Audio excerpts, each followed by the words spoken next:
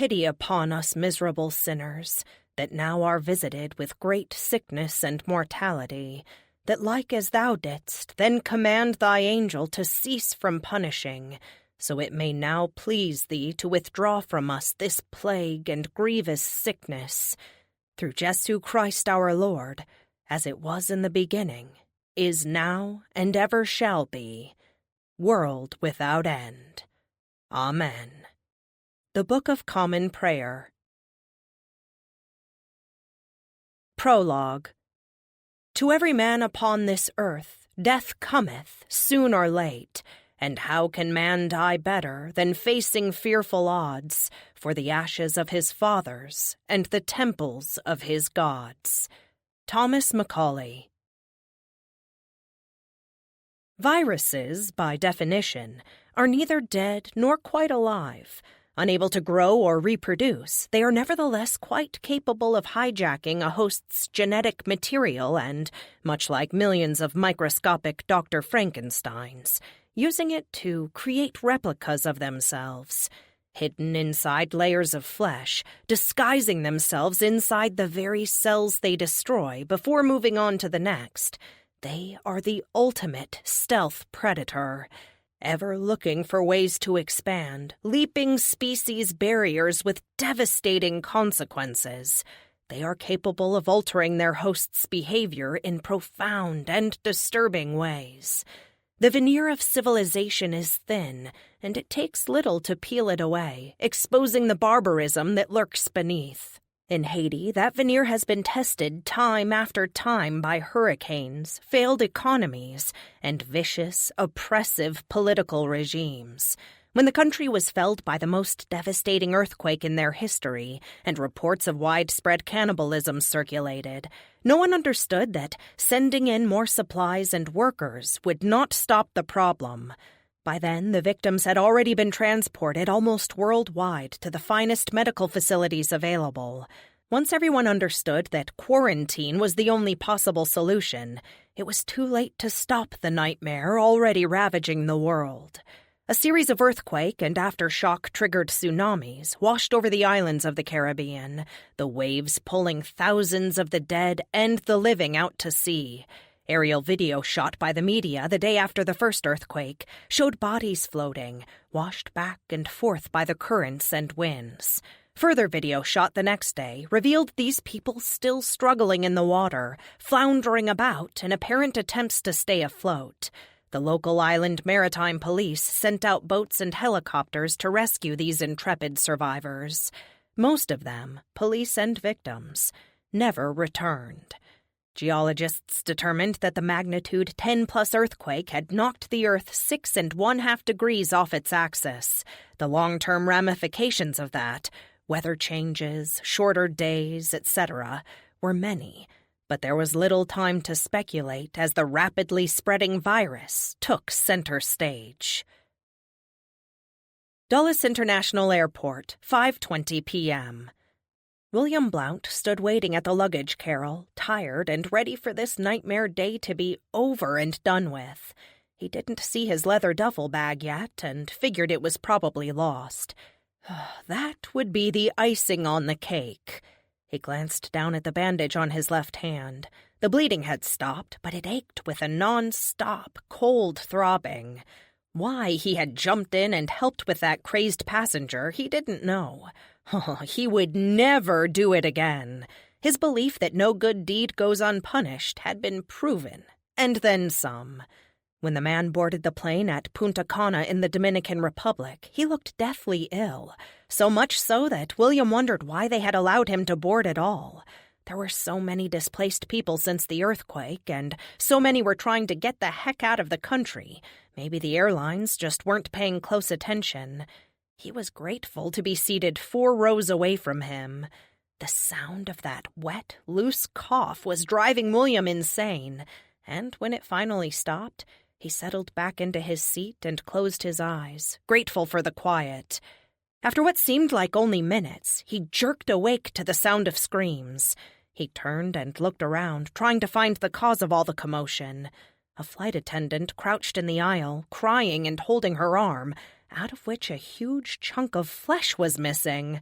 Blood covered the white cuff of her uniform blouse, but hardly anyone was looking at her.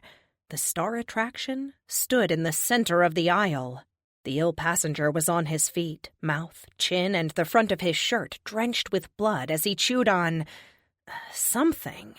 His glazed eyes locked in on a small girl with a particularly shrill cry, and he moved in her direction. She screamed louder, and her mother pulled her closer, turning and trying to shield the child with her body. William looked around. What the hell was this? Was no one going to do anything?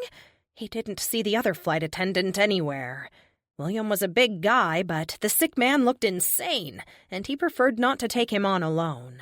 Even so, he looked around again, but no one else was getting up. Someone had to stop this. The first thing he noticed was that the guy was strong.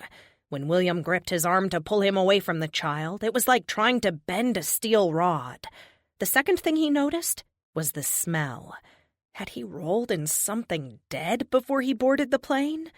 William must have pulled him off balance because the guy fell sideways on the woman across the aisle. She scrambled to get away and wound up in the lap of the woman next to her. But the sick guy wasn't paying attention to her. He pushed himself back up and turned toward William, who now saw his face up close. Gray-white, except for the blood-spattered mouth and chin. The eyes were unfocused, but his movements were feral and predatory. William realized for the first time what the guy was eating. His mouth continued to chew, and William heard teeth clicking together as he put his hands up and slowly backed away down the aisle and tried to talk some sense into him. "Look, buddy, you can stop where you are right now, or even better, just go back to your seat and stay there. I don't want to hurt you, but I will if you don't stop. Of course, I could really use a little help." He shouted the last 3 words, and 2 men somewhat shamefacedly stood and moved into the aisle. They came at the sick man from behind, but before they reached him, he stumbled, falling hard into William and knocking him to the floor. That gore-filled mouth bit into the hand William held up to hold him off. The ill man shook his head as if he were a dog trying to tear the hand off. William screamed. The 2 men moved in and pinned the man's arms behind him, using someone's luggage strap to tie him up. They trussed his ankles as well and dragged him down the aisle behind the galley curtain and into wherever the flight attendant had gone. The captain's voice came over the speakers. Ladies and gentlemen, we have requested assistance from airport security, and our flight has been rerouted to Miami International Airport. They are, clearing a runway for us, and we expect to land in about, 15 minutes. Emergency medical personnel are already waiting for us there, so everyone just hold tight for a few more minutes." Easy for them, thought William, cradling his injured hand.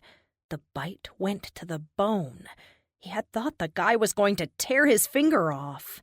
A continuous moaning came from somewhere, and he wished they would gag him and shut him up.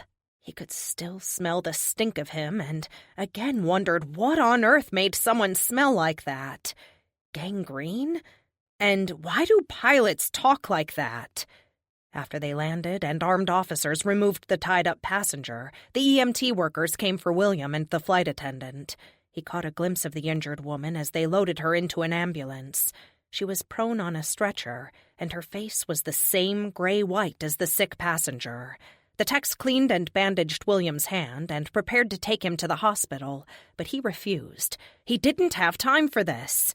"Sir, you really should get that x-rayed, and you'll need some heavy-duty antibiotics. Human bite wounds are filthy. When was your last tetanus shot?" "I don't know. Look, just bandage me up here and I'll go to my doctor when I get home. I work for a living and I don't have time for this." William brushed off the tech's remonstrations, and now, watching the endlessly turning conveyor, felt relieved to be almost home. His duffel finally slid into view, and he hoisted it onto his shoulder with his good hand. He got in his car and sat, massaging his arm. He could swear it actually felt cold to the touch, and that cold ache had spread to his shoulder.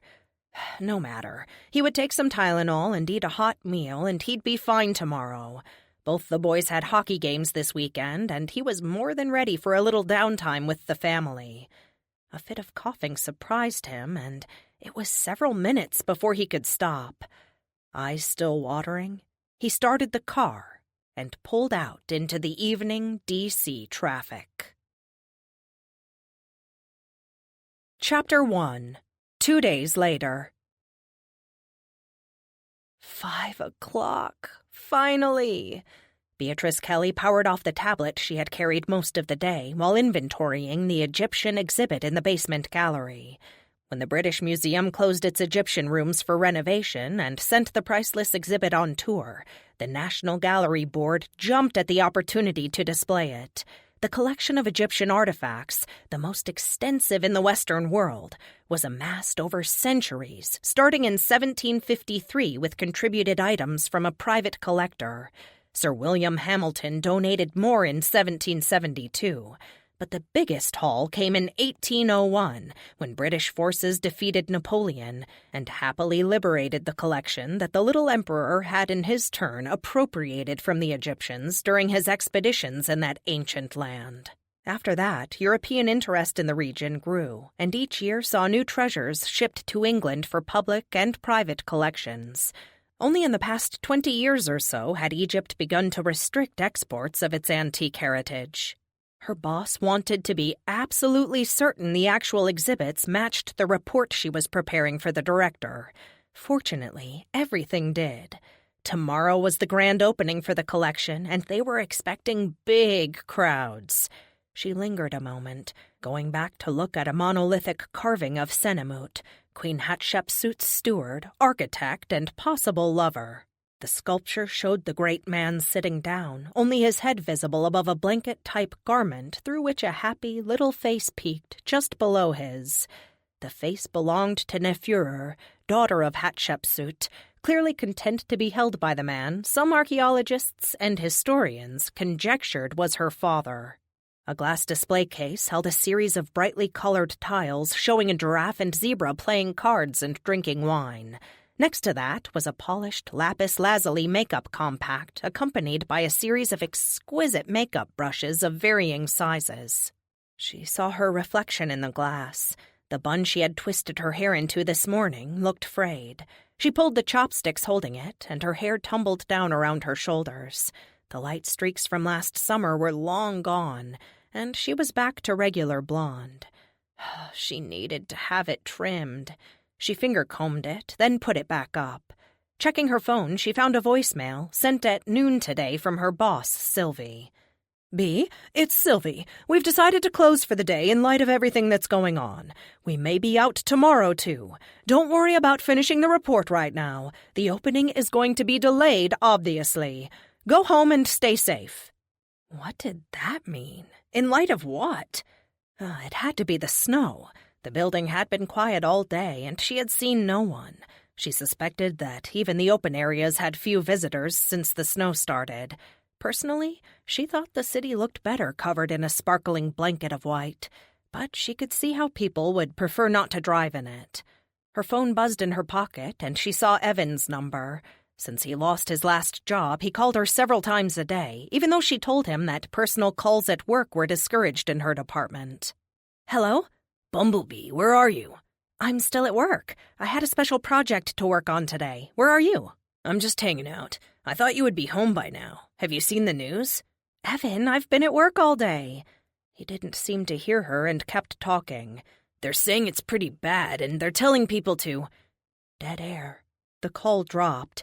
Cell phone reception was never good down here. She turned the lights off and pocketed her phone.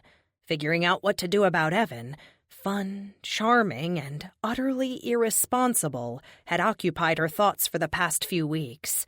They dated off and on for over a year, and in that time he found and lost 2 jobs. The first because of the economy, but the second after an escalating feud with a coworker. The feud ended in a fistfight. He hadn't had a job since then, and she had a feeling his roommates weren't going to float him much longer. He had hinted broadly that he might want to move in with her, but every square inch in her rental was in use. She headed up the stairs to the back hallway leading to her office. The guards must have herded all the stragglers out double time. She met no one on the stairs or in the lobby. As large as the public areas of the galleries were, they were dwarfed by the storage areas that most people never saw. Bee's office was carved out of a football field-sized area dominated by glassless display cases, snarling reptilian figures missing limbs, eyes, or teeth, benches with broken slats, and other items, all awaiting repair. She scooted around a stack of wooden pallets and into her tiny office. It wasn't much space, but just the fact that she had an office at all made her happy. She had worked so hard for this. Taking classes while working 2 restaurant jobs had been her life for years, until she finally got her first real job. She loaded her report, typed a quick summary paragraph, and then sent it to Sylvie. Checking her phone again, she found 2 texts from her brother. The first told her that school closed early today, and in the second he complained that there was no food in the house. If there's one thing I have learned, she thought, it's that there is never enough food in the house for an 11-year-old boy. She texted him back. Sliced turkey meat drawer. Though she complained, she felt a fierce, protective love for him, even before first their dad and finally their mom dropped out of the picture completely, lost to drugs and alcohol. It had really been just the 2 of them against the world. The day her parents brought him, a warm, blanketed bundle, back to the apartment from the hospital, she knew he was hers. That very first night, she woke to his fretful, hungry cries, fixed the bottle with the WIC-supplied formula, and fed him herself. He latched ferociously onto the nipple, not stopping until he drained every drop. He then produced an enormous burp and went to sleep, but not before their eyes met, and the bond between them was born. Oh, she knew newborns weren't supposed to be able to focus, but he did that night. It was Bea who made sure there were vegetables and milk in the house, Bea who saw that he went to bed on time and who helped him with his homework, while their parents made half-hearted attempts to get clean. The attempts failed.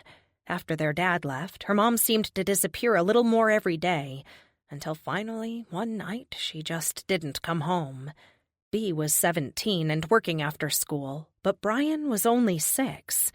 That night when she got home from work, he had already fixed her a supper consisting of a peanut butter sandwich and chocolate milk, and was sitting solemnly at the chipped Formica kitchen table waiting for her to help him with his phonics workbook. When she asked him where their mom was, he burst into tears and said he didn't know. The next morning, Bea called the police and reported her missing, but after 3 weeks, they told her brusquely they couldn't devote any more time to the case, especially with their mother's history of substance abuse. For years, she and Brian looked for her everywhere they went. There were several times when, catching the sight of a slender woman with blonde-streaked hair, they drew closer only to find that it wasn't her. Almost every night for 6 months, Brian woke up crying. She would go in his room and hold him until he went back to sleep. Bea, fortunately, was only a few weeks away from her 18th birthday, and their caseworker endorsed her request to be Brian's legal guardian. They never saw their mom again. Double-checking her work, she opened the file she just sent to her boss. To her dismay, while the summary at the top looked good, the body of the report had not converted well into Word. There were gaps in the text, and the margins were all over the place. If she had to retype the whole thing into Word, she would be here half the night. She uploaded the original one more time and tried to convert it to a PDF to see if that worked better. A message popped up that said, "Converting." Crossing her fingers, she sidled out of her office, walked past the pallet stack and up to Sylvie's office. The offices along the way were all open with the lights left on. That was unusual. She flipped the switches off as she went, a lifetime of ingrained thriftiness impelling her. All along the wall back here were items that, for whatever reason, the curators had decided not to display. There was a squat little statue that looked fine until she turned it around and found that, oh dear, the Egyptians did not shy away from phallic symbols in their art. She turned it back to face the wall. Sylvie's glass-walled office was locked, which was also unusual. A battered metal chest took up most of the space on her desk, and the lights had been left on in here, too. A series of tablets propped on a table looked like they might have once been a part of a frieze. They showed the steps in the embalming process, starting with the usual washing of the corpse in palm wine, followed by removal of the internal organs. The brain was removed first, pulled out through the nose by a hook. The body was washed again in Nile water, and then wrapped in linen bandages, amulets placed in the appropriate places. The series continued on with another body, the embalmers performing the same steps, but on the last tablet, the corpse was shown stepping down from the embalming slab, breaking out of its wrappings. The artist had conveyed very realistic-looking fear on the faces of the fleeing attendants. She looked back at the preceding images. The embalming process was something she had known by heart for years. Something was missing from the last series, but she couldn't figure out what exactly. Still, it made no sense not to display it. Maybe there just wasn't room. She wandered back to her office. The file was still converting, and she checked her phone for the time. It was almost 6:30. Everyone would soon be gone except for the night security staff. She took her shoes off and pulled on her boots, thinking about what she wanted for supper. Whatever it was, she would need a lot of it to make Brian happy. There were no windows down here, but she was sure it was close to dark. The stupid file finally finished. But now, while the body looked perfect, the summary at the beginning was all askew. Forget this. She deleted the summary and sent the body of the report through. She would explain to Sylvie tomorrow. Finding her coat, she fished her hat and gloves out of the pockets and then shouldered the oversized red patent leather purse she had found on eBay. It was the nicest purse she had ever owned, and she had hesitated before taking it this morning. It was a lengthy walk from the metro to her house, and she didn't want it ruined by the snow. Instead of walking home from Foggy Bottom, she might take the circulator bus tonight. She would be fine from here to the first station. The metro was fairly impervious to any kind of weather, and went almost everywhere she needed to go. Her footsteps echoed on the hard, cold floors, and again she saw no one on her way out. Usually one or two of her coworkers stayed late, but not tonight. The snow must have spooked everyone into scurrying home. Her phone buzzed. "Bea, where are you?" Brian asked. "Still at work, but on my way in a minute. What's up? Did they cancel school for tomorrow because of the snow?" "It wasn't because of the snow. They told us that it's flu or something. I forget what they called it. But just a few minutes ago, all the channels either went blank or stopped showing anything but the news. Everyone is supposed to stay home until it blows over." "Until what blows over? The snow or the flu?" "The flu, Bea," he said with exaggerated patience. "Oh, okay. Are you all locked up?" "The doors are locked, but there's someone rattling the gates. Oh, I think the dog was here. All the dog treats I left outside were gone when I got home." Their little rental had the good fortune to be inside the gates of a once stately Georgetown property. The old creaky metal gates were mostly unused, since she and Brian came and went through a break in the stone wall, caused long ago by the ground settling. Hardly anyone knew it was there, as it was covered by a thick curtain of English ivy. But a few weeks ago, a stray found his way in, and Brian was determined to entice him into becoming their dog. "Who is rattling the gates? Can you see them?" "I can see him a little. It's just a man. I've never seen him before, but he looks sick." "Don't go outside and stay away from the windows. The trains may be running slow, so I'm not sure how long I'll be, okay? Just sit tight." "Okay, but, Bea?" "What?" "Can you bring home pizza?" "I'll try. See you in about an hour, and seriously, Brian, don't go outside." She rang off, pocketed her phone, and ran down the steps into the basement. Next to the ramp in the south dock, a service door was open, banging back and forth in a strong wind. A small pile of snow had already built up on the threshold. That door was never supposed to be left open. She heard someone outside gasping and struggling to breathe, and she hurried over. Blood stained the snow outside. In the failing light, it appeared dark, almost black, but she knew it was blood because she could see the body it poured from. It was Ben, one of the veteran guards. He had always been especially kind to her and was a friendly source of information when she was new and still finding her way in the often bewildering hallways, basements, and sub-basements of the huge buildings. "Oh no, Ben! What?" She knelt in the snow and took his hand. He struggled and seemed to be trying to speak. The blood poured out into the snow even faster, pooling thickly near her knees. A trail of it led around the corner of the building. He must have dragged himself here. "Don't move!" She dug for her phone with her free hand and punched in 911. The line was busy. Oh, what now? She knew she had to stop the bleeding, but she couldn't see where it was coming from. His coat was unzipped, and she pulled it open to find his abdomen slashed and torn, shreds of skin hanging down to the side. Strings of flesh stuck to the flaps pulled apart with the coat, and she began to shake. He was going to die, and there was nothing she could do about it. She ran back into the building, searching, screaming for someone to help. She heard nothing but her own voice echoing back. She ran up to the break room and found the first aid kit. Back in the basement, the door had blown closed, but someone pounded on it from the outside. Someone must have come along and seen that Ben needed help. Oh, thank goodness. The door vibrated from the blows. She turned the knob and pushed it open. It was dark enough now that the outside security lights were on, casting an unnatural glare across the heavily trampled snow. To her surprise, Ben was on his feet, coming forward, and she moved aside to let him through the door. But instead, he lunged at her and took her down to the floor. Caught completely off guard, her head hit the concrete hard, dazing her. She had just a second to register that he smelled like something dead and rotting before he grabbed her by the hair and opened his mouth, pulling her head close. She hit him hard with the first aid kit and it burst open, scattering gauze and alcohol swabs everywhere, but he didn't even flinch. He was so heavy she couldn't breathe. Frantic and suffocating, she clawed at his eyes and face, but it didn't bother him. He just tried to bite her hands. Pulling the chopstick from her hair, she plunged it deep into his eye.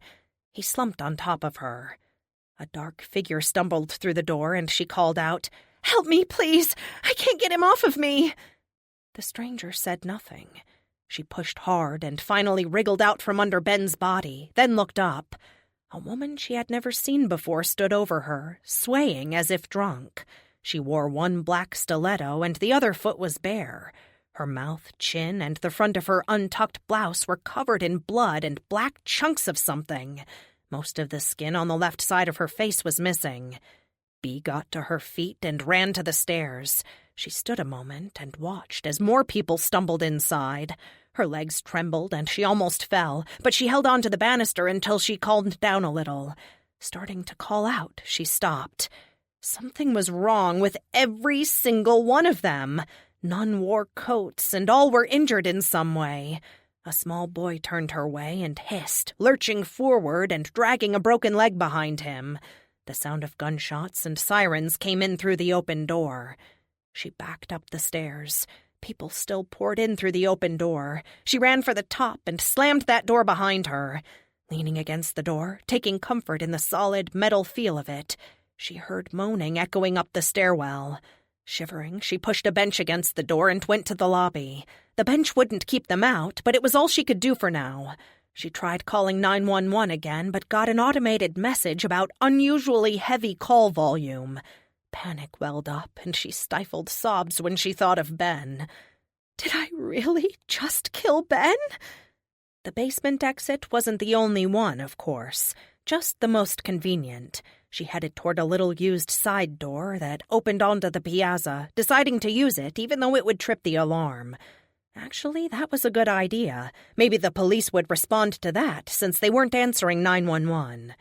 As soon as she entered the lobby, she saw blue lights flashing outside. Oh, relieved, she had her hand on the door bar, ready to press down, when she saw figures staggering slowly along the piazza, bumping into stone planters, benches, and each other. Some wore blood-splattered police uniforms. She backed away from the door, not wanting to draw their attention. She checked the offices again to see if anyone else was in the building, but she found no one, not even security. People were still out there, but hadn't increased in number. Snow swirled around the streetlights. She peered out through the glass, trying to see the street, but couldn't. The Judiciary Square metro station was closest, if she could just make it. She took a deep breath and opened the door. The alarm pierced the night and caught the immediate attention of the people in the piazza. A few stopped in their tracks, then began to walk toward the noise. Bee stepped into the shadows and edged along the building, heading toward the metro. Blue lights flashed all along 3rd Street. Occasional gunshots punctuated the moaning and screaming all around her. Every time a gun fired, she flinched, expecting to be hit. This must be some kind of riot. A policeman yelled at her to run, and she did, just as the glass wall behind her exploded. She threw herself to the ground as the officer sprayed a man with bullets. His body jerked with each impact, but he kept coming and took the cop down. From her viewpoint, it looked like he ripped the officer's throat out with his teeth. The snow around her was dark with blood, and she got to her feet and edged toward the down escalator for the metro. The street near the station was clear, but she stayed down, ducking behind cars when she could until she had to cross the open area of sidewalk near the station entrance. A woman lay prone on the sidewalk, and someone, her husband, knelt over her, rocking back and forth. Bee got to her feet. Her footsteps crunched in the crusty snow, and she slipped, then regained her balance. The slush on the streets had refrozen as ice, making the streets even more treacherous than they were this morning. "Excuse me, sir. Are you okay?" she said. He turned around. His eyes were unfocused, and his face wet with either tears or melting snow. His mouth opened, and he gestured at something, just as Bee was pulled backward and fell down in the snow and ice. An elderly man fastened one hand upon her scarf and dragged her with it toward his open mouth. He wasn't large, but he was very strong, and the scarf was choking her as he pulled it tight. She clawed at her throat and got the scarf loose, then kicked at the old man, getting him in the knees.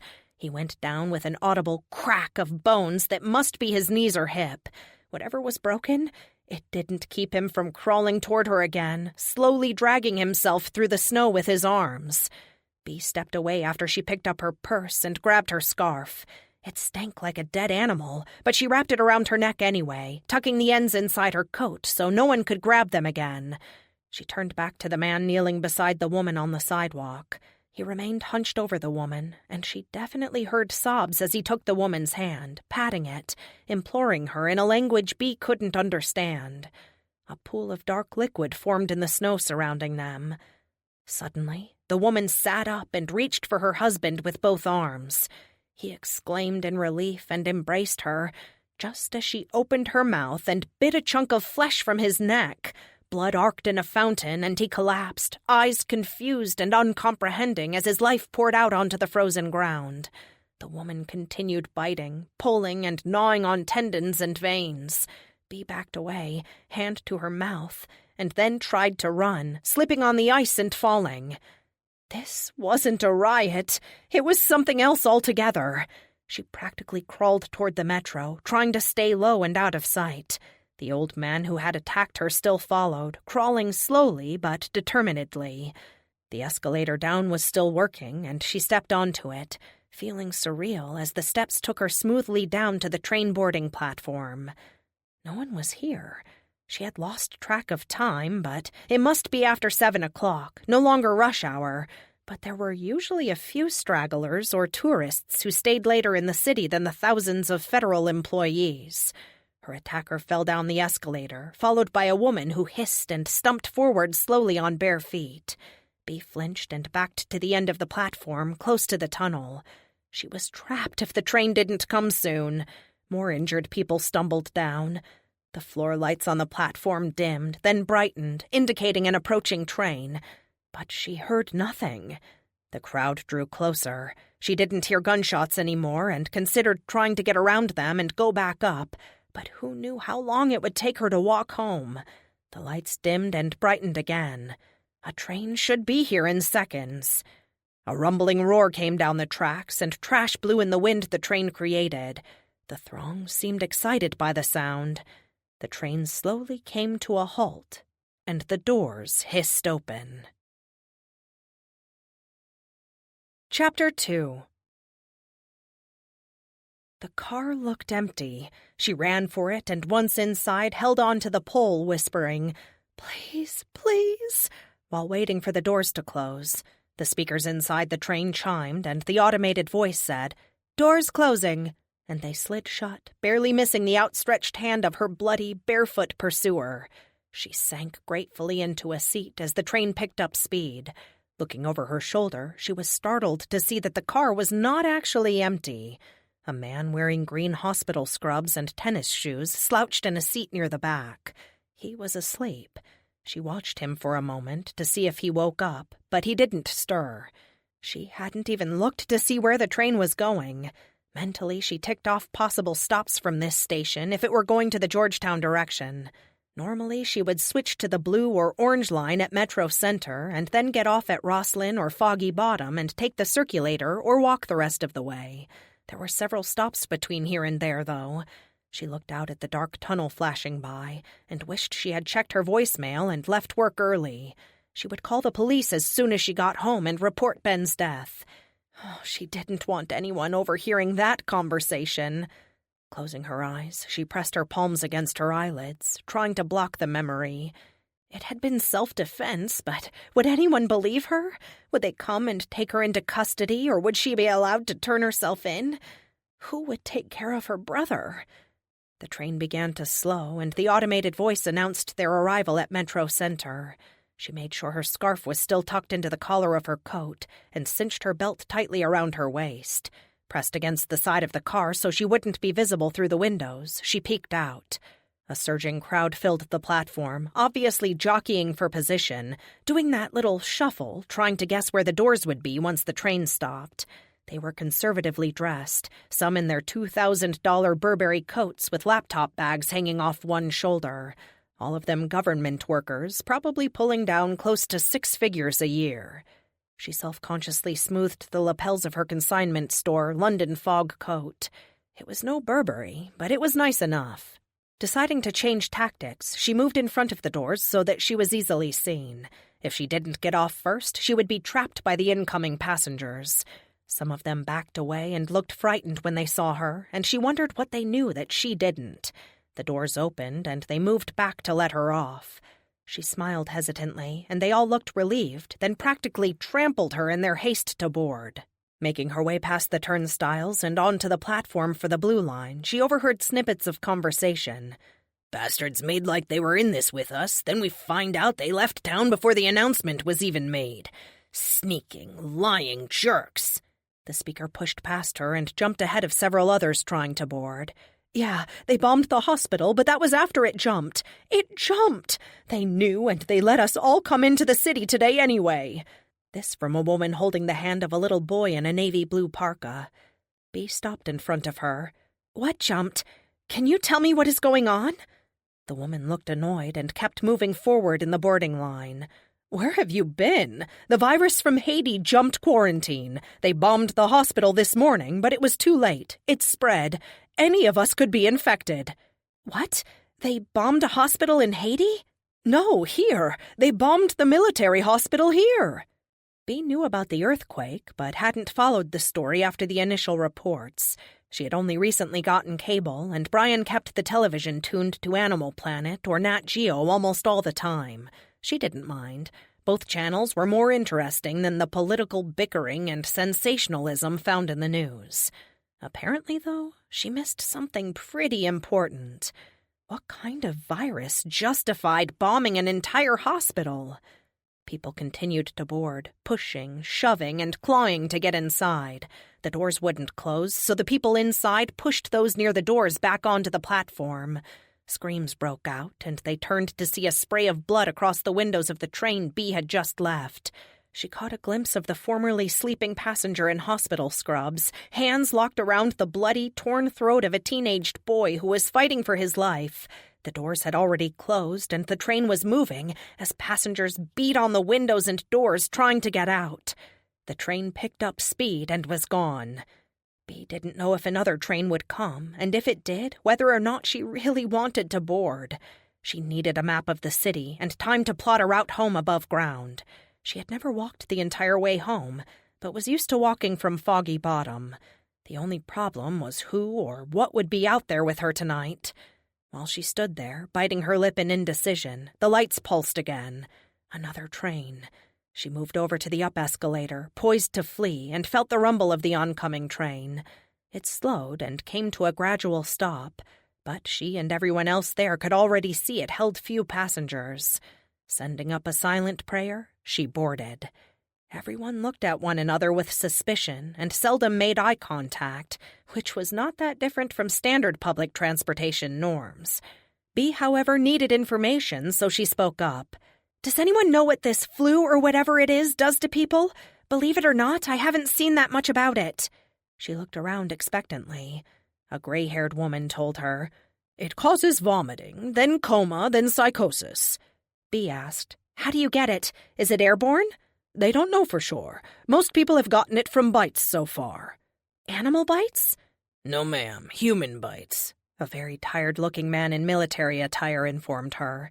"There may be other ways to contract it. They don't know for sure, but they're advising people to stay home to be safe. My guess is things will calm down in a week or so." A man wearing a houndstooth-checked wool hat pulled his cell phone away and leaned forward. "I don't think so, buddy. The president and all his staff left town last night, heading for an undisclosed location. All the other bigwigs left around the same time, with the exception of 9/11. Have you ever heard of that happening before? I haven't. Don't jump to conclusions based on rumors. You don't know that anyone left town for sure." "I don't? My brother-in-law's company has been treating the president's study in the White House for death watch beetles, and when he went in there 2 days ago, the staff was grabbing papers and stuffing them in bags and boxes, packing up everything they could. When he went back in this morning, almost everyone was gone. The people left told him to go on home and sit tight till things get better, but Ray said even they were packing up, getting ready to bug out." The train pulled into the Foggy Bottom station. The platform here was empty. Everyone disembarked, then mounted the still-working escalator up to the next level. A few people were there, looking ready to flee, but they relaxed once they got a good look at the newcomers. Lights appeared in the tunnel, and a train rumbled along the tracks. It didn't stop. She had a confused impression of blood-smeared windows and screams within. The people inside were fighting for their lives against what appeared to be their fellow passengers. The nightmare images flashed by, then were gone, and quiet returned to the platform. Instinct told her this must be a terrorist attack, even though that didn't make sense. A missile attack, a plane crash, or a vehicle bomb. Those made sense in a terrorist scenario. Hand-to-hand combat, in and under the streets, did not. Whatever this was, she had to get out of here and get home. What if the man shaking the gates outside her house was sick and managed to get inside? She texted Brian again, telling him to stay inside, sending the message just as a colossal boom, and then the screeching crash of tearing steel echoed down the tunnel. Bea thought she must have gone deaf, because though she saw people on the platform cry out, she couldn't hear them. Faces contorted in pain from the sound, and the realization that fellow human beings had just died, were still dying, in darkness and fear. Gradually her hearing returned, though accompanied by a ringing effect that dampened what she heard. 2 men in safety vests and a woman wearing hospital scrubs under her coat jumped down onto the track, carefully avoiding the live third rail, and began to walk toward the crash. The darkness of the tunnel soon swallowed them up, and then the screams began. Or perhaps they had been sounding the whole time, and she was just now able to hear them. "We're going to have to try to get home above ground," said a young father, pushing a baby stroller full of packages. His frightened-looking wife held a sleeping baby tightly. "The trains aren't safe anymore." Bea said, "There was a gun battle going on in the streets near the Federal Triangle. You don't want to take a baby out in anything like that." "They don't have a choice, lady. Take a look at that." The man with the exterminator brother-in-law pointed down toward the tunnel. Slowly emerging from the shadows of the tunnel, the survivors of the crash limped along the tracks. They seemed dazed, so dazed that they staggered to stay upright. A woman wandered dangerously close to the live rail, and Bea shouted out a warning, but she either didn't hear or didn't understand because she stepped on it. Once her foot made the connection, her body began to jerk, and they heard sizzling sounds before she fell to one side. Horrified, Bea went forward to jump down into the tracks to help her up, but a man standing near her grabbed her arm. She tried to shake him off, but he just shook his head and held on. Incredibly, the electrocuted woman got to her knees, then stood up. Shredded skin revealed a huge rip in her throat, and blood covered the front and shoulder of her blouse. She continued to stagger forward with the others. All of the survivors were horribly injured, to the point that they really shouldn't be alive and certainly not ambulatory. The woman holding the baby began to make choked sounds that were not quite screams, and she ran for the escalator, her husband following. Everyone else on the platform began to move away. The man holding her arm let go and started up the escalator. He glanced back at her and said, "You should leave too. I don't think those," he pointed to the walking wounded, "can get up here, but there might be others who can." "What are you talking about? We can't just leave them?" Bea had seen callousness before, but this was unbelievable. "They're infected and you can't help them. They'll kill you if they can. Look down." She did. The survivors stood just below them, reaching upward, but didn't seem to know how to climb up. She went to the edge of the platform, and a man wearing an orange safety vest bared his teeth and snapped at her. His eyes looked completely dead, and he showed no emotion other than desperate, vicious hunger. He was also, she drew back with a small scream, missing an arm. "Hurry, the others are coming," her rescuer shouted at her from the escalator. He was right. Dozens of wounded walked along the track. Several wandered onto the live rail, but they just kept coming. How was this possible? She ran up the escalator, jumped the turnstile because she couldn't find her pass, and walked up and out into the dark DC night. "We might all be safer if we stayed together, and there is strength in numbers. Which way are you going?" It was the same man who had held her back from the track. "I'm David, and you are?" Beatrice, actually, and I need to get to Georgetown. I live near the C&O. Nice to meet you, and thanks for down there, you know. Which way are you going?" "Nice to meet you, Beatrice, actually. My apartment is up toward Rock Creek, so that should work. You wouldn't happen to have a weapon with you, would you?" Odd question. Why would she have a weapon? Bea shook her head, but thought of the tightly locked old footlocker in the linen closet. She had a gun. 3, really, but none were licensed to carry. She found them in with some of her mom's things not long after she left. Typical of her mom to leave something that dangerous in a place that a 6-year-old could reach. Bea locked them up immediately, along with the ammo. She suspected they belonged either to her dad or maybe the grandfather they had never met. She knew her dad had been in the Gulf War and her grandfather had gone to Vietnam, but little more than that. Family stories around the fire in the evenings were never a feature of their home life. "I don't either, but maybe we can pick something up along the way. Let's see if anyone else is going in our direction." The couple with the baby huddled next to the street lamp. The man in the houndstooth-checked hat stood next to them, talking and gesturing down the street. "Have seen Reagan International. Everyone fighting to get on a plane out. Didn't matter where, as long as it was out of town. Of course, there weren't enough flights, and I guess they either tried to rent a car and drive out, or they went back to their hotel or whatever. I didn't stick around once. Hey, sorry to interrupt, but are any of you headed northwest? If it's practical, it might be better to stay together for as long as we can," David said. "Sure, that works for us," said the woman holding the baby. "I'm Sophia, and this is my husband, John." She shifted the sleeping baby on her shoulder. "And this is Hannah." As if she knew she were being discussed, the baby opened sleepy brown eyes, yawned, and then went back to sleep. The wind picked up, and Sophia turned to keep the twirling snowflakes from hitting the tiny, brown, pink-cheeked face. "Jackson Brown, nice to meet all of you. Yeah, I know what you're thinking, and no, I'm not the rock star diva. Just call me Jack," said the man in the checked hat. "Staying together is a good idea, and I think we'd better get going now." Bea tucked her scarf into the neck of her coat. It was cold and getting colder. They climbed the steps up and out into the frozen streets. Away from the metro, Foggy Bottom bustled with activity. The corner bodegas were packed, and one store had already put up a sign proclaiming they were out of milk. Cars, some abandoned, blocked the streets. Bea looked but didn't see a circulator bus anywhere. She remembered the pizza Brian wanted, but the queues to get in the stores snaked outside onto the sidewalks. She doubted anything would be left, even if she did eventually get inside. Screams pierced the night down the street, but nothing was visible through the crowded mass of people. Their little group kept going, past the George Washington University Hotel and onto the back streets. The snow-encrusted tree branches sparkled white in the street lamps, and the brick sidewalks were slippery with refrozen slush. Television screens shone through the windows of the charming little row houses back here. and Bea thought that she should have told Brian to either close the blinds or turn the TV off.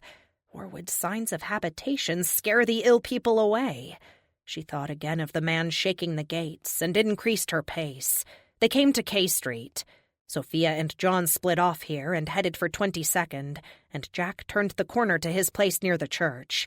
Bea and David were alone. He walked along, testing the bars in the occasional wrought iron fence to see if he could break a loose one off for use as a weapon. Just as they came to the end of the block, he found one and bent it back and forth until it snapped off. He looked incongruous in his suit and tie and expensive Brooks Brothers coat, destroying someone's fence. "I think that's stealing, if not vandalism, David." "I'll take my chances. It's dangerous out here and much worse than the feds are reporting. It's quiet now, but we're not safe." "How do you know it's much worse?" "I work with Homeland Security and well, let's just say that we are confident this is going to be big. Maybe bigger than we can imagine." "So this is a terrorist attack?" "No. If it were, I would still be at the office. This is beyond anything we've ever run into before. It's not... well, it's just too big. You need to arm yourself." "I'll be home in 20 minutes. I'll be fine." "Suit yourself, but..." He paused and kicked and bent and twisted another piece of railing until it broke off, then handed it to her. "It practically fell into my hand," he said with wide, innocent eyes. He had nice eyes and a charming, somewhat reluctant smile. "Take it. You might need it." "Since you're offering, I'll take it." She hefted it in her left hand and touched the very sharp fleur-de-lis tip. An unpleasant flashback of her hair skewer going into Ben's eye arose in her mind, and she lowered the bar to her side. "But I won't need it." "We all prefer a war in which we don't have to fire a shot, but that seldom happens." "What are you talking about? This isn't a war. It's a health scare like H1N1 or swine flu. People are overreacting. It's going to blow over in a week, maybe 2. Bea tried to read his face, but it was too dark. "Let's hope so. Anyway, this is where I leave you. My place is 2 blocks up this way. Good luck, Beatrice, actually, and be careful." He walked off, swinging his piece of wrought iron like a cane. She turned left. Farther down the street, light spilled onto the sidewalk from the little corner grocery where she had shopped for years. She sort of knew the Vietnamese family that owned it, even though their knowledge of English was mostly confined to numbers and money, while her knowledge of Vietnamese was non-existent. She saw Mrs. Ngo behind the counter and smiled, but the woman did not see her. The door appeared to be locked, so she knocked on the glass. Mrs. Ngo dropped the zippered money pouch she held. Coins rolled across the black and white checked tile floor, and she scrambled to pick them up, all while making go-away motions in Bea's general direction. Puzzled, she moved closer to the glass, at which Mrs. Ngo screamed and ran into the back of the store. There was something smeared on the glass. She gave it a light scrape with her fingernail, and it came off black and flaky. Great streaks of it obscured the lower part of the glass wall and continued on down the sidewalk, where it turned into dark splashes, then ended in a thick, congealed pool a few feet down the street. After that, dark footprints led out into the street, then faded away. A part of her mind identified the substance, while another part shied away from acknowledging that identification. Walking as quietly and quickly as possible now, she continued on her way. Psychosis. That's what the woman on the train had called it. Mrs. Ngo hadn't looked psychotic, just spooked. But those people on the train and near the museum were definitely around the bend. The mixture of apartment buildings and stores soon gave way to last-century row houses that in turn yielded to large houses just glimpsed through towering trees. The wind had picked up and moaned and whistled through the streets, rustling the dry, leathery leaves still clinging to the pin oaks. Twice she thought she heard dragging footsteps behind her, but she saw no one. She crossed the street and soon walked beside a chiseled granite wall. After their mother left, Bea and Brian continued to live in the subsidized housing complex until her sophomore year at Towson, when she was awarded a scholarship and transferred to Georgetown. Between her jobs, the scholarship, and student loans, she had just enough money to rent the pool house of a rundown Georgetown estate close to the C&O Canal. It only had one bedroom, and the canal smelled in summer, but they were allowed to use the pool in season, and the rent was not unreasonable, since she agreed to mow the grass as needed. She enrolled Brian at the Foggy Bottom Magnet School. Trying not to crunch on the snow and ice, she approached carefully, remembering the man Brian said was at the gate. No one was there now, but the snow was heavily trampled. She walked around the corner, lifted the heavy fall of English ivy, and slipped in through the narrow break in the wall. Light shone from the windows in the back of the small columned building, flickering, moving lights from the television. The main house was purely Georgian in design, but the pool house had been built as a tiny Greek temple, complete with myrtles lining cracked marble steps that were treacherously icy slick tonight. She clomped carefully to the top and, propping the iron fence rail against the wall, opened the unlocked back door that led directly into the kitchen. "So this is what you call being locked up? Brian, anyone could have walked right in here!" She was annoyed and forgot how worried she had been. Unwinding the foul-smelling scarf from around her neck, she hung it on the doorknob to let it air out, then washed her hands. "Oh, I forgot about that door. Thanks, Bea. I'll lock it next time," he called unconcernedly from the front room that served as both their living room and Bea's bedroom. "Did you get the pizza?" He had unfolded her futon and sat cross-legged, watching as a newscaster pinpointed areas on a map that were under threat from an expected tsunami. New Orleans seemed to be their main focus, but all of the Florida Panhandle and other coastal areas were in danger. The light from the television both highlighted and shadowed a face that was changing seemingly overnight. Her brother still had the thinness of childhood and was small for his age. His neck grew weedily through the collar of his slightly too large T-shirt, but his arms and legs were growing longer, coltish. He looked over at her and smiled. He really needed a haircut. "No pizza. Everything was too crowded. The cupboards are full, though. Couldn't you find anything here?" He held up an empty chip bag and carton of milk. "Pizza just sounded good, you know. I ate the rest of the turkey and made macaroni and cheese. There's still some on the stove if you want it." "Maybe later. What are they saying about the flu?" "They stopped talking about it. Now they're just talking about evacuating everyone from New Orleans. They're pretty sure the levees will fail again. Did they call you?" "Did who call me? New Orleans?" "No, the school." He changed subjects with dizzying rapidity lately. "They said they were going to call you for a conference." Her heart sank. "Brian, what did you do?" He was going through a phase right now of testing everyone and everything in his life.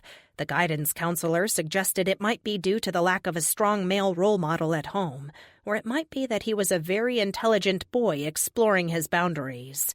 She couldn't do anything about either of those situations. "It wasn't really bad, Bea. I left after 5th period yesterday, with Deshawn. It wasn't like we were doing anything in that class anyway, just reviewing for the test. I knew all of it already. I bet you I made 100 on it." He probably had, but that wasn't the issue.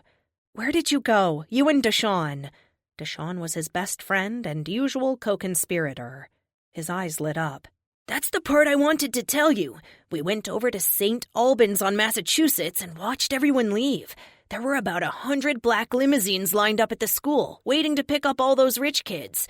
They had their suitcases and stuff and just took off. Deshawn and I think it's because of the flu. Oh, it must be really bad, Bea." St. Albans was a private school heavily patronized by the Washington elite. Politicians and high-ranking government officials sent their kids there, some as day students, others boarded on campus. It wasn't a holiday or term break right now. She wondered why so many children had been pulled from school. If the boys were right, then it meant the government elite had known something yesterday that they hadn't shared with the rest of the city, or country for that matter. "It must be," she conceded. "But that doesn't change the fact that you skipped school. And no, by the way, no one has called me about it. I guess I need to call Deshawn's mom. She might not want you guys to hang out anymore if you're going to do stuff like this." That got his attention, and he looked a little ashamed of himself. She really had no idea how to deal with this. Until recently, they had always been a team, aware that their survival in the world depended on the two of them alone. They had absolutely no one to fall back on. But he was pulling away from her now. While that might be normal, it didn't make it any easier. Maybe who she really needed to talk to was Deshawn's dad. She had noticed that Deshawn was carefully respectful of his father, who seemed like a no-nonsense kind of guy.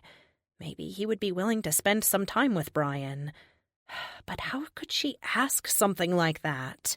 She mentally shelved the problem and picked up the pot of macaroni and cheese. Nudging Brian over, she joined him on the futon, eating the cold noodles and watching TV, catching up on all the news she had ignored in the last few days. She watched the edited versions of the attacks in Haiti and heard about the quarantine there. Brian offered to show her the raw versions available on the internet, but the television version was bad enough. On C-SPAN, they watched the repeat of the announcement about the hospital strategic bombing and wondered why the president or even his press spokesperson hadn't broken the news. Maybe it was like the man boarding the metro said, and they really had all left town before the announcement was made. Delayed reaction set in, and she started to shake, remembering the meaty feel of stabbing Ben in the eye, the blood on the train windows, the woman's body jerking and sizzling when she stepped on the live rail. She ran to the bathroom, and the noodles came up as she retched. She rinsed her mouth and brushed her teeth, then showered, scrubbing her hands over and over like Lady Macbeth, expecting to see blood. She told Brian she must have eaten something bad at lunch. They watched television until late in the night, the wind and snow howling around the pool house, a small haven of warmth and light in the vast, icy metropolis. Chapter 3. "He's back," Brian called out from his bedroom. "Who's back?" Bea looked up from making breakfast in the minuscule, sunny kitchen. No, wait. I think it's a different guy. Okay, yeah, definitely another guy, but he's rattling the gates. This one isn't wearing a shirt, Bea. He looks bad." Bea poured the last 2 golden pools of pancake batter onto the griddle and watched them puff up before flipping them, then adding them to the stack on the platter. She turned off the stove eye and went to look out the window. A man stood outside on the sidewalk, but he was bumping into the gates more than he was shaking them.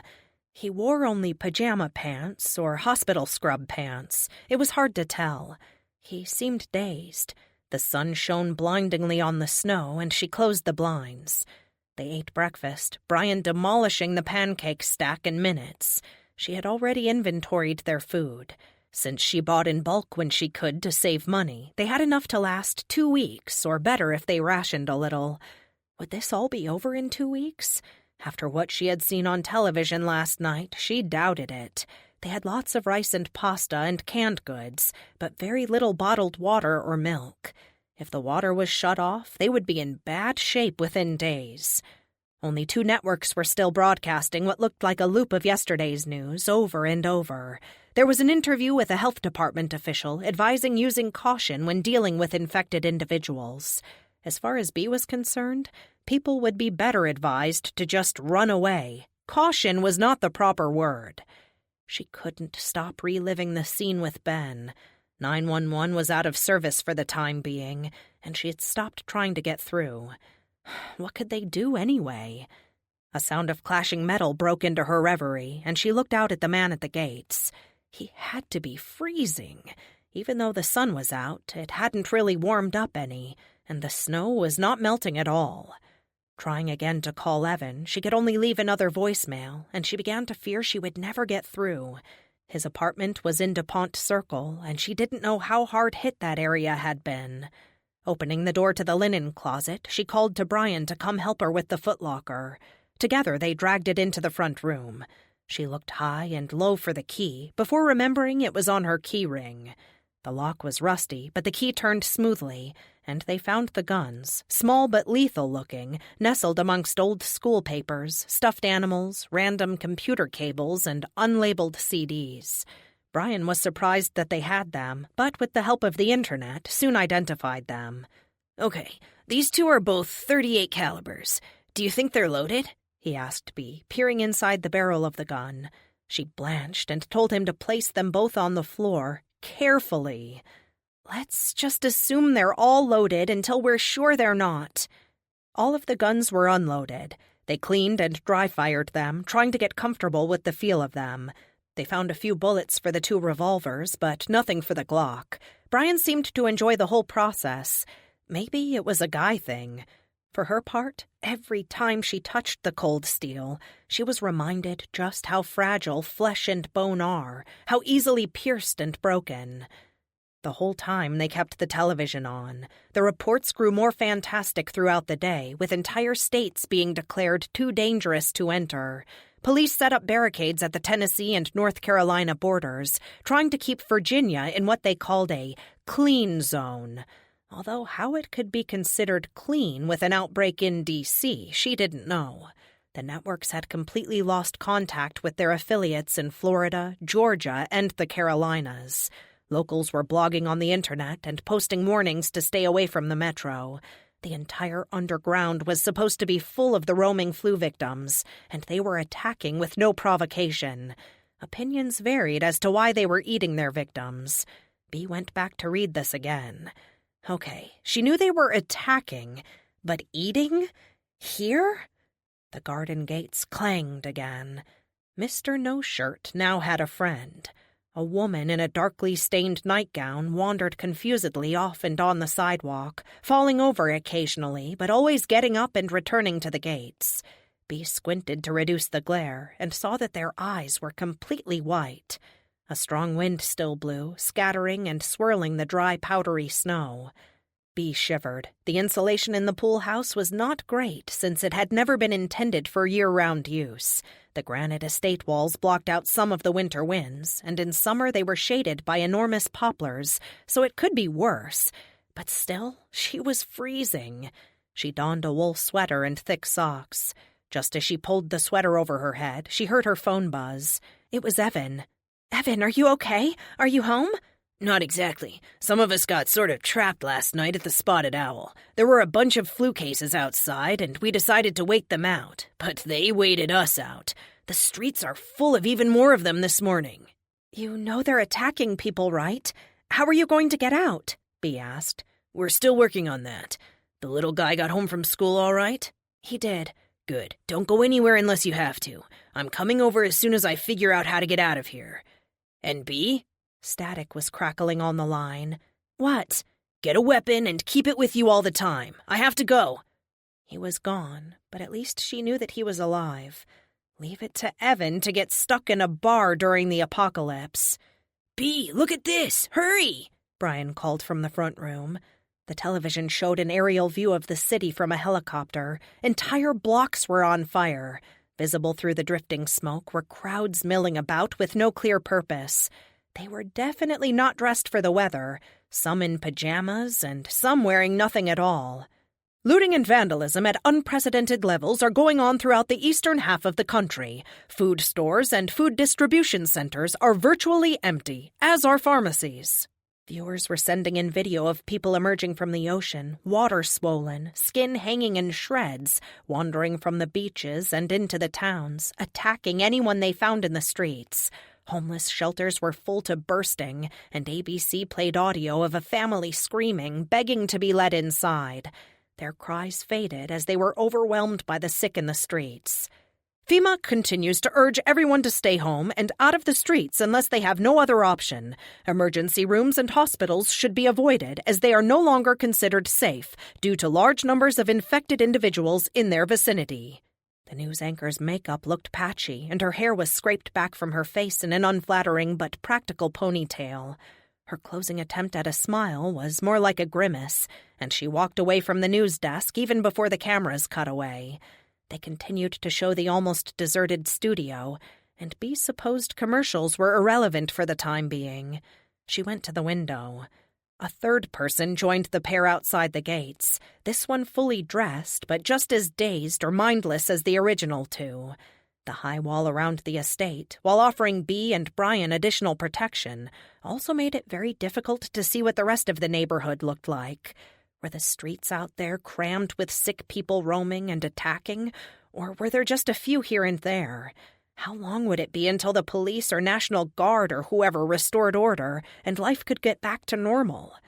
She felt a small hand clasp hers, and she held it tight while they contemplated the wintry landscape. Bea, how tall was Dad? I don't remember. Maybe 6 feet or so. Why? Some of the girls at school are taller than me.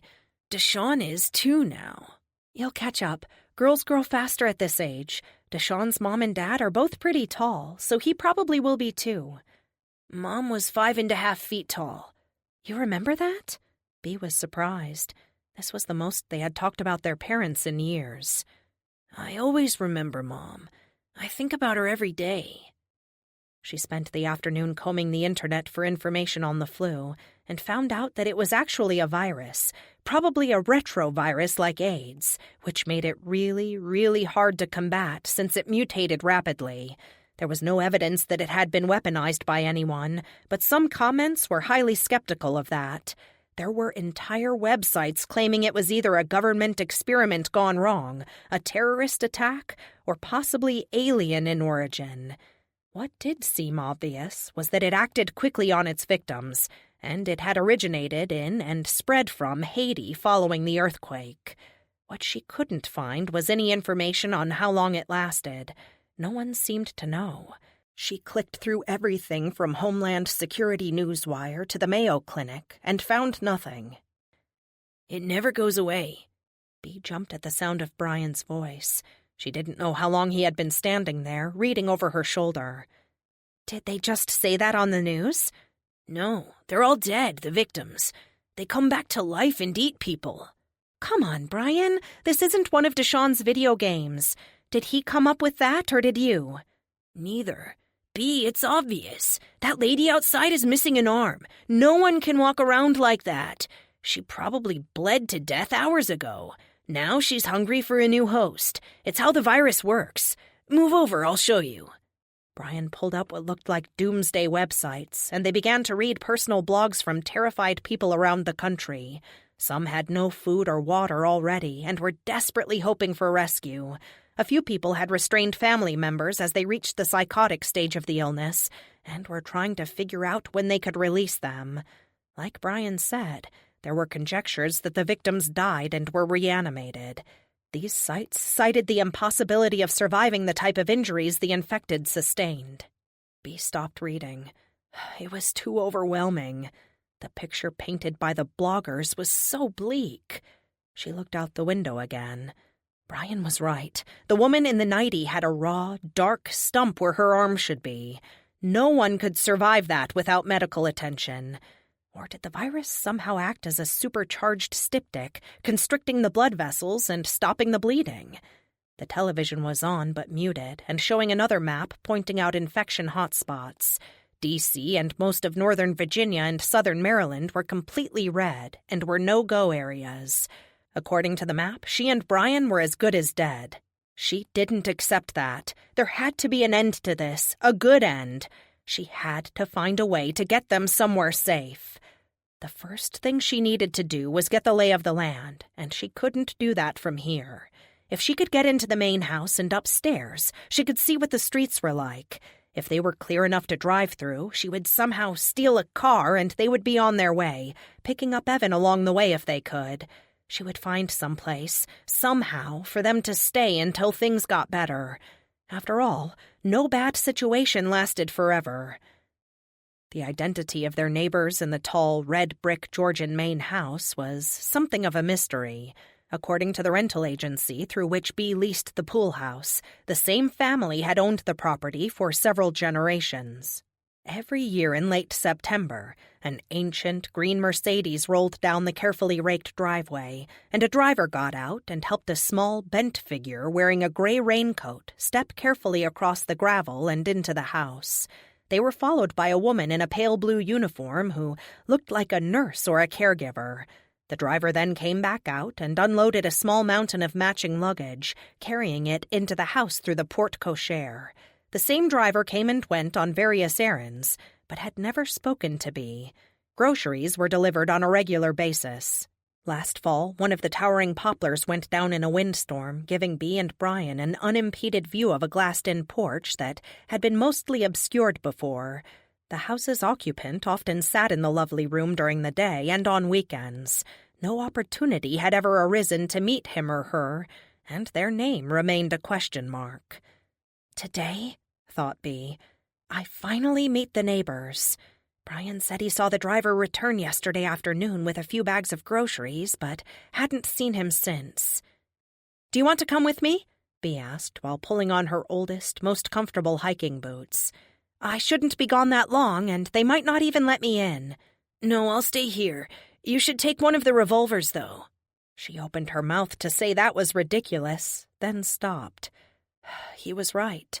Good idea. Lock up behind me, and if I don't come back, though I can't imagine why I wouldn't, call Evan. Promise? She reluctantly put a revolver in her pocket. The air outside smelled like smoke, and she saw what looked like gray feathers on the snow. She knew parts of the city were on fire, but hadn't expected smoke and ash to drift this far. The wind still blew, and clouds, heavy with snow, were beginning to bank in the western sky.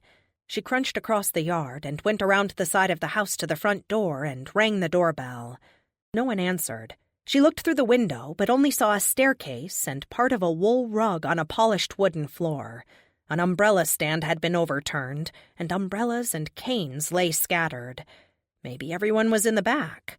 She rang again and heard the sound echo inside. The setting sun pierced through the gathering clouds and briefly illuminated the windows along the west side of the house. The gutters back here were sagging and probably full of ice. The lovely old Greek key frieze had cracked and pulled away from the house, and the paint on the eaves was peeling. A glass-paned door to the back porch was ajar, but no one was in the room. She called out hesitantly, "Hello? Is anyone here?" She stepped inside and felt immediately warmer just getting out of the wind. No one answered her call. She walked through a pair of French doors and into what must be a family room. The rugs and curtains in here were moth-eaten, and the room smelled faintly of mold, but it was uncluttered and welcoming, with wood laid for a fire in the small fireplace. Next came a kitchen that looked like nothing in it had been changed since the 1950s. The cupboards were metal, as were the countertops, the sink white porcelain.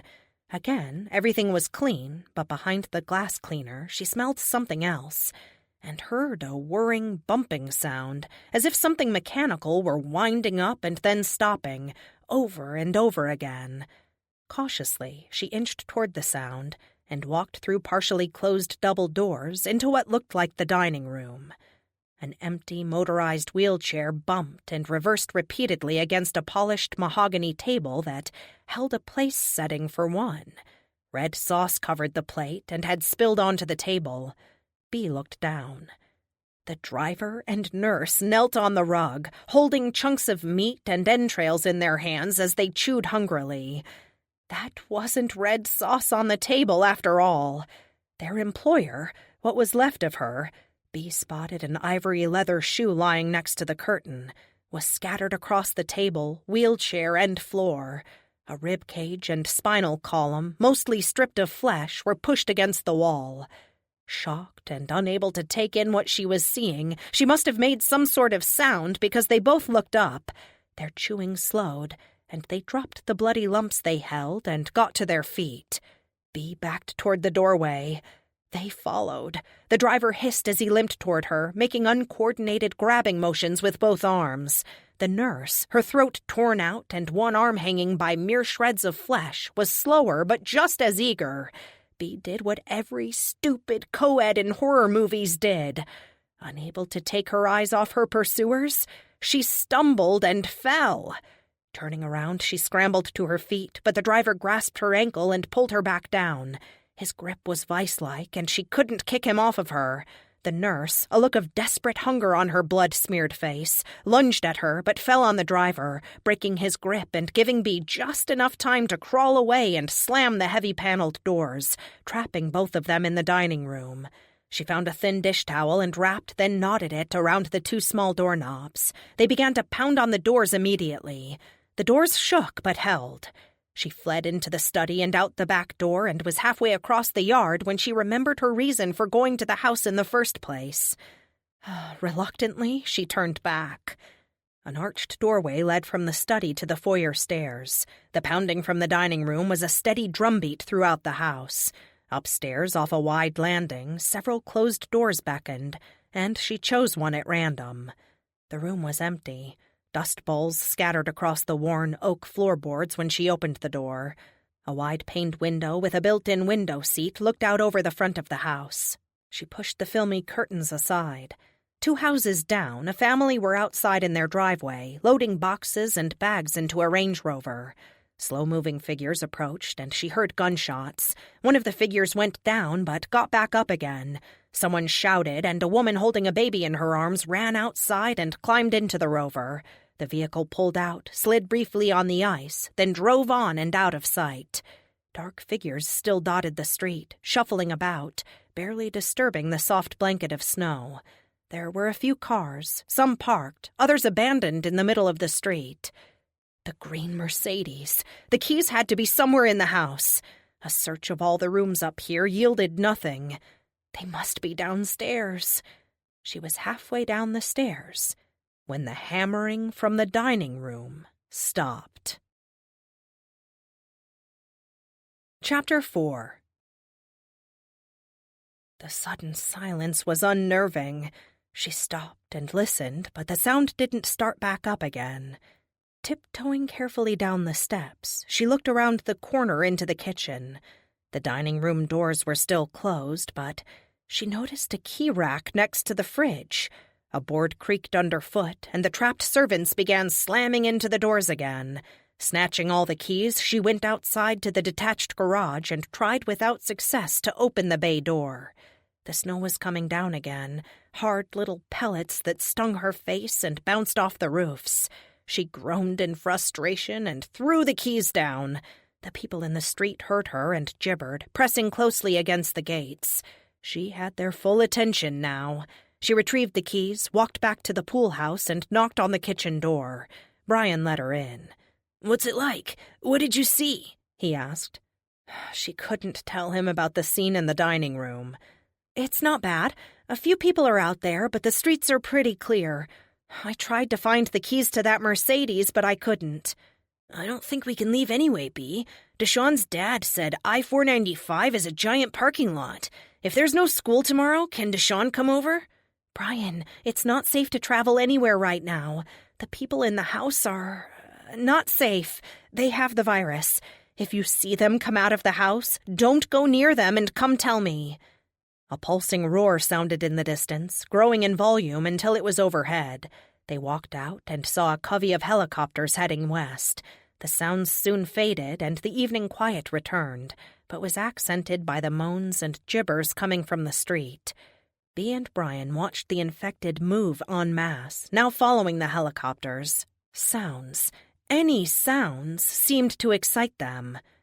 "Helicopters or planes are probably the only way to get out of the city now," Brian remarked.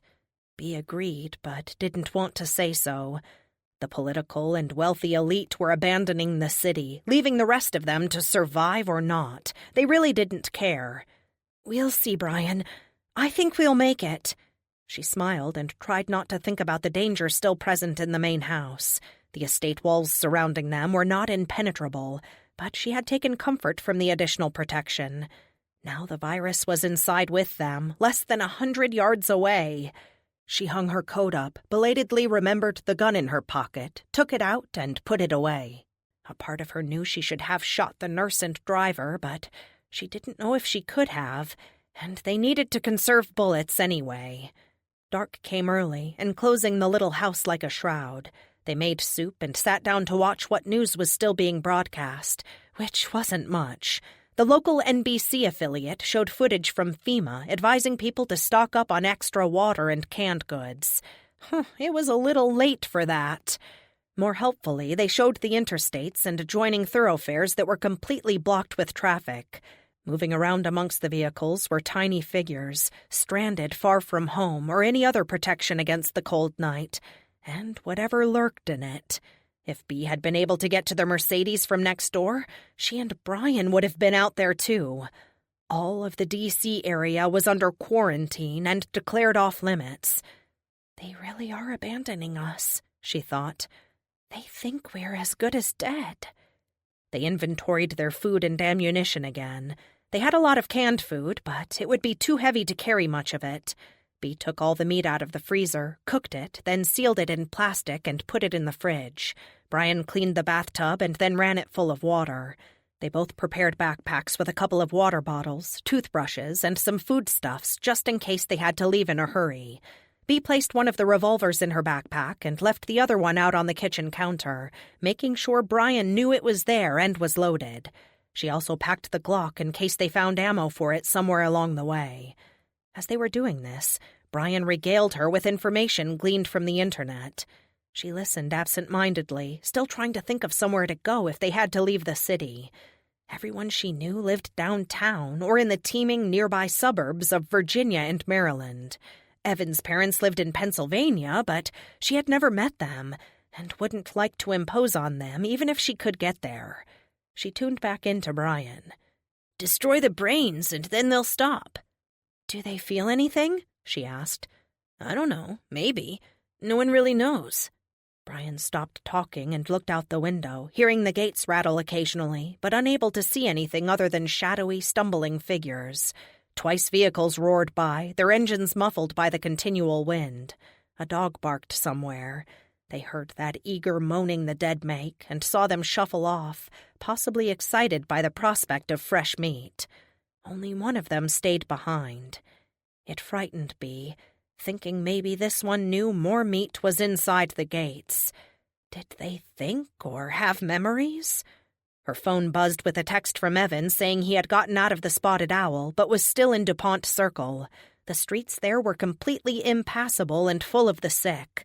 She texted him back that she was fine and to be careful. She wondered if she would ever see him again, then gave herself a mental shaking. Of course she would see him again. This would be over soon and things would get back to normal. Okay, maybe not normal, but something approaching that. She heard the kitchen door open, ran back there, and saw Brian outside. He had a handful of dog biscuits and was scattering them on the snow. She relaxed.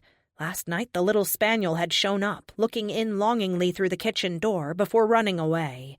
He must have had bad experiences with humans, because he was a cautious little guy. Again they watched TV until late, but learned very little new information. The virus was now in Europe and still spreading because of the earthquake victims from Haiti who were flown around the world for medical care. A group of young black men outside of a hospital in London were targeted by a sniper who assumed they were Haitians. A protest group was savaged by a crowd of people, some of them children wearing hospital gowns. Everyone was afraid, and no one knew what to do. Closer to home, the interstates were choked with millions of people fleeing the East Coast for the supposedly safer heartlands.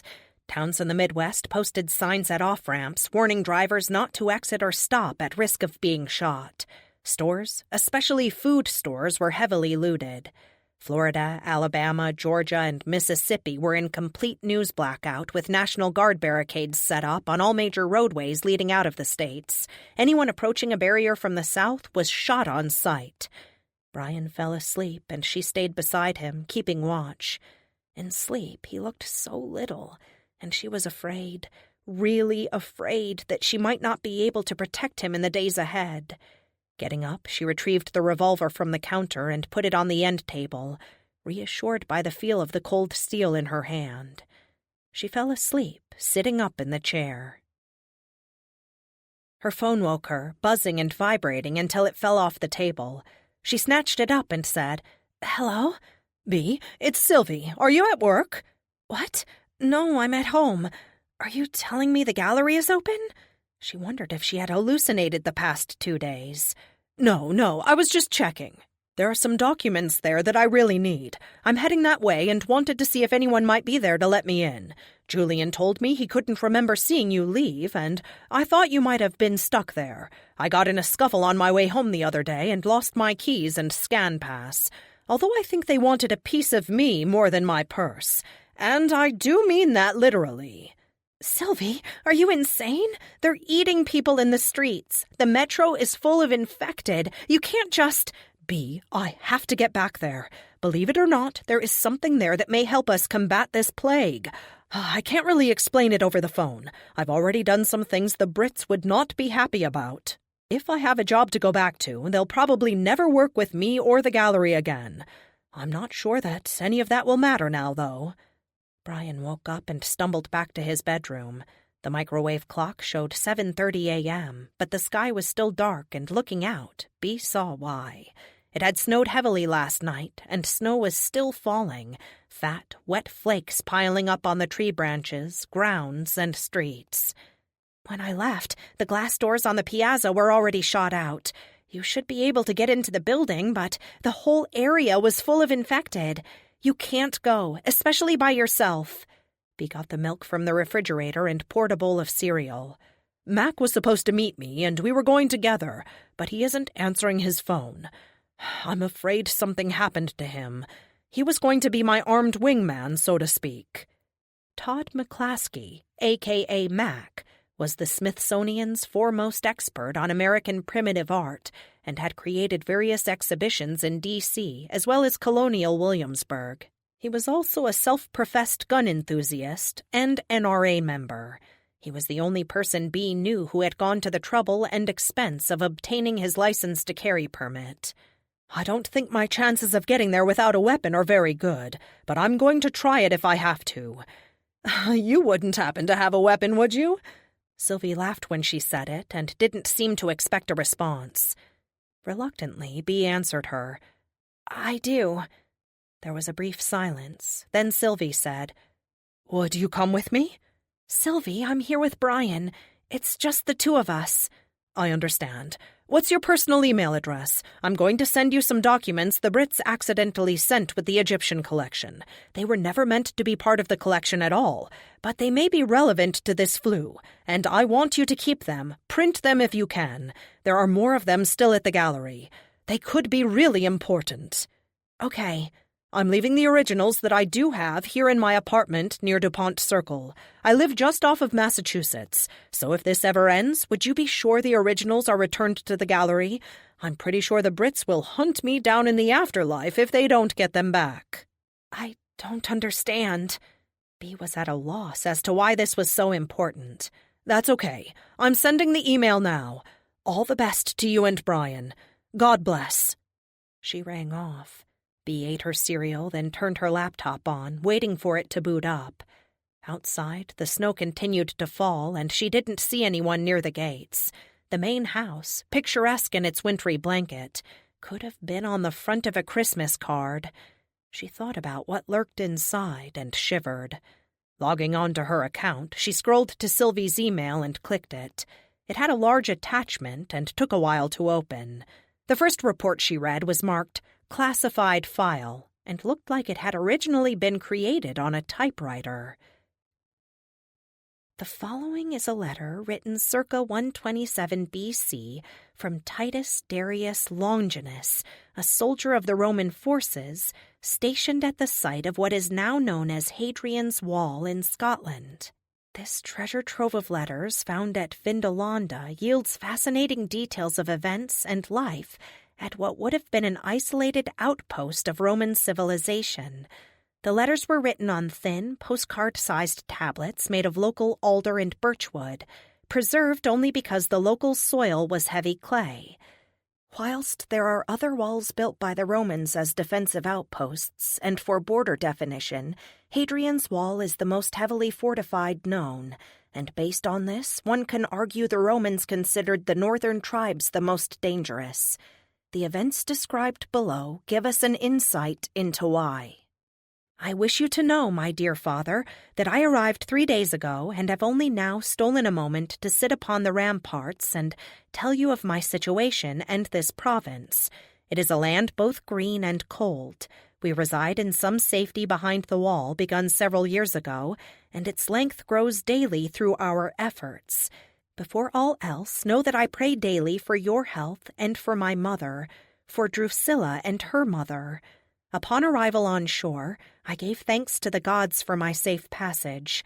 I was immediately given 4 gold coins for my travel and, with my 2 fellow soldiers and some other travelers, set my face north, for there is my post.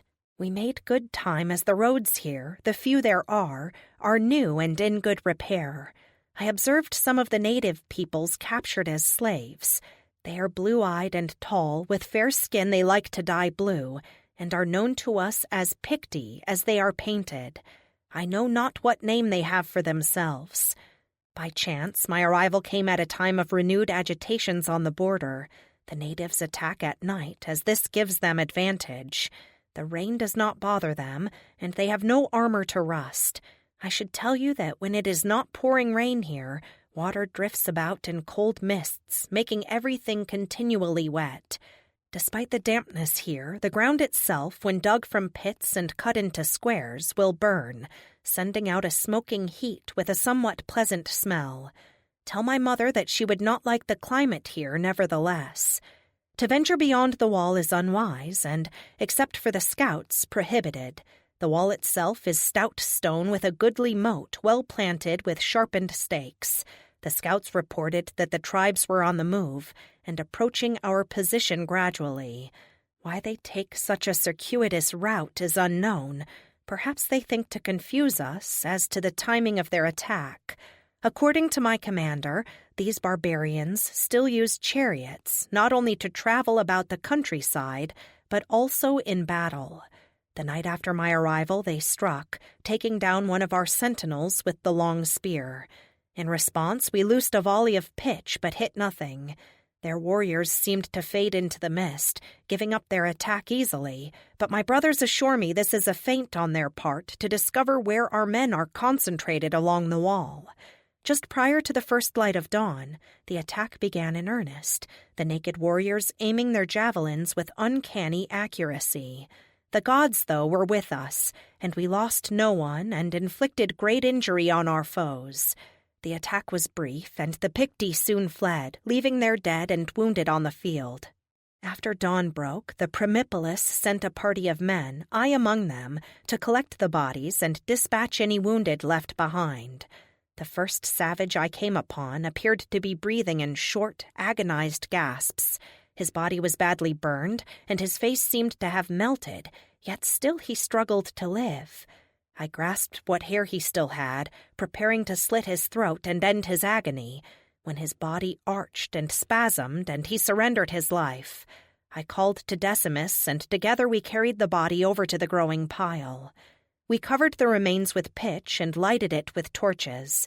Once it took hold, the bodies began to shift as they burned. What happened next, though incredible, I swear by the gods to be true. The dead warriors, some in flames, rose to their feet and began to walk about the battlefield. More than just walk, they attacked with open mouths and grasping hands, biting and clawing as if to make a meal of us.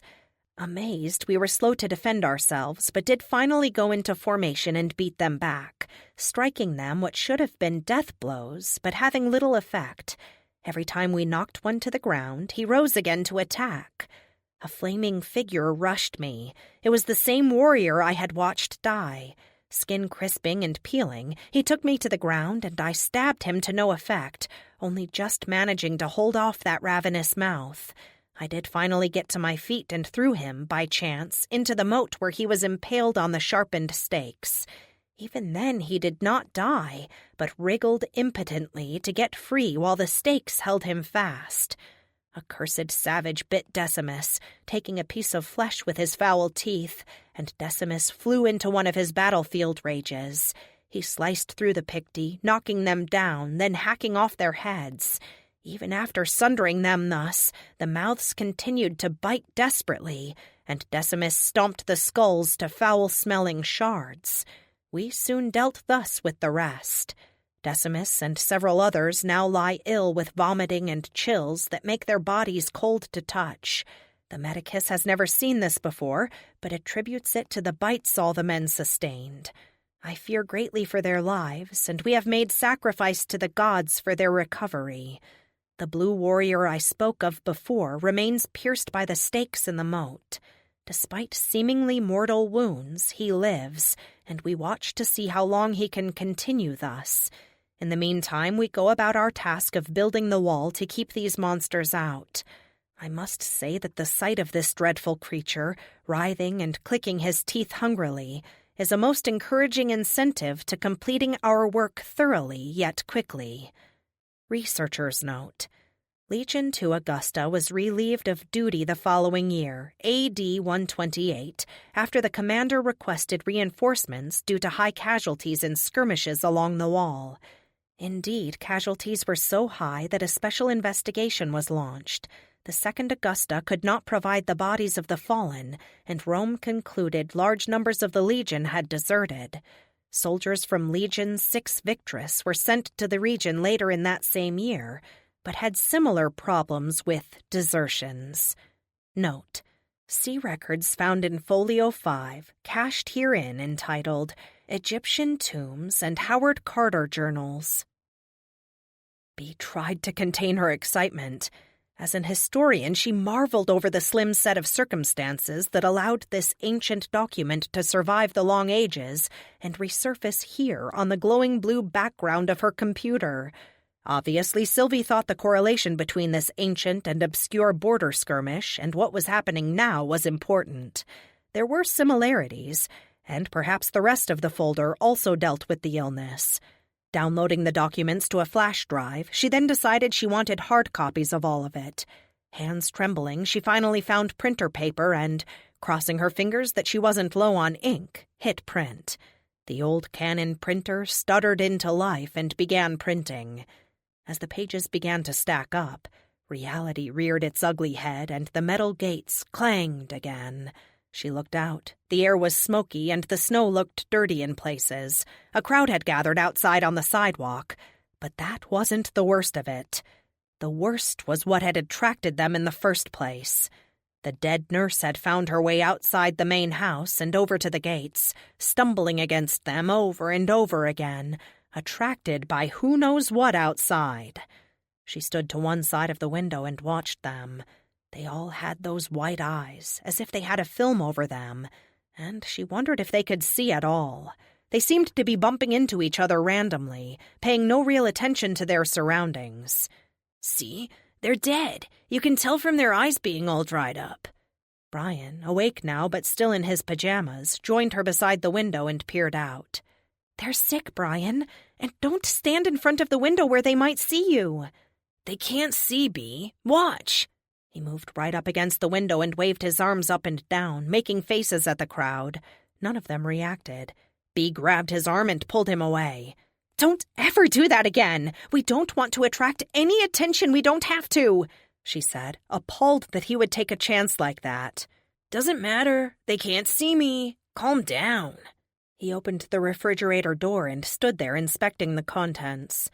Bee let their stored water run out of the tub and took a shower, then made Brian do the same. She checked their backpacks and added the flash drive to hers. She had a feeling they were in more danger now with the virus inside the wall and might need to bug out at any moment. They had to stay ready. Brian emerged from the bathroom. She turned the water on to fill the bathtub up again. Someone banged thunderously on the kitchen door. She stifled a scream and went for the gun on the table in the front room. It wasn't there. She went cold. Where was it? Frantically searching the floor and under the furniture, she found nothing. Digging in her backpack, she pulled out the second revolver and, holding it carefully, she walked down the short hallway to the kitchen. Brian stood in front of the kitchen door, holding the missing revolver and aiming it at the driver outside. Strips of gray skin hung down from his face, forming a horrible fringe around his neck and shoulders. His lips were gone, and his teeth, stained red and broken, were visible in a permanent, sneering grin. The door trembled under his fists, and as they stood there, one of the glass panes cracked. "Brian, give me the gun and go in the bedroom," she whispered. Bee pulled on her boots, never taking her eyes off the driver. His eyes, like those of the people at the gate, were clouded over with white. He was completely focused on the door, but didn't seem to actually see her. She didn't know what had brought him over here, until she noticed something. There was a spattering of blood, bones, and fur mixed with dog biscuits on the ground next to the stoop. The driver had found Brian's stray. He had probably followed it over here. She felt sick. Another pane of glass cracked, insidious little lines spreading out like a web. "Bee, I'm here." Brian took the second gun and stood beside her, his hands shaking and the gun wavering. She opened her mouth to tell him to go back to the bedroom, and then the door shattered, the old wooden frame giving way as the burly figure came through, falling clumsily to the floor. He brought a smell of rot and decay with him. Fresh blood covered what remained of the clothes he wore. Bea backed away, holding the gun in front of her. She fired once and hit him dead center in the abdomen, knocking him down. He got to his knees, arms outstretched while he moaned. Brian screamed at her. "In the head, Bea! You have to hit it in the head!" She fired again, this time skull and brains sprayed across the kitchen cupboards. The headless body slumped to the floor. Her ears rang, and she staggered out of the room and over to the futon where she collapsed, her knees shaking. Something dark blocked the light from the window for a few seconds, but when she looked up, nothing was there. The kitchen door was so damaged she couldn't see a way to make it secure again. An icy wind whipped through the house, fluttering the paper towels, and she heard a moaning that might be the wind or could be something else. She checked to make sure she had the gun beside her. Just then they heard a screeching, grinding sound, then a crash. They looked out the window. A Suburban had crashed into the old gates, knocking part of the wall down, then flipping over on top of the rusty iron. A limp body was just visible through the broken windshield, hanging upside down, suspended by the seatbelt. The crowd on the sidewalk, attracted by all of the noise, poured through the open gateway, spreading out across the garden. 3 fell into the swimming pool, while 4 more mobbed the Suburban, pounding on the doors, somehow knowing there was food inside. They heard a scream, then silence. "Get your boots on, Brian," she whispered, crouched below the window frame. "I think it's time to go." Staying low, they found their backpacks and jackets and went out through the kitchen. Bea put the iron fleur-de-lis rail in her backpack, lifted the curtain of ivy hiding the broken wall, and slipped out into the side street. Snow fell softly on the deserted street and sidewalk. The branches of the towering oaks that lined the street drooped under the heavy white blanket. They stayed close together, searching around every corner for movement, listening to the wind whistling through the avenues. Lights were on in most of the houses, but they were too afraid of making noise or what they might find inside to knock and ask for help. The snow muffled the sound of their footsteps as they proceeded down the street, heading from force of habit toward the metro. Bea stopped, trying to decide where they could go. "Okay, here's the plan. We're going to DuPont Circle. Evan is over there somewhere, and so is Sylvie from work, and she might need me to get into the gallery. If we find her, I'll probably give her my pass, and then you and I will hang out at her place for a while. Does that sound okay to you?" He nodded, but said, "Bea, we need to be able to get to a gun fast. Zombies won't wait while we dig through the backpacks." He was right. Reluctantly, she pulled out both guns and put one in her pocket, placing the other in his hand. He put it in his jacket pocket, and they trudged on.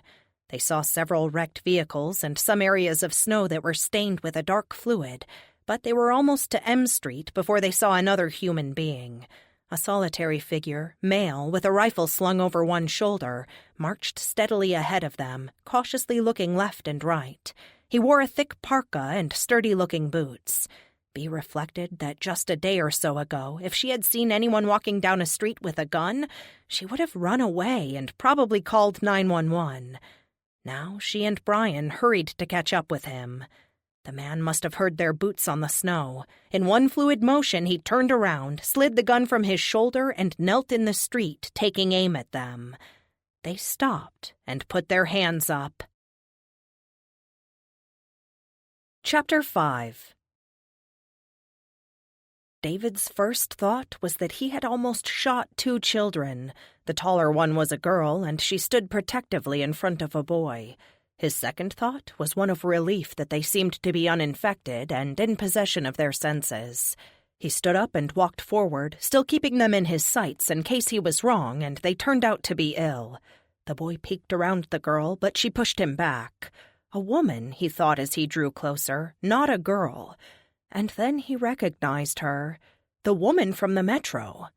"Hello, Beatrice, actually. What brings you this way?" The boy moved around to stand beside her and stared at David suspiciously. David lowered the rifle. "Some infected people broke into our house and we had to get out. I'm trying to get to DuPont Circle. Have you been over there?" Bea asked. "No, and I don't know what the streets are like there. I'm heading in that direction for an assignment, though." "But you said this has nothing to do with terrorism. Why is Homeland Security getting involved? Let's just say that something has come up, and I've got some things to do on the West Coast. So you're getting out of the city and leaving everyone here to die, she said, almost, but not quite keeping the disdain from her voice. My being here helps no one, and believe it or not, I still have a job to do. As for whether or not I'm getting out of the city, I guess we'll see. Since we're headed in the same direction for now, do you want to join forces again? David saw her hesitate and look at his rifle doubtfully. Then she seemed to come to a decision. That works for me. This is my brother, Brian Kelly. Brian, this is David... Chambord. Nice to meet you, Brian. Let's go. He would have known they were related without the introduction. Both had the same large, somewhat startling green eyes, straight dark eyebrows, and thick, sooty lashes. The boy's hair was a slightly darker blonde than his sister's, but they had the same fair skin. They stayed close together.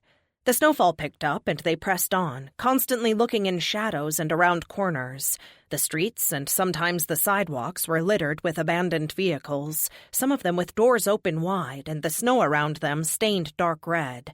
They were walking as quietly as possible and not talking when David held up his hand, motioning them to stop. Ahead, a blue minivan rested partly on the sidewalk and partly up on a fire hydrant. Water gushed from the broken hydrant, coating the street in ice, growing continually thicker. Someone in the front seat was struggling, trapped and trying to get out. They approached cautiously from the left. A woman, blood-covered hands flailing about, sat buckled in the front seat. Red coated her mouth, chin, and the front of her torn blouse. She moaned. David, rifle held at ready, moved close enough to see inside. The struggling woman moaned louder, and her teeth ground together hungrily. Chunks of flesh lay in the passenger seat beside her, and most of her abdomen was simply gone. The back seat contained the remains of a child, savaged and consumed almost beyond recognition.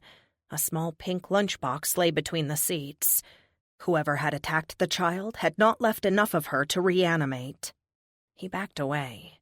There's nothing we can do here. Walking carefully across the ice around the minivan, they continued on until they came to Olivet Square. Lights were on in some of the 19th century row houses circling the little cul-de-sac, but the curtains and blinds were drawn, and no movement inside was visible. An ambulance, interior lights on, exterior lights still flashing, lay flipped on its side. A sheet-covered figure writhed and strained against the restraining straps of a gurney. David lifted the sheet for a glance, then quickly dropped it. The snow around the vehicle was trampled, and footprints led off in every direction, but whatever had happened here was over. Everyone was gone. But where? They cut across the square going into a fenced-off alleyway that served the homeowners as parking space and a place for trash pickup.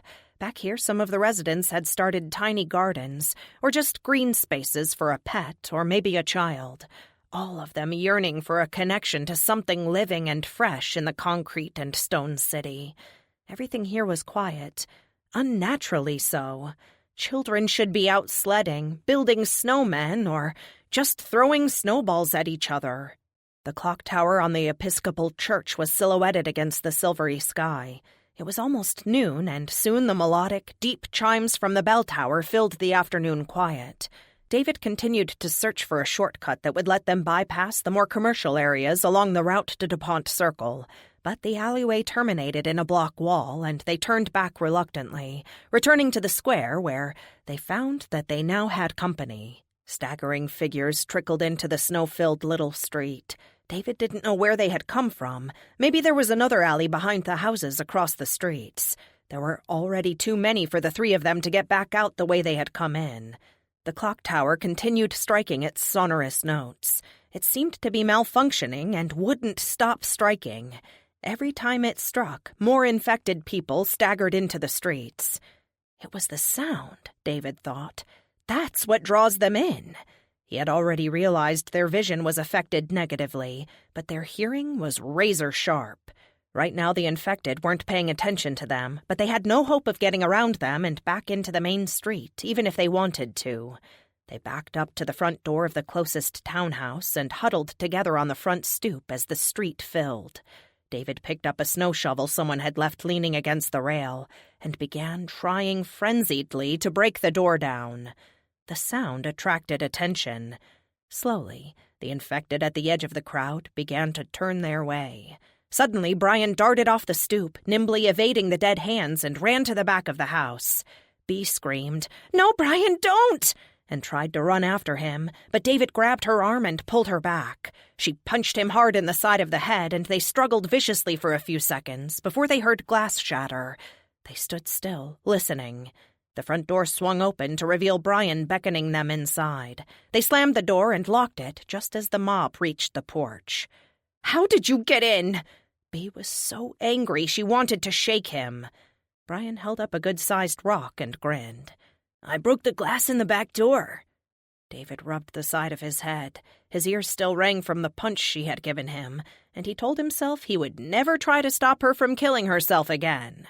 He secured the house, rifle held at the ready, and not stopping until he had checked every room and closet. Whoever owned this house was not at home. The church clock was still sounding, drawing more and more infected into the streets. He drew all the curtains, even though he didn't think the dead could see them. Bea and her brother had moved into the kitchen, and from the sound of their voices, they were arguing. Just off the foyer was a small, high-ceilinged room with a fireplace. Bookshelves covered the walls from floor to ceiling. He sank into a tufted leather chair and put his feet up, leaning the rifle within easy reach. Someone was opening and closing drawers in the kitchen, slamming them hard. What was she doing? Cooking a meal? The clock on the mantel said 12:39. 46 hours. That was all the time he had left until the chopper took off. He knew they would delay it as long as possible if David didn't make it in time, but they had a narrow window and they could only hold it for so long. He knew his odds of getting there through the infested streets were slim, but he had thought he would get a little farther than this. That stupid tower clock had delayed, if not stopped him altogether. He looked out the window. This snow didn't make things any easier. If the storm grew to blizzard status, it might be difficult to get airborne. The contagion had spread fast, amazingly fast. Taking off from Reagan or Dulles was completely out of the question. The infected roamed the buildings as well as the landing strips and hangars around them. Everyone had tried to get a flight out the day before yesterday, and of course the result was pandemonium. There were infected among the crowds trying to get on those planes. In his opinion, everyone should have been told about the jump as soon as it had been confirmed. But none of the higher-ups were interested in his opinion. They just wanted time to get themselves and their families out of town. After that, they were happy to let the wild rumpus start.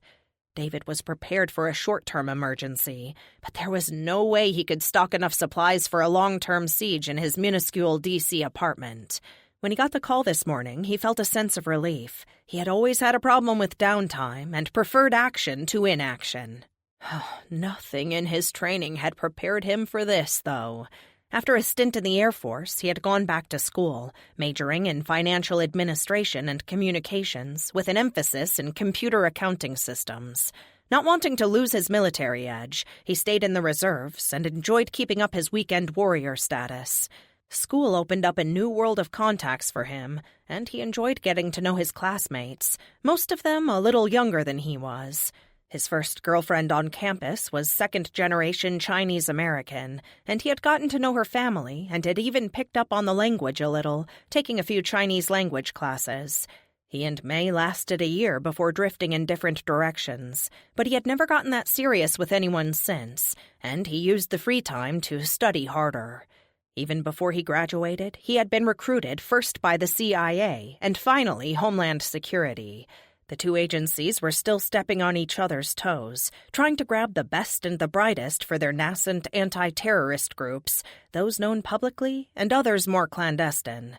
He had been surprised that accounting and computer skills were so highly sought after, but quickly learned that the best way to track terrorist organizations was to follow the money. Determined not to just be a number cruncher, he made sure he emphasized his previous military experience and was able to get occasional assignments in the field.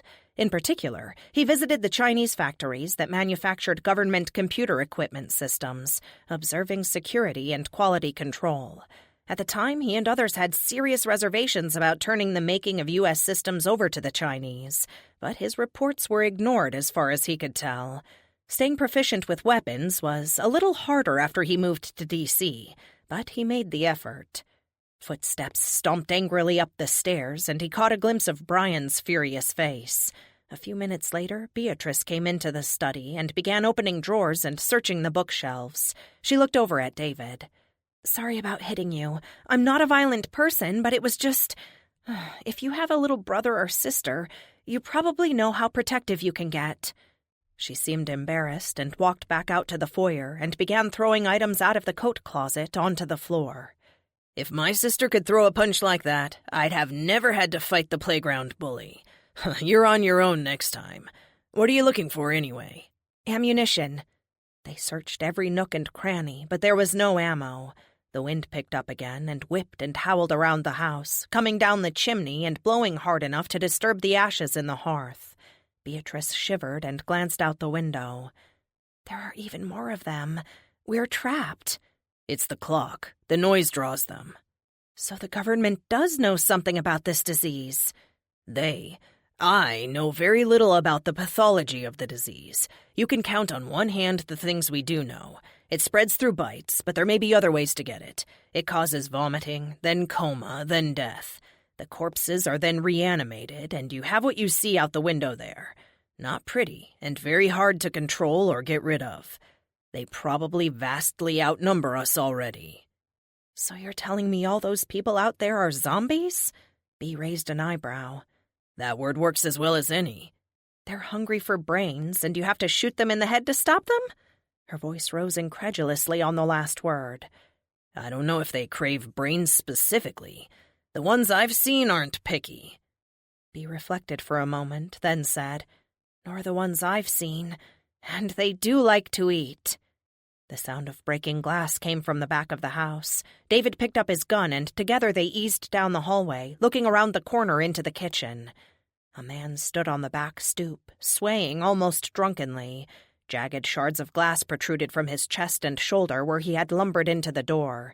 Cold air poured into the room just as he fell into the door again, this time crashing completely through the glass, falling at their feet, arms clutching at their legs. David backed away and fired, exploding the creature's head. He twitched once, and then was still. A moan came from outside, and another body shambled into view. Eviscerated, one arm dangling uselessly, the woman clutched a leather briefcase in the other. It kept catching on the door frame so she couldn't get in, but she didn't have the intelligence to drop it. Frustrated, she moaned even louder and slammed repeatedly into the door.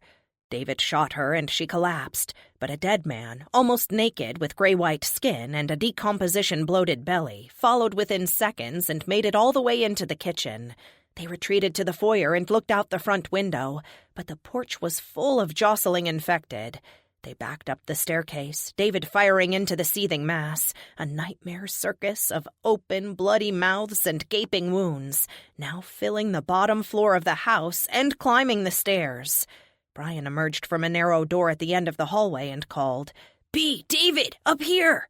The door led up a narrow staircase to an attic where the steeply pitched roof allowed them to stand up only in the center of the room. A dirty round window looked out high over the block. Wiping some of the grime away with his sleeve, David looked out at the cul-de-sac filled with infected.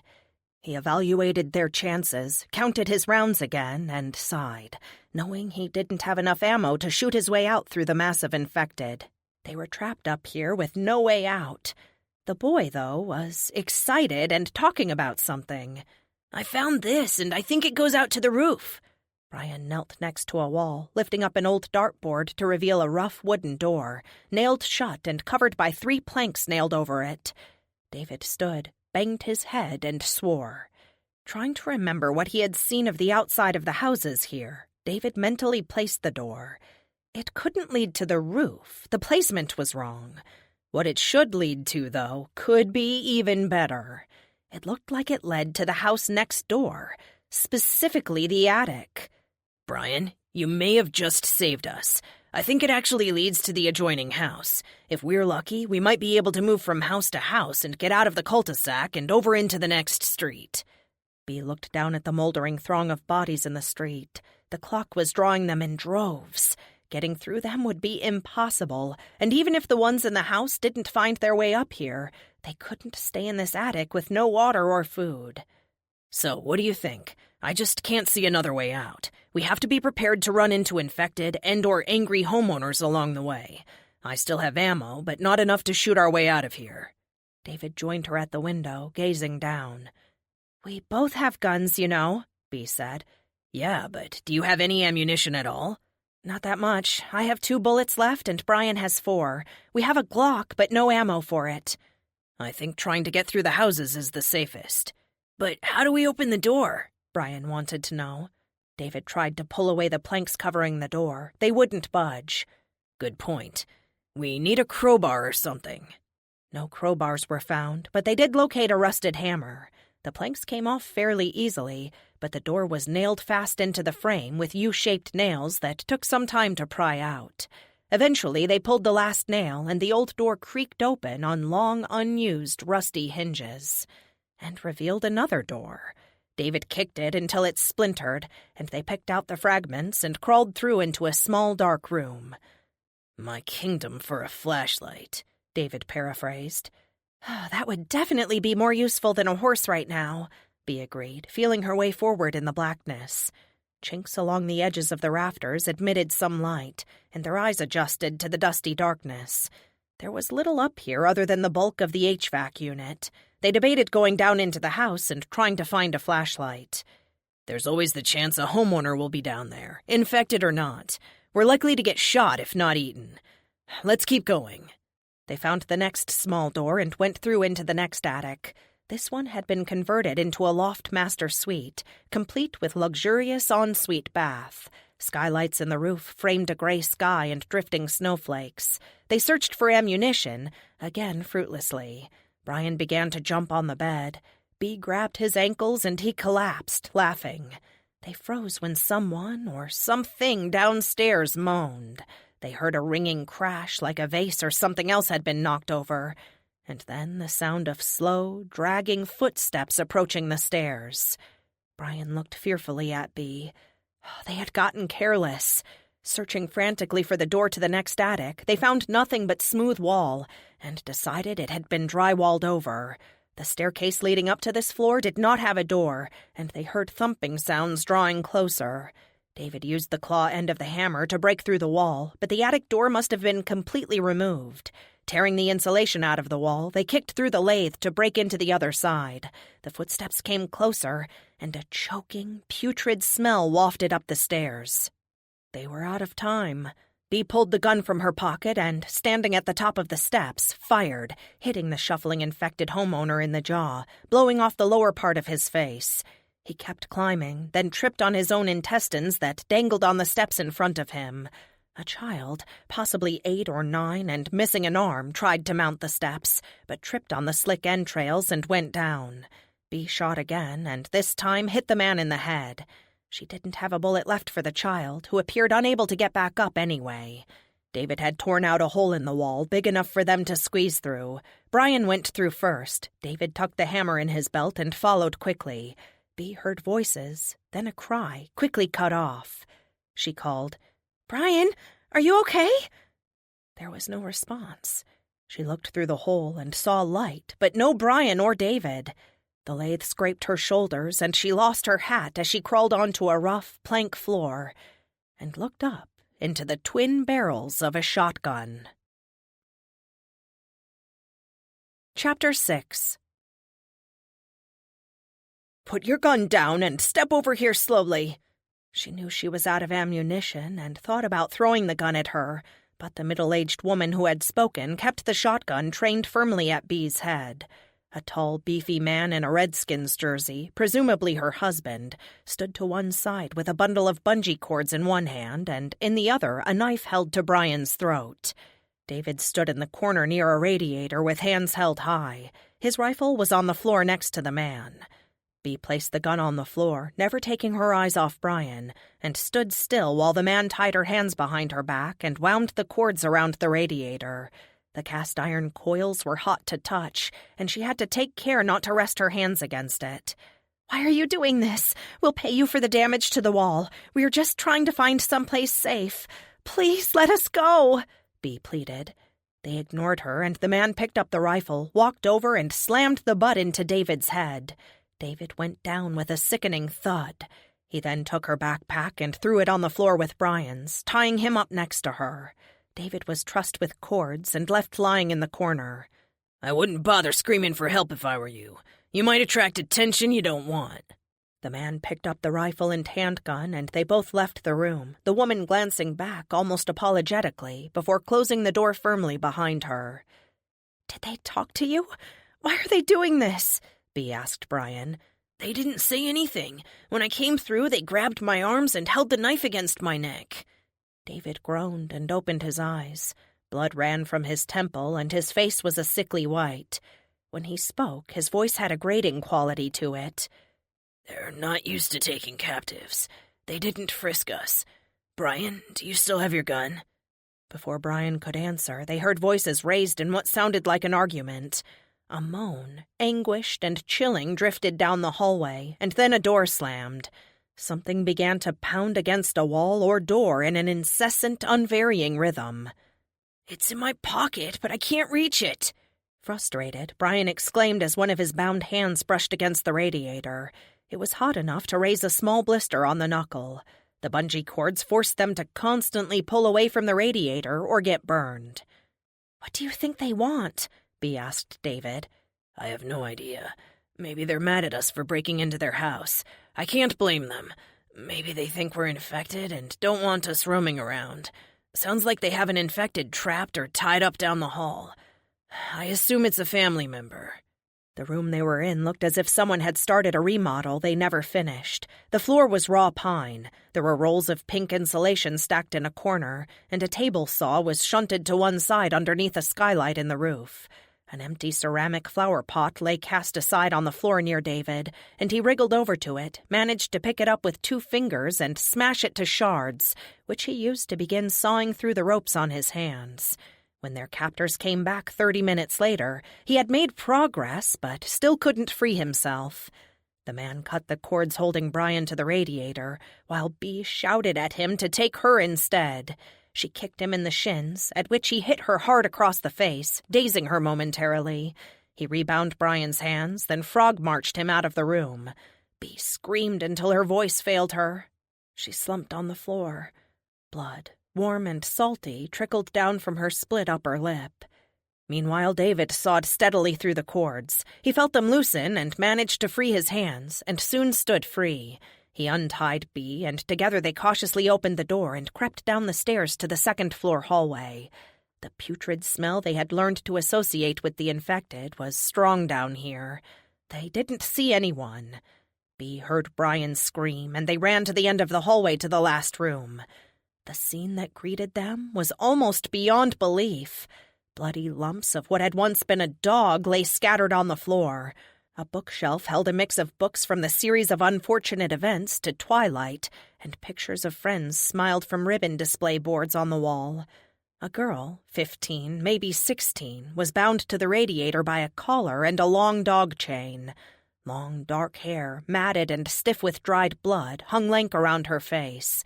Her fingertips were shredded to bone where she clawed and pulled on the floor trying to get free. Brian crouched in a corner, hands still bound, while the girl's mother pointed Bea's revolver at him. When they stormed into the room, the chained girl released a moan that was almost a howl and fought to get to them. The mother swiveled and turned the gun on Bea, who ignored her and ran to Brian, pulled the gun from his pocket and fired. The girl dropped and lay still, head oozing black fluid onto the carpet. Her mother cried out and fired the revolver at Bea and Brian, only to discover what Bea already knew. It was empty. She dropped the gun, ran to her lifeless daughter, and cradled the broken skull in her lap. Her husband ran into the room and, taking in the scene, dropped to his knees and sobbed. "You were going to feed my brother to her, weren't you?" Bea pointed the gun at them, but they never looked up, instead rocking the body of their child in their arms. We just wanted to keep her alive until they find a vaccine. That's all. Oh, God, forgive me. I'm so sorry. I just wanted her to live. The girl's father sobbed brokenly. She was already dead, and there is no cure for this. David's voice was harsh. He was still pale. Dried blood crusted on his face beneath the swollen lump on his temple. The woman screamed at him. "You don't know that! You don't! Leave! Get out of here, now!" She picked up the discarded .38 and threw it at David, who caught it and put it in his pocket. Bea untied Brian's hands and they left the room. David spotted his rifle leaning against a chest on the landing and snatched it up. "I should kill them. They're crazed," he remarked, slinging the strap back over his shoulder. The weight of it was reassuring. "Crazed by grief. Maybe now she's really gone, they'll come to terms with it." Bea kept Brian's hand in hers, and for once he didn't fight to get away. "Don't go soft, Beatrice. That's your brother they tried to kill. We would have been next." She gripped Brian's hand tighter. They went downstairs, looking out the front windows, only to see that the infected still filled the small street, and the daylight was starting to fade. The sound of sobbing echoed throughout the house. The door in this attic had never been boarded over, and they were soon through and into the next house. Another round window looked out over the neighborhood, and they appeared to have reached the end of this row of houses. They would have to take their chances on foot from here. This house looked as if someone either just moved in or was in the process of moving out. The attic was empty except for a few 2x4s leaning against a wall. One bedroom on the middle floor had a double bed, a floor lamp, and an empty suitcase. The rest were bare of any furnishings. An enormous flat screen topped the fireplace downstairs, with a single leather recliner placed squarely in front of it. A few dishes and canned goods remained in the kitchen cupboards. But the pantry contained a surprise. 3 boxes of hollow point shells and 2 magazines for a Glock nestled snugly in a box in the back corner on the floor. Bea snatched them up and opened the boxes. Maybe it was stealing, but if she survived and the world returned to normal, she would buy replacements for everything. The magazine fit perfectly, and she loaded the Glock, then stuck the other magazine in her backpack. She called Brian and David over to share the find. They wouldn't fire unless they had to, of course, but just having the loaded guns made her feel slightly more secure. David took his time loading the revolvers, pointing out the finer points of gun use and care. Brian listened raptly, like an initiate joining a secret club. David showed him how to hold the gun with both hands when he fired, and told him he should never have his finger on the trigger unless he had already acquired his target and was prepared to shoot it. "Normally, I would tell you to aim for center mass, since you're more likely to hit the target that way. But these aren't normal times. Headshots are tricky, but that's what we have to shoot for. Blowing out knees might work too, but get the head if you can. I want you to dry fire a little before we load this one." Brian took the gun, using both hands and keeping it pointed at the floor. "Now aim, take a breath, let it out, then fire." Brian pulled the trigger and the gun clicked. He was already comfortable with the gun, and Bea watched him with approval, tinged with trepidation. She really, really did not like this, but what choice did they have? She watched him load her gun before she put it back in her coat pocket. Behind the house was an upward-sloping garden, hedged with dark green hollies, and behind the hedge should be Dumbarton Street. She couldn't see out over the hedge and had no idea who or what they would find back there. The afternoon turned into evening. She called Evan, but he didn't pick up. "I'm thinking we spend the night here. The homeowner is probably not coming back any time soon, and we have electricity and water, and we're locked down pretty tight. I'm going up to see if I can secure that attic door," Bea said, and left. David looked around for something to eat. He had MREs in his jacket pocket, but didn't want to use them when other food sources were available. He found 3 cans of pasta and sauce in the cupboard, heated it on the cooktop, and ladled it into 3 bowls. There were 4 beers in the fridge, and he grabbed one, drinking half the can in what seemed like one gulp. Brian came in and devoured his pasta, then took a loaf of bread with him into the living room. David got another beer, followed him, and tried to find something on the television.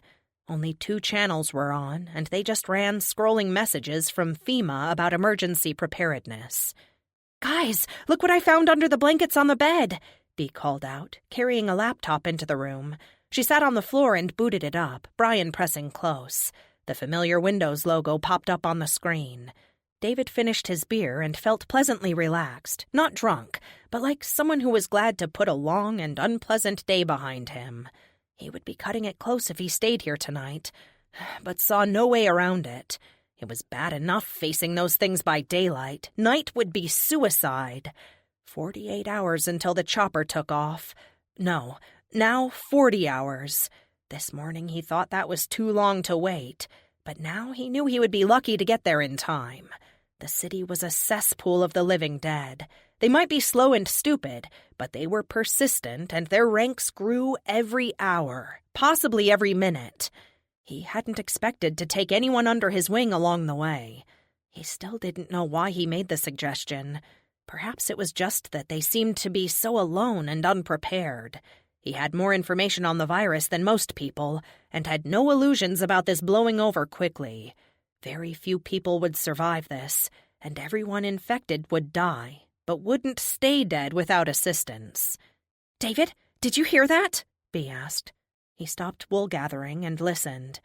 "No, what did it sound like?" "Like something fell upstairs. I'm going up to check. Will you stay with Brian if I—" "Let me go up. It's probably nothing, but you two stay here." Slinging his AR over his shoulder, he climbed the stairs, making as little noise as possible.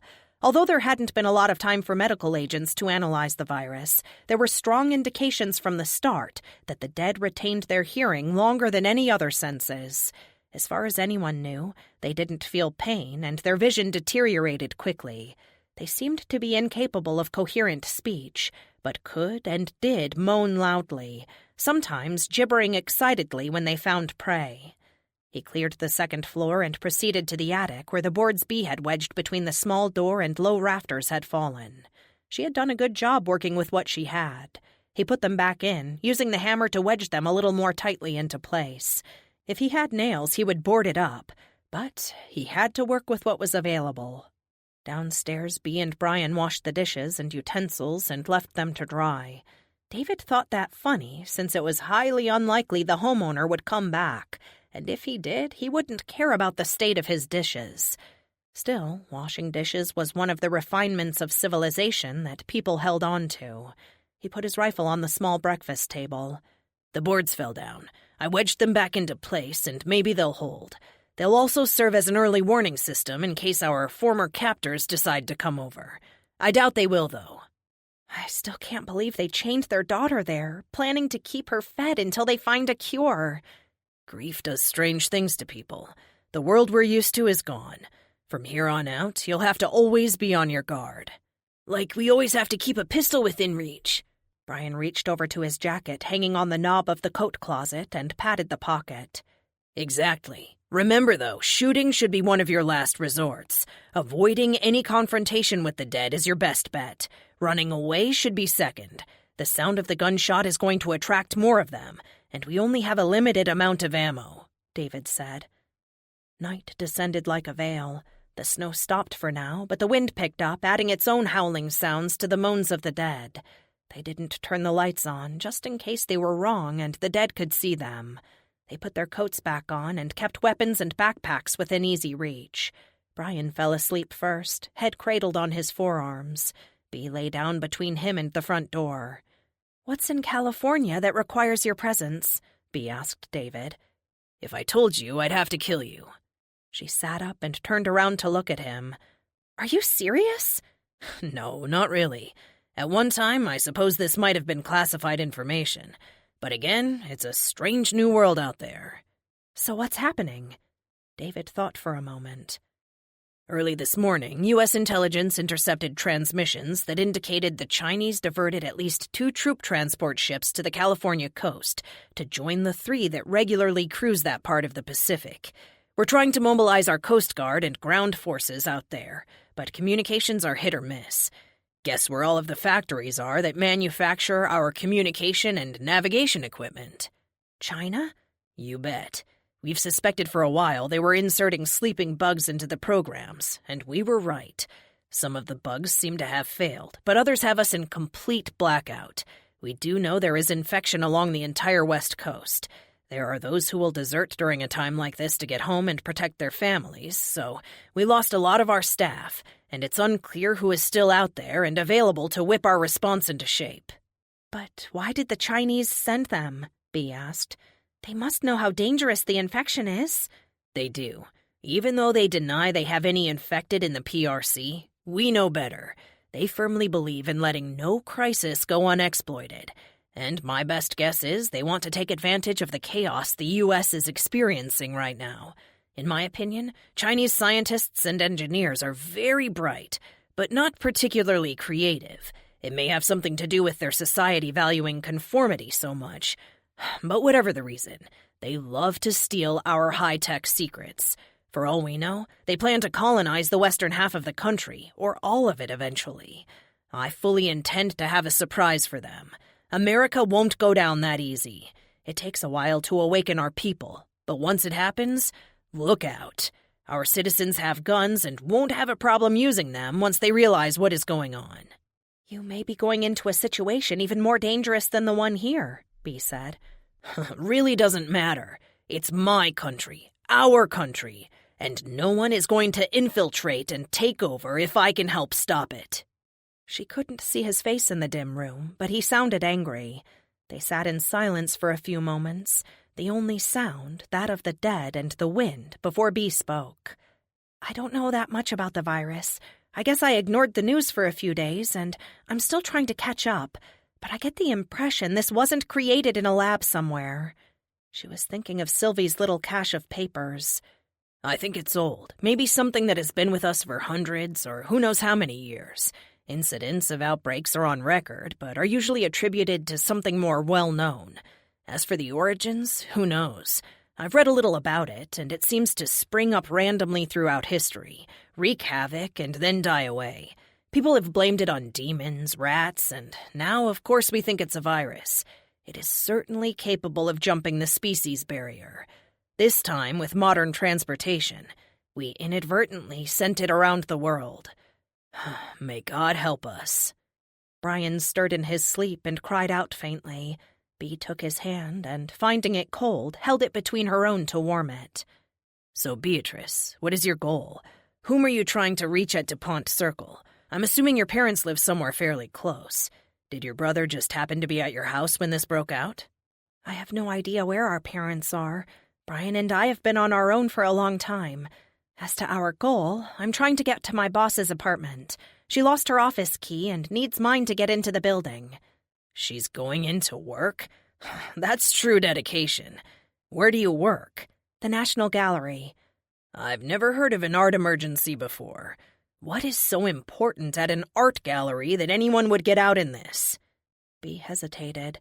She was still curious about the documents and wanted to read them when she got a chance. The print version was still in her house, but her flash drive should have everything on it. My boss, Sylvie, thinks she might have found something there that could tell us more about the virus. Like you, she thinks it has been around for a long time. Really? Where did she find the information? When the British Museum put their Egyptian rooms on tour, they messed up and sent over a bunch of papers detailing old incidents similar to this. Isolated incidents, not pandemics. She sent me some information right before the infected broke into my house, and I haven't been through much of it. I'm an art historian and was brought in to help with setting up the exhibit and for background information on the artifacts. David swore under his breath. I would really like to have a look at it. I wish I had more time. My rendezvous with the chopper is in about 38 hours. Hang on a second.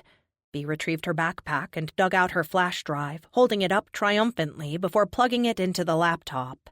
He read through the Roman Legionnaire's account of the episode at Hadrian's Wall once quickly, then went back and read it again with an incredulous look on his face.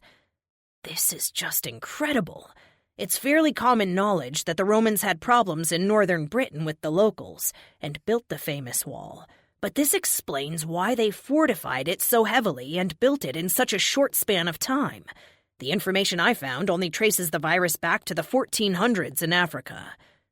He started scrolling through more of the images and exclaimed, "Look at this!" From the Diary and Journal of Howard Carter, covering the period from 27 October to 25 November 1922. All entries are in Howard's own hand, and this transcription is only slightly edited for spelling. Originals have been scanned and are available for perusal. Gaps in the timeline merely indicate sections of the journal that did not deal with the ongoing excavation. Friday, 27 October, 1922. Making for Luxor with pack animals. Saturday, 28 October, 1922. Upon arrival this morning, went to see Calendar, who has gone native and living in poorer section of the East Riverbank.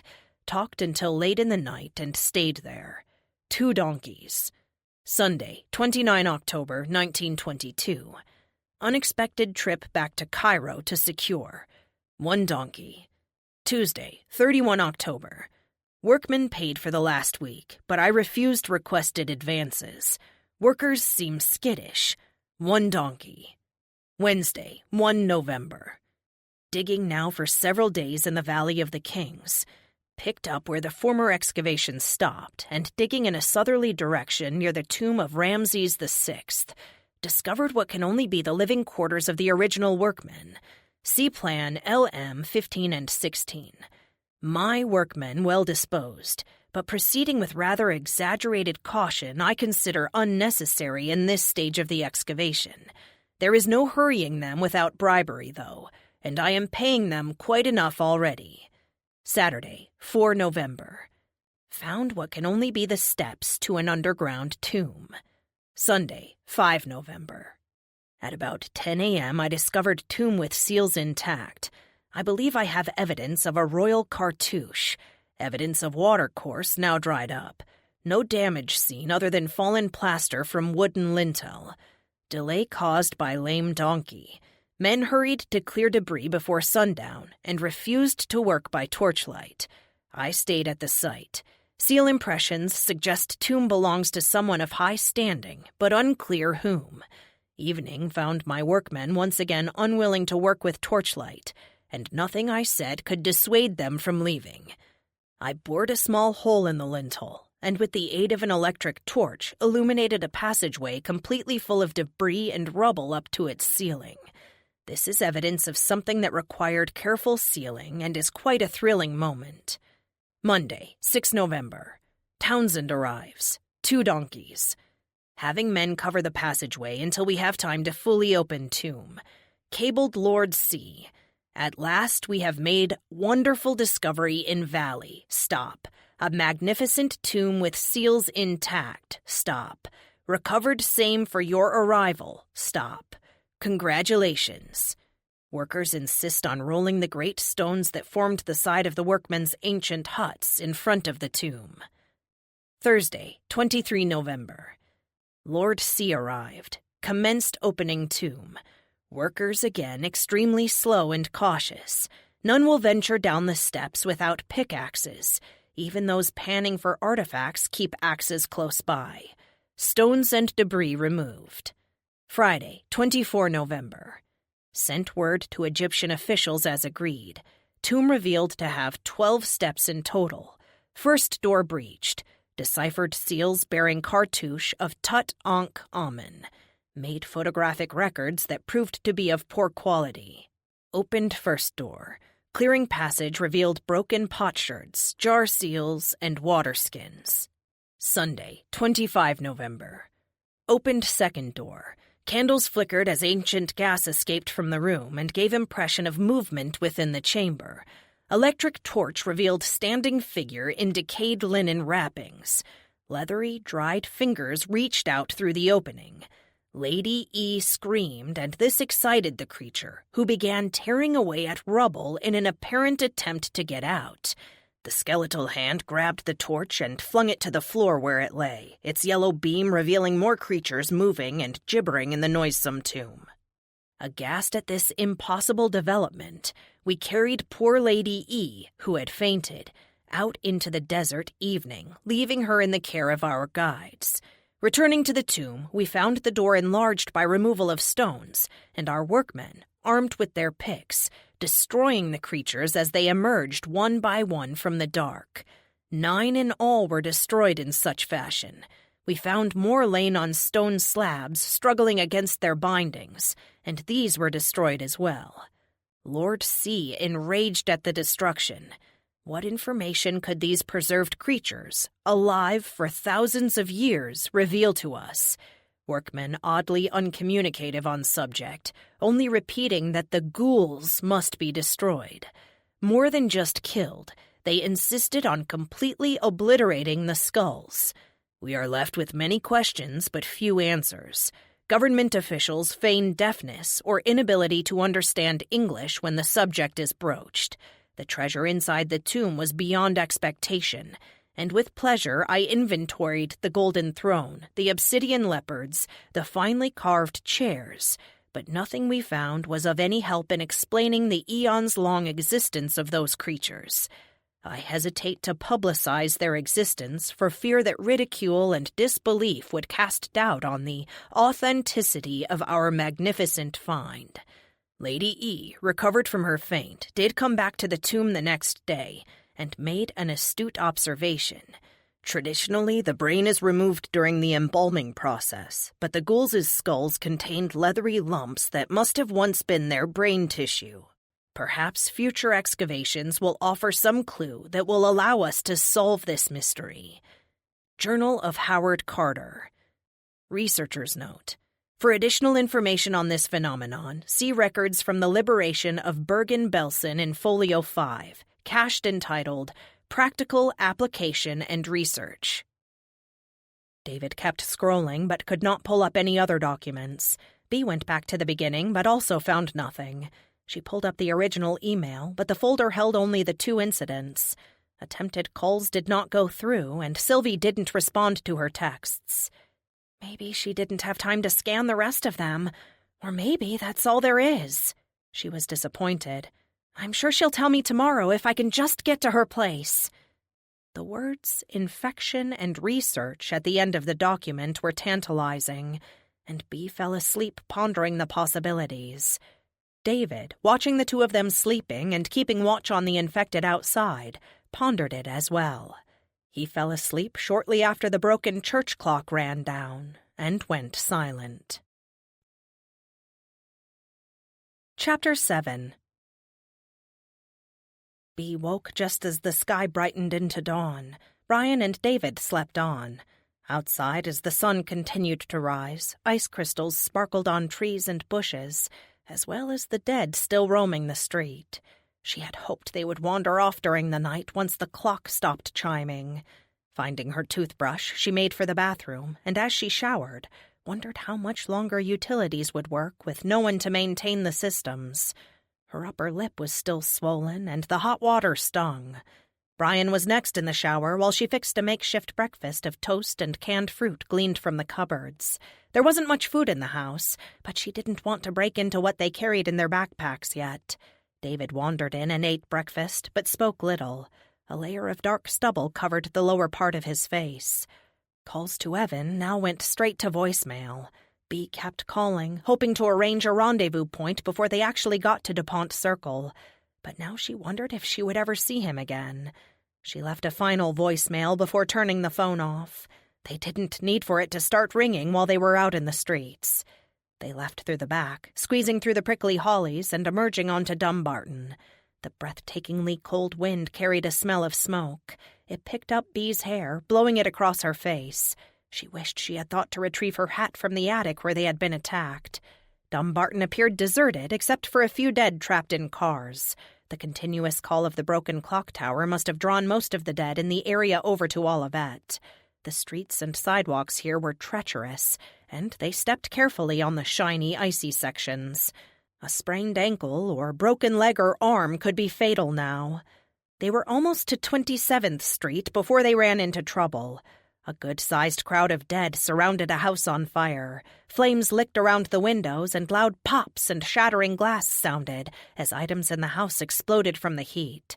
The noise excited the pack, and they gibbered shrilly. Many walked into the conflagration, completely heedless of the flames. There was no way to get past them, so they backtracked and took N Street. Here undisturbed snow lay in deep drifts.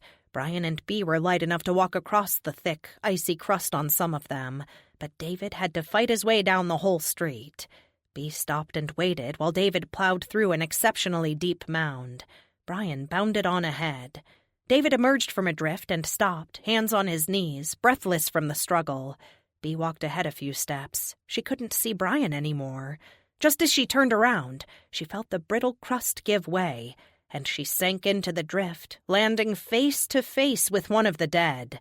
Eyeless and with his nose chewed off, he struggled to bring his hands forward while the torn mouth emitted bubbling moans, and the broken teeth clicked together.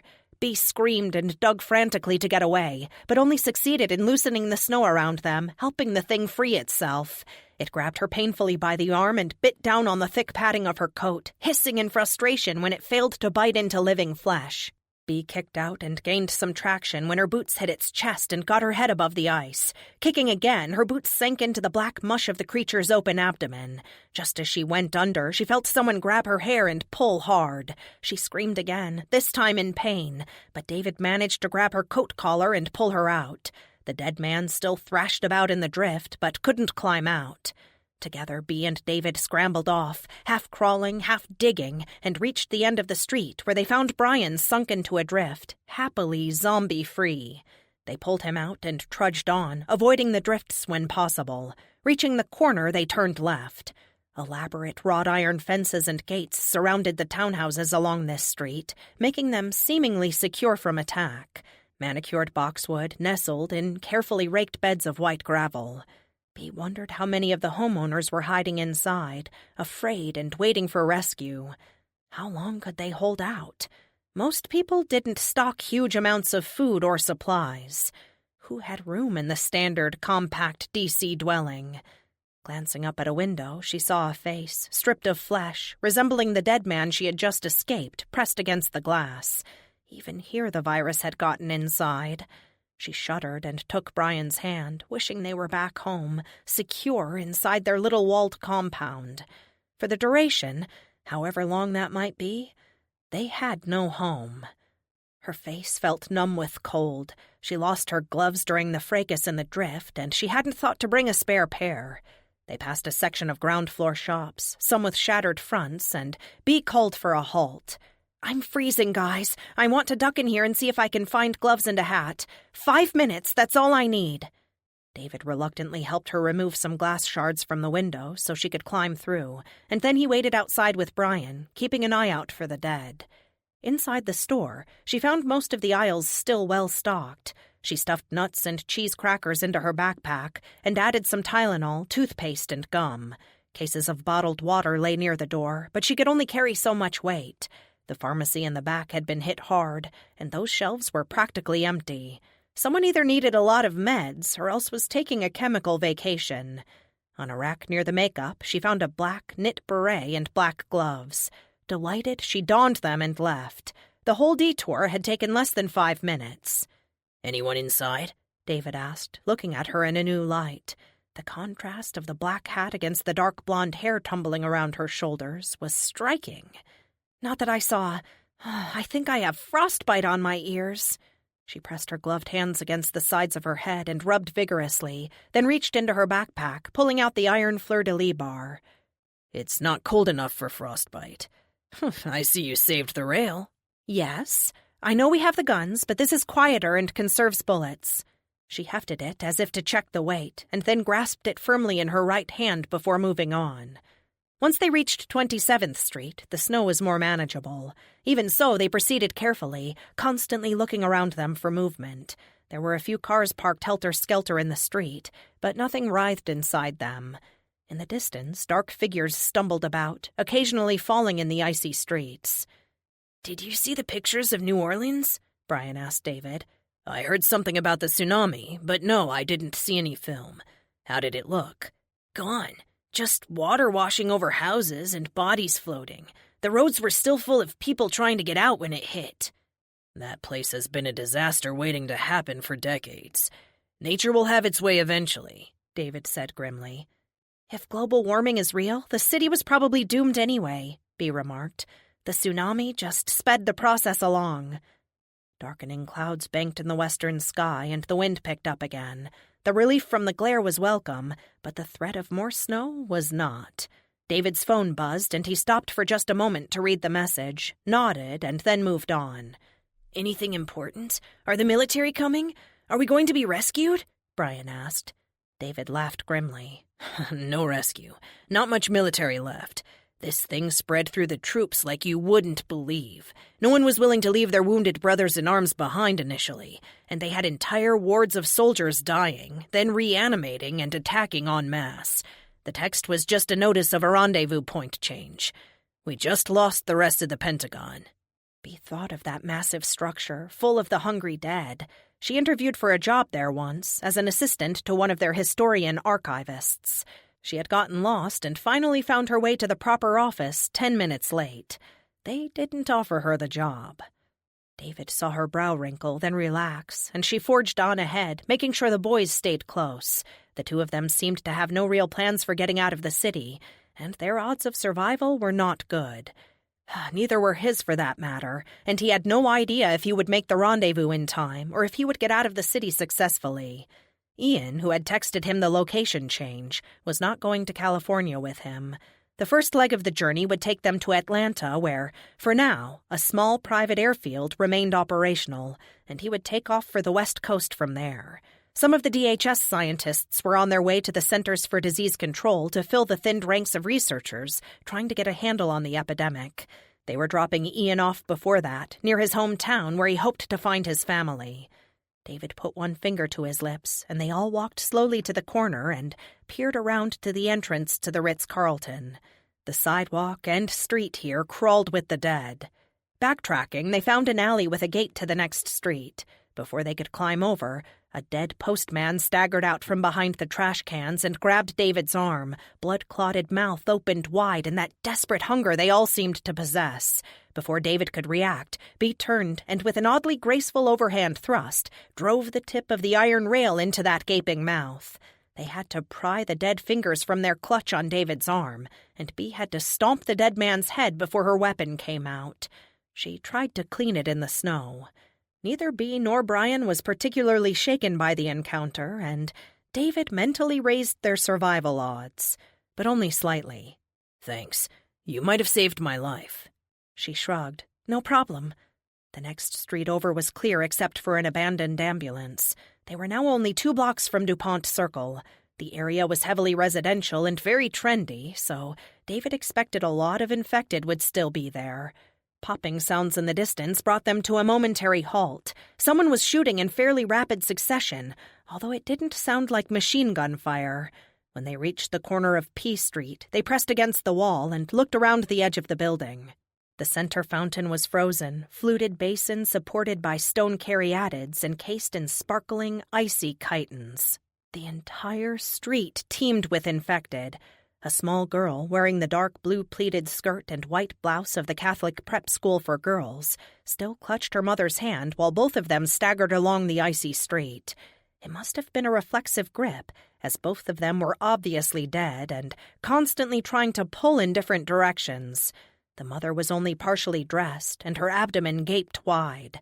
David heard a pop, and a neat hole appeared in the mother's forehead, and she fell, dragging her daughter down with her. Another pop, and the child stopped struggling. A sniper. Whoever it was, they were good, and several more dead fell, lying prone in the snow, dark stains on the landscape. They looked up at the building rooftops, but couldn't see anyone. "We can't go out there," David whispered. "The sniper won't know we're uninfected, and might shoot. We'll have to go around." Bee shook her head. "Sylvie lives right over there," she pointed. "On the corner of Massachusetts Avenue. I'm calling her now." Sylvie picked up on the first ring. "Bee, where are you?" "I'm close to your building, but there's a sniper. We can't get across the street." "I'll take care of it for you. Give me 5 minutes." The call ended. The sporadic gunfire continued. Bee was bemused and stood wondering what to do next. How was Sylvie going to take care of it? David looked at her and she shrugged. Minutes passed. The gunfire stopped. Across the plaza, someone draped a red shirt across an apartment balcony railing and waved. "How are we supposed to get up there?" Brian wanted to know. David looked through the scope on his rifle. "Looks like there's a set of concrete steps, probably leading down to a basement door, right beneath the shirt." He lowered the gun. "We can make it. Let's stay together and do it fast. Ready?" They sprinted across the street, dodging and weaving through the dead, who reached for them with withered, blackened fingers. They were halfway across, and the fountain was behind them, when Brian stumbled across a bicycle abandoned under the snow, catching his shoe in the wheel spokes and going down hard. David realized Bea and Brian were no longer with him and looked back. Bea knelt beside Brian, struggling to free his foot. The dead closed in. David smashed the brains out of 2 with the hammer, but they kept coming. The hunger, or whatever it was that drove them, was relentless, and they knew no fear. Stupid, but fearless. He dropped to his knees and fired in short bursts. They were not difficult targets, but the bodies piled up, and they would soon be hemmed in. Bea finally pulled Brian's foot out of the shoe, and together they limped toward the building. They reached the door, and Bea pushed Brian inside, just as a dead man grabbed her ankle and pulled her down. She grabbed the edge of the doorframe with both hands and kicked his hands until the skin peeled off, showing bone underneath. He still wouldn't let go. David hammered the thing's wrists until the bones broke off and the fingers released, pulled Bea inside, and firmly shut the door. A relentless assault on the door, punctuated by moans, faded as they moved deeper into the dark basement, David holding the hammer ready. Walking past bags of road salt and used paint cans, they heard light footsteps coming closer. Suddenly, a super-bright flashlight blinded them, and David lifted the hammer defensively. A woman's voice said, "Who the hell are you, Thor?" Bea laughed. "Sylvie, this is David Chambord. David, Sylvie. And you remember my brother, Brian." A flight of steps took them to a marbled lobby and an old-fashioned brass cage elevator that rattled up to the 5th floor. Just to the right of the elevator, the door to apartment 53 shuddered as something inside pounded it repeatedly. "Ignore that." Sylvie cut her eyes toward the shaking door, and she paled a little. The white wainscot along the hallway was splashed and smeared with blood that had also soaked into the carpet. She led them to an apartment at the end of the hallway and opened the door. They walked into an exquisitely decorated living room with French doors opening to a wrought iron balcony offering a spectacular view of the plaza. A man wearing dark camouflage and black ski mask stood outside near the rail, firing deliberately into the noisome, shuffling mass. He had an experienced shooter's stance, and Bea recognized Mac McClaskey. So he had made it after all. Sylvie wore black, wool designer trousers with a cream cashmere sweater. She looked ready for an evening dinner date, complete with kitten heels and a string of pearls. Bea almost laughed. Sylvie was always pulled together and exquisitely groomed, and she wasn't about to let the zombie apocalypse cramp her style. Brian limped across the pale Ushak rug, leaving red spots of blood with each step. Sylvie looked over and exclaimed, "Brian, what happened?"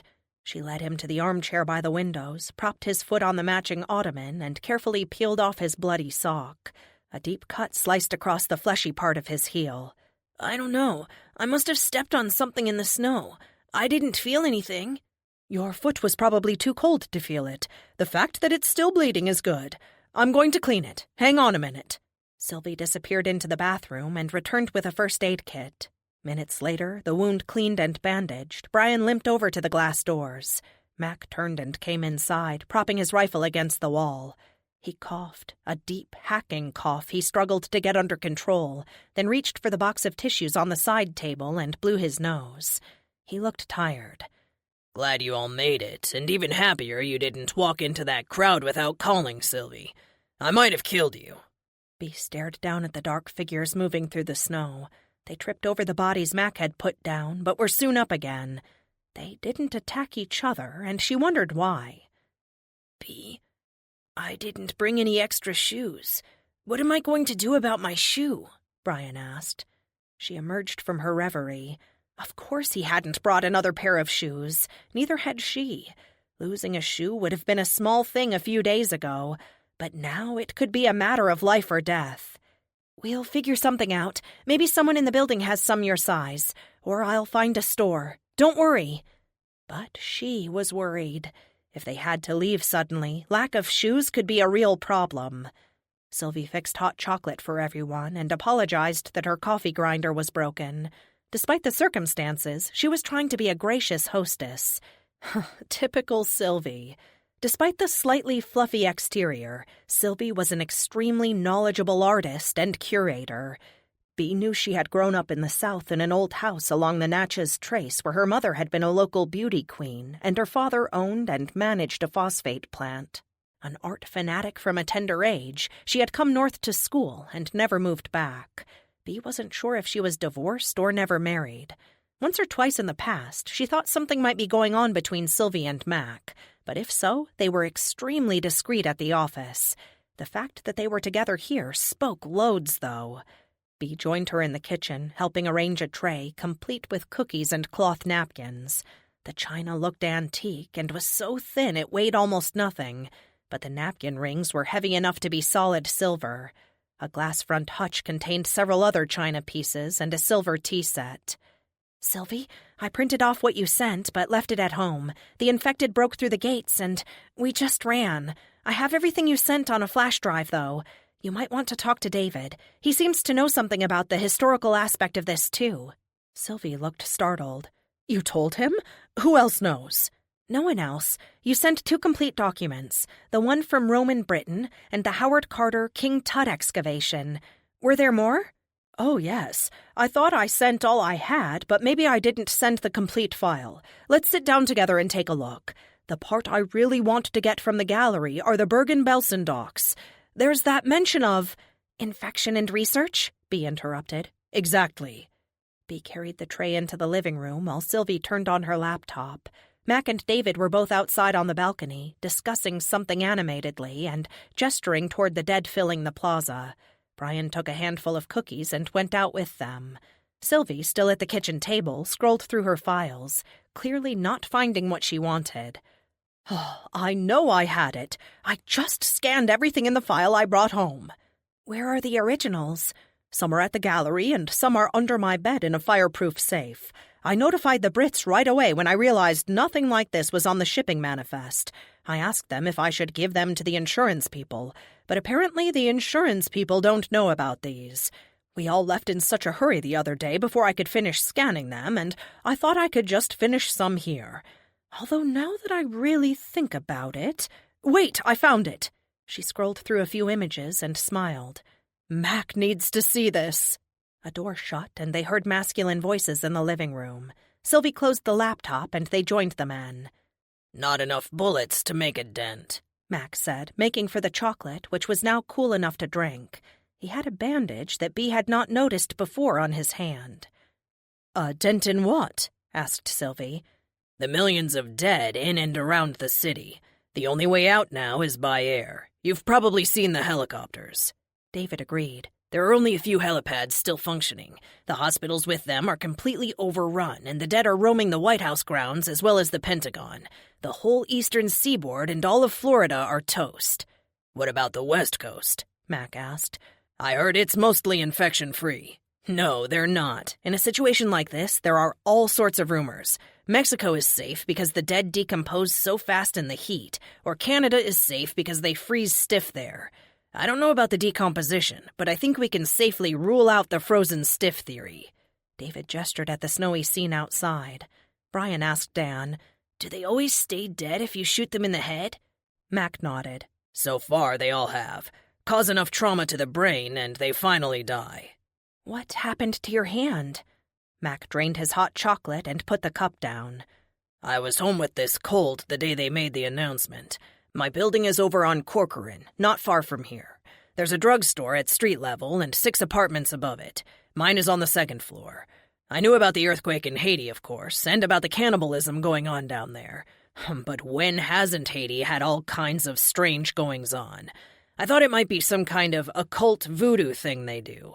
Anyway, I'd been up most of the night before. I was congested and I couldn't breathe, so I slept most of the next day. I woke up around 4 that afternoon and got some juice and turned the TV on. I thought the cable was messed up because the only channels broadcasting anything were news stations. They all were discussing, speculating, reporting that a superflu was sweeping through the entire eastern half of the country. I was stunned and wondered if that was what was wrong with me." Sylvie moved over to sit beside him and took his hand, holding it in her lap.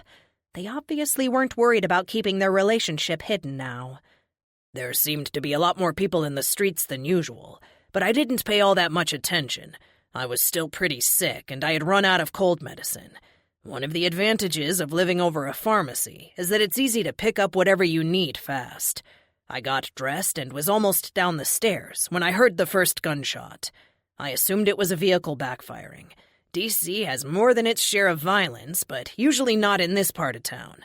Even so, I went back to my apartment and pocketed my Glock before going on down. Once I got down there, I was glad I had. The whole place was chaos. The store manager, Mr. Thackeray, stood on top of a car holding a shotgun on the crowd. A ragged line of people stretched out of the store and around the corner. Many of them were elderly or were parents with small children. Everyone looked frightened, but they held doggedly to their place in line, all of them needing presumably essential medication. Mr. Thackeray, normally the nicest guy imaginable, kept the gun trained on the crowd and was shouting, "One at a time. Your children may go in with you, but they have to stay by your side while they're in the store. When the customer ahead of you comes out, only then may you go in. All medicines are dispensed on a first-come, first-served basis. When we tell you we are out of medicine, that's it. There is no more. Don't try anything funny. You will be shot if you do." I joined the line. Progress was slow. The woman in front of me said she was there to get as much medicine as she could for her husband's at-home chemo treatments. Several people were waiting for their or a loved one's insulin. It struck me just how fragile life is, and how willing people are to brave violent crowds and risk infection for those they love.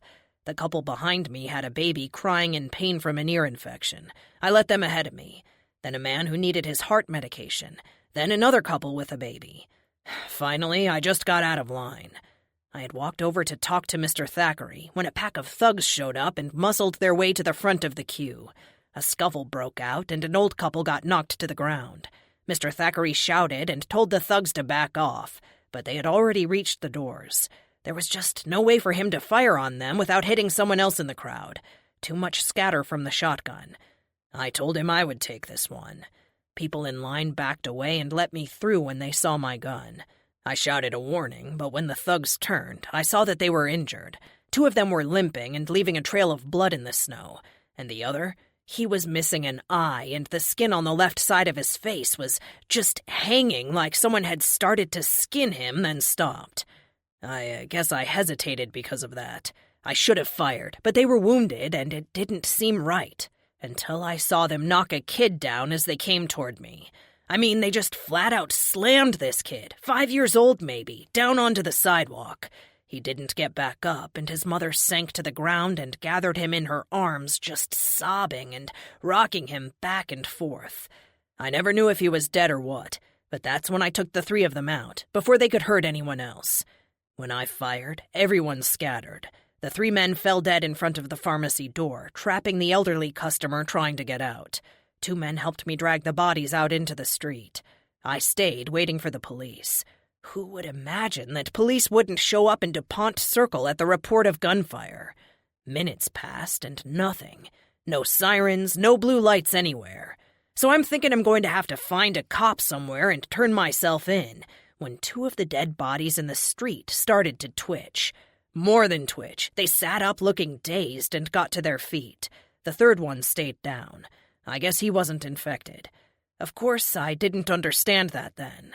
They were up, but moving oddly, lurching and staggering, when a little girl started screaming.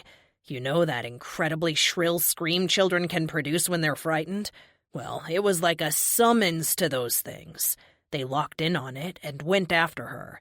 First, they tore into her father, and after that... Sylvie put her arm around his waist and pulled him closer. "That's enough. We don't have to hear the whole story right now, so..." "No, let me finish. I've never seen anything so savage.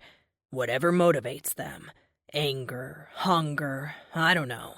But whatever it is, it's strong. There wasn't enough of that child left to fill a shoebox. I shot one of them again, and Mr. Thackeray got the other. Then they got up again. A kid screamed at us to get the heads, and we did. They stayed down after that. I asked the kid how he knew, and he said it was common sense. Only headshots kill zombies." Brian asked, "Did they bite you?" "Yeah, it was the little girl's father. He reanimated, and I was too slow in putting him down." They were silent for a moment. Sylvie put her head in her hands. Mac put both arms around her and held tight. David asked in a carefully neutral tone, "How do you feel right now?" "A little lightheaded, very cold. My hand feels almost numb now, and it is cold to touch. I can't use it to steady the rifle anymore." "What do you need? Is there anything we can try?" Bee asked. Mac opened his mouth to respond, but Sylvie laid a finger across his lips. "We need to get to the gallery as soon as possible. Those papers we discussed could be crucial. Mac and I disagree, but I'm right on this. We have to try everything we can." Mac spoke. "She's a stubborn and bossy woman. I fought my way through a city of zombies to get over here to her, and all she does is tell me what I can and can't do. I don't want to turn into one of those things, and I think my best bet—" "I don't want to hear this again." Sylvie gathered the empty cups and carried them into the kitchen. Mac finished. "Is a headshot." Chapter 8. "I put some water on for tea in case anyone wants something else warm to drink. But for now I want to brainstorm. Let's share what we know about the virus." Sylvie set her laptop on the coffee table and spun it around toward David. "This is all I have on the subject." He looked through her files, but he had already read all of it from Bee's flash drive. "Not too long ago, I found a set of papers dealing with a 15th century Portuguese missionary to Africa, and an account of an incident involving the Marines in Haiti in the early 1900s. The missionary concluded, and if you read the account you can see why, that the disease comes directly from Satan. As for the Marines in Haiti, the two divisions involved were disbanded after the incident and not reinstated until several years later. Their official histories were scrubbed of anything zombie-related." "Any mention of a cure?" Sylvie asked. "No." "Well then, we just pursue the path the British documents seem to indicate. I wonder if they experimented and found a cure, or if the Nazis did. There has to be an answer to this. Think of all the scientific advances made in medicine in the last few years. There have been outbreaks throughout history, and it didn't go pandemic. What did they do to stop it?" Sylvie's voice rose in frustration. Bee answered reluctantly. "Isolation. Quarantine that naturally occurred in a world where transportation was slow and laborious," Mac said tiredly, as if he had argued the subject before with no success. "Sylvie, there are indications, but no guarantee of a cure." Sylvie didn't respond, just set her jaw in a hard line Bee had never seen before. She mentally applauded her stubbornness. We never give up on the people we love. "I'm pretty sure it's a virus," said Brian. They all nodded, but Bee thought they were just humoring a precocious child, and she cringed a little. At a recent teacher conference, his English teacher let her know that Brian corrected the teacher's grammar in front of the class. That evening, Bee had a talk with him about respect as well as tact. She listened to and gave credence to almost everything he said, but he was still just an 11-year-old boy. He seemed to think they were humoring him as well. "I'm serious. There is still a big debate about whether viruses are alive or not. They don't actually grow or reproduce or do most things that we think of living things doing.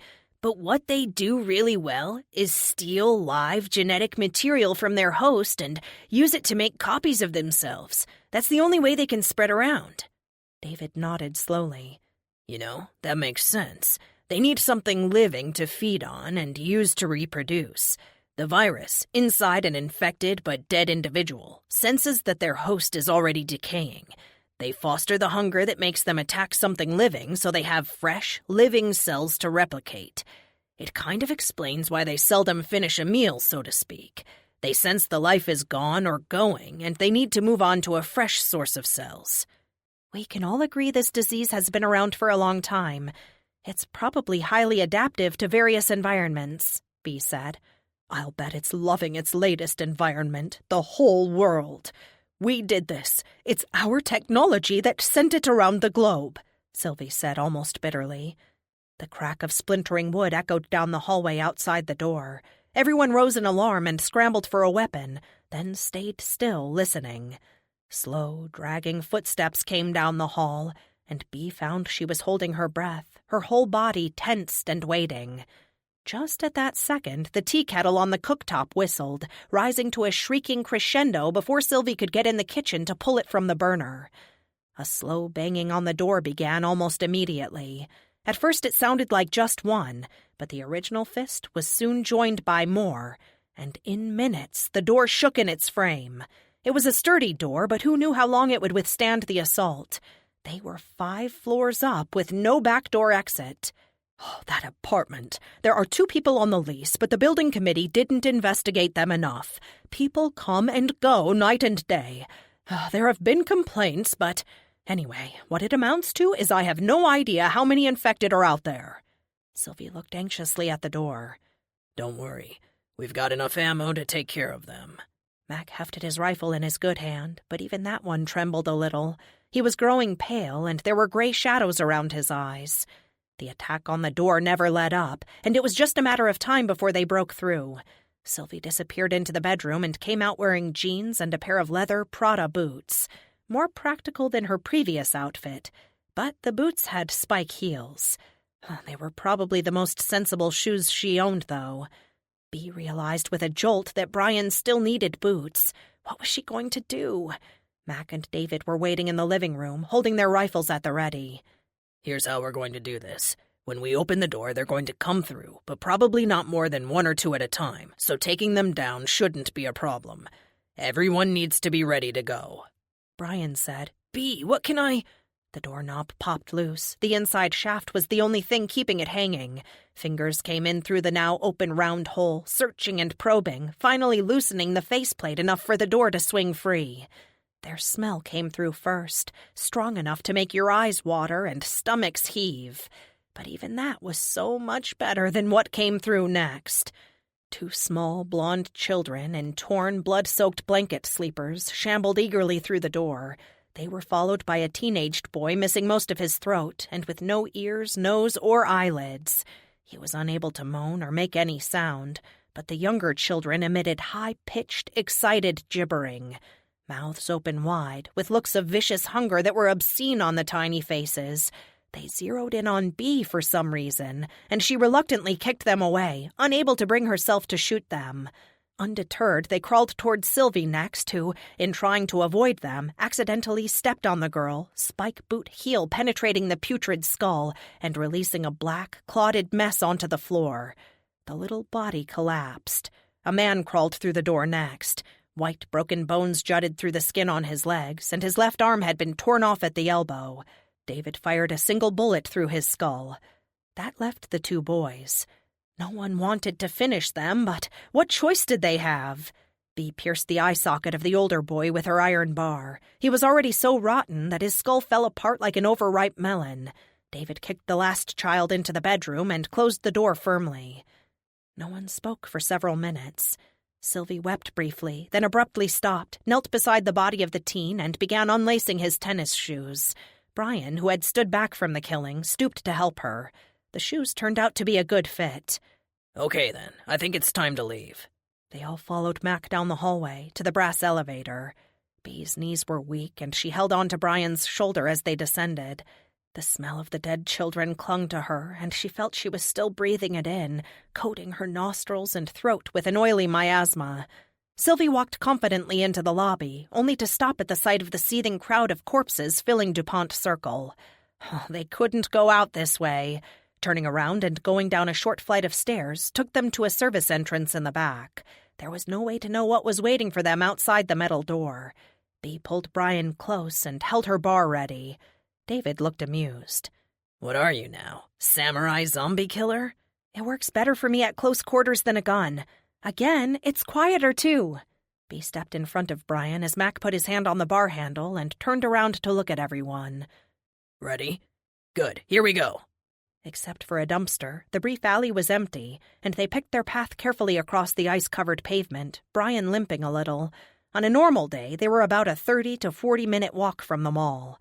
Today was not a normal day, not even close, and Bea estimated they had about 3 hours until sunset. She wanted to be inside somewhere high up with 4 walls and a strong door long before that.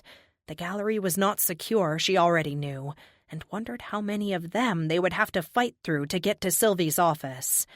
Mounting a slight rise, they looked behind them at the plaza. The afternoon sun broke through the clouds and shone briefly on the sparkling center fountain, the ice-sheathed caryatids holding their ice-filled basin as solemnly as ever, staring blindly at the hideous, dragging figures circling them. Then snow began to fall again. The loud beat of a helicopter blade pulsed somewhere in the gray clouds hanging low above them, quickly fading to silence as it passed. Bee strained to see it, but it never dropped below the clouds. Progress was slow. They had to detour when they came upon groups of infected. Fires burning throughout the city gave off a strong smell of smoke, and gray ash floated through the air and lay like dark feathers on the snow. Some house and car alarms were still going off, and this invariably attracted the dead, and they gibbered excitedly, even when no humans were present. If asked, Bee would have assigned them an IQ level close to that of a jellyfish. They obviously still had a strong instinctive hunger, but little else. They didn't even seem to be aware of each other in any recognizable way. Brian's purloined tennis shoes were already soaked through, although he didn't complain. They both kept an eye out for a clothing or shoe store, but this area was heavily residential, with only an occasional corner market that was usually already looted. They didn't come across anyone else alive out on the streets, but Brian pointed out faces at windows from time to time. The faces looked either frightened or infected. To Bee, the city felt dead. She knew David planned to peel off once they made it to the gallery in order to make his helicopter rendezvous. He had checked his phone twice and nodded to himself before putting it away and moving on. She desperately wanted out of the city and knew that the only way now was by air. But David wasn't offering, and she wouldn't ask. She knew they only had so much room, and she and Brian were unimportant to anyone but each other. Focusing on getting the docs Sylvie wanted so badly was as far ahead as she could think right now. Once they found out what they could do for Mac, they would figure out the rest of their plan. If Evan would call her back, maybe he could join them. There was definitely strength in numbers, especially if everyone was armed. Brian surreptitiously patted his coat pocket from time to time, seeming reassured by the deadly weight of the revolver resting there. They reached the corner of Constitution Avenue and stopped. Hordes of the infected littered the white grounds, stretching into the distance. An incredibly strong taint of rot and smoke filled the air and swirled with the falling snow. Something, a small plane or a helicopter, wreckage still smoking, had crashed into the Washington Monument, causing it to break off at midpoint, toppling the pointed tip to the ground. The fire-blasted, severed base loomed over the landscape, accentuating the total collapse of the city around it. Several creatures still fed on someone partially inside the wreckage. Mac said, "We need a distraction, something to draw them off so we can make a run for it." He leaned forward, hands on his knees, and his breathing was labored. His color was worse, and Bee wondered if he would even be able to run. David unshouldered his rifle. "Consider it done. I can't promise I'll draw all of them, but I'll give it my best shot." "Which way?" Bee asked, a little surprised he was leaving before they got to the gallery. "The helicopter leaves from the south lawn of the White House. I'll be early, but I have a few things I need to do anyway before I leave." "I thought the White House was overrun." "It was, but they've resecured sections." "Oh, goodbye then, and thanks, David. Good luck." David clasped Mac's good hand. "Same to all of you. Hang in there, Mac. Better days are coming." David took an aim at a parked limo near the metro. The windshield shattered and the car alarm shrieked to life. The dead turned slowly and appeared to listen. David shot the window out of a red Mini farther down the street, but the alarm didn't sound. The next car he hit, an enormous Armada, gave off an ear-splitting, continuous blast. The dead, not all but most, began a slow shuffle down the street. David ran ahead of them, dodging and weaving his way through, and finally breaking free of the crowd, sprinting in the direction of the White House. With the ghouls' attention drawn away, the little group ventured around the corner. They had no cover now and had to rely on their own speed and the dead's slow clumsiness. Mac was dragging, and Sylvie stayed with him, holding a Glock from his collection. Soon the dead sensed living flesh moving in their midst and began to coalesce around them, making awkward grabs. One of them managed to grasp Mac's arm, and Sylvie screamed but shot it full in the face. They limped on. Brian was faster than any of them, and Bee called to him to slow down. They were too far apart, and the dead began to fill in and cut them off from each other. She saw him pull the revolver from his pocket, and then the infected blocked her view just as she heard the gunfire. Forgetting completely about Sylvie and Mac for the moment, she ran, dodging and ducking the dead to get to Brian. He was down, yanked off his feet by a crawling, mostly skinned woman still holding a dog lead in one hand. She held his ankle fast and slowly but inexorably pulled him toward her open mouth. Bee stomped her wrist and arm, but it had no effect. She had to smash the gore-filled skull before the woman stopped writhing and lay still. I tried to shoot her, Bee. I missed, and then I dropped the gun when she pulled me down. Brian searched the ground frantically for the revolver, finally finding it under the corpse. The snow picked up, and Bee couldn't see Sylvie and Mac anymore. She turned him around to face across the mall. Do you see the gallery? That side right there is the piazza entrance. The doors and windows are broken out, and you can get in with no problem. There will probably be some infected in there. Definitely don't go in the basement. Find an empty room and close the door and wait for me. He was hesitant. Bee, you have to... She cut him off. Brian, I'll be right behind you, I swear. He ran, easily evading the reaching hands of the dead. Doubling back, she found Sylvie stomping an infected man down. She still had one arm around Mac, who was struggling to stay on his feet. Together, the two women half-carried him the rest of the way to the piazza entrance, the dead following. Surprisingly, there were no infected inside. They must have wandered back out. Looking behind her at their grisly entourage, she knew they didn't have a lot of time. Snow had blown in through the broken glass, and Brian's footprints were visible. They tracked him to the cloakroom. "Brian, we're here!" Bee tapped the closed door, and Brian emerged, looking very small and frightened.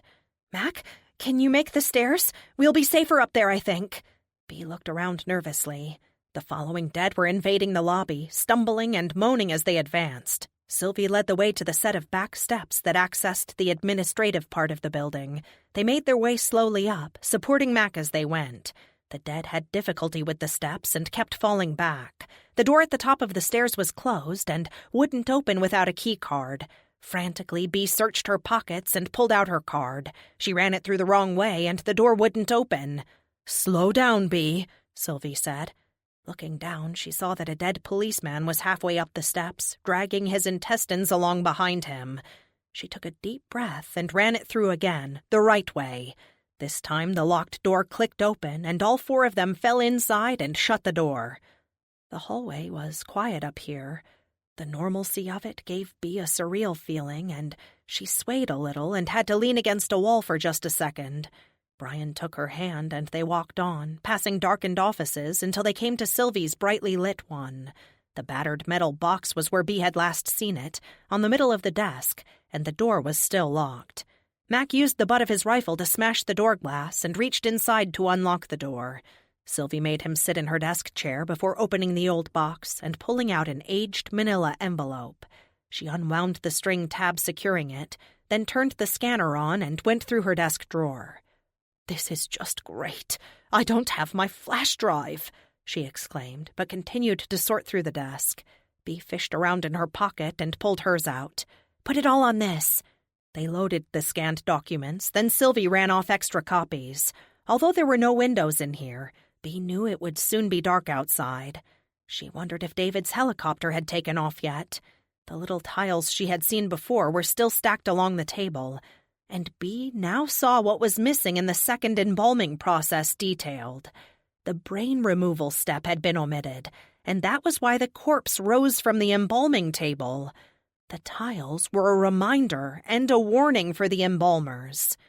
"So, what do we do now? How long do we stay here?" Brian wanted to know. Sylvie shushed him, but didn't look up from the documents on the screen. Bee leaned over her shoulder and began to read. Chapter 9. 27 April 1945. We had been getting good and pissed every night since we opened up Bergen-Belsen. I'd never been much of a drinker before or since, but it was the only way we could face what we had to deal with during the day. Dear God, how can these Germans tell us they knew nothing about what was going on here? We smelled the rot and excrement 2 miles before we even got to the camp. Making them help with the cleanup and the burials was good for these complacent gits, because it gave them a chance to see what their beloved Führer had been up to for all these years. I must say I enjoyed the sight of them, sick and retching as they dragged the emaciated bodies from the piles. We started to hear from the locals, bloody gits, that there was another camp close by. Of course, none of them had anything to do with it. They were just good little Deutsch, but they had noticed trucks coming in and out of a heavily forested section of the mountain. Nazi officers from there sometimes came into the local beer house, flirted a little with the beer fraus, but never spoke about what they did at the camp. I requisitioned a jeep that Thursday and got a group of lads along with some medics, then followed the directions from the townspeople up into the forest. We found a decent road, mostly dirt and gravel. After about 2 kilometers, we stopped at a strongly fortified fence. Although there were guard towers, no one manned them, and after Smythe scaled the wall and opened the gate, we drove through. The camp appeared to be abandoned. One building had burnt to the ground. What evidence remained indicated it had been an office. Emptied metal filing cabinets and partially burned file folders lay on the muddy ground. A few intact papers had blown against the fence, and I secured them. My German is quite sketchy, but I did make out the words Unaffightsam Soldat, but little else. There was the expected smell of rotting bodies, but we saw nothing. No piles of dead, none of those makeshift shallow grave sites that left them half sticking out of the ground. Even though it was late April, it was still cold here, and we stood in the freezing wind, wondering where the hell the bodies were meant to be. They had to be here. The smell was that strong. Smythe shouted from somewhere up ahead, and we followed the sound, finding him standing next to a cement block building with a metal roof and a padlocked, thick metal door. As we drew closer, the smell intensified, and I knew we'd found the poor bastards, or their remains anyway. Finding an axe near a wood pile, we attacked the heavy lock, opened the door, and stood back. The smell rolled out of there like a putrid wave. Lancaster reached some bushes before he vomited up his breakfast, and several others looked a little green. I knew I didn't want to see what was in there, and wondered if we couldn't just get some equipment out, dig a hole, then bulldoze the whole building into it, bodies and all, even if it was against regulations. But of course I didn't. There were people desperate for news of their loved ones, and they would want to know if they had been found, dead or alive. We had to go through the bodies and try to identify them. A groan, very faint, drifted out the door. I told Lancaster to go back and tell the medics we'd found survivors. There was no way to know if they were friend or foe at this point, and we went in, bayonets at the ready. The light coming in through the doorway revealed a throng of standing, shuffling bodies. Some wore German uniforms, some hospital gowns, and others wore nothing at all. Although most were adult males, there were several women and 4 children among them. They turned as one at our entrance and attacked, and though they carried no weapons, they used their teeth and nails to great advantage. I bayoneted the closest one through the stomach. He stopped, but, astoundingly, he kept standing with arms outstretched toward me. He made biting motions with his mouth, and I heard his teeth clack. Shaken, I looked around. The lads were having similar problems. Almost everyone had a German stuck on the end of his Lee Enfield. I backed up and pulled the blade out, whereupon my attacker came at me again. This time I used the butt of my rifle on his head, and he went down. His head cracked like a melon, and black, viscous chunks spilled from his skull. More shaken than I cared to admit, I called for a retreat. As my men backed out into the light, the Germans poured out after them. We fired, but they kept coming. 3 of them took Oswald down. I managed to knock them off, giving him enough time to get to his feet before they closed in again. He was pouring blood from bites in his neck and hands and soon collapsed. Once again, I managed to bludgeon his attackers, and they stayed down this time. But Oswald was already dead. At this point, I realized that they only stayed down if you knocked them in the head, and I shouted, "The heads, lads! Get them in the head!" This put us to rights again, and we soon had all of them down when, shockingly, Oswald sat up. Smythe reached down to give him a hand up, and Oswald bit him, tearing away the flesh like a dog would. Smythe screamed and staggered backward, but Oswald kept coming after him. I took aim and shot the poor chap in the head. Black tissue flew everywhere, and Smythe abruptly sat down on the ground and wiped his face. A medic soon had Smythe's hand cleaned and bandaged, and we left this camp of nightmares. The bodies were never completely identified. Some were definitely Germans, but others might have been prisoners of war and/or Jews. The papers we found, though incomplete, indicated that at least some of them were victims of wounds sustained while serving under Rommel in Egypt. Others were probably Polish prisoners brought in specifically for medical experimentation. Personal letter from Lieutenant Royce MacDonald, intercepted and confiscated by military censors. Researchers note, it is believed that this was the beginning of the Bergen-Belsen typhus outbreak, in which an additional 13,000 died after the camp was liberated.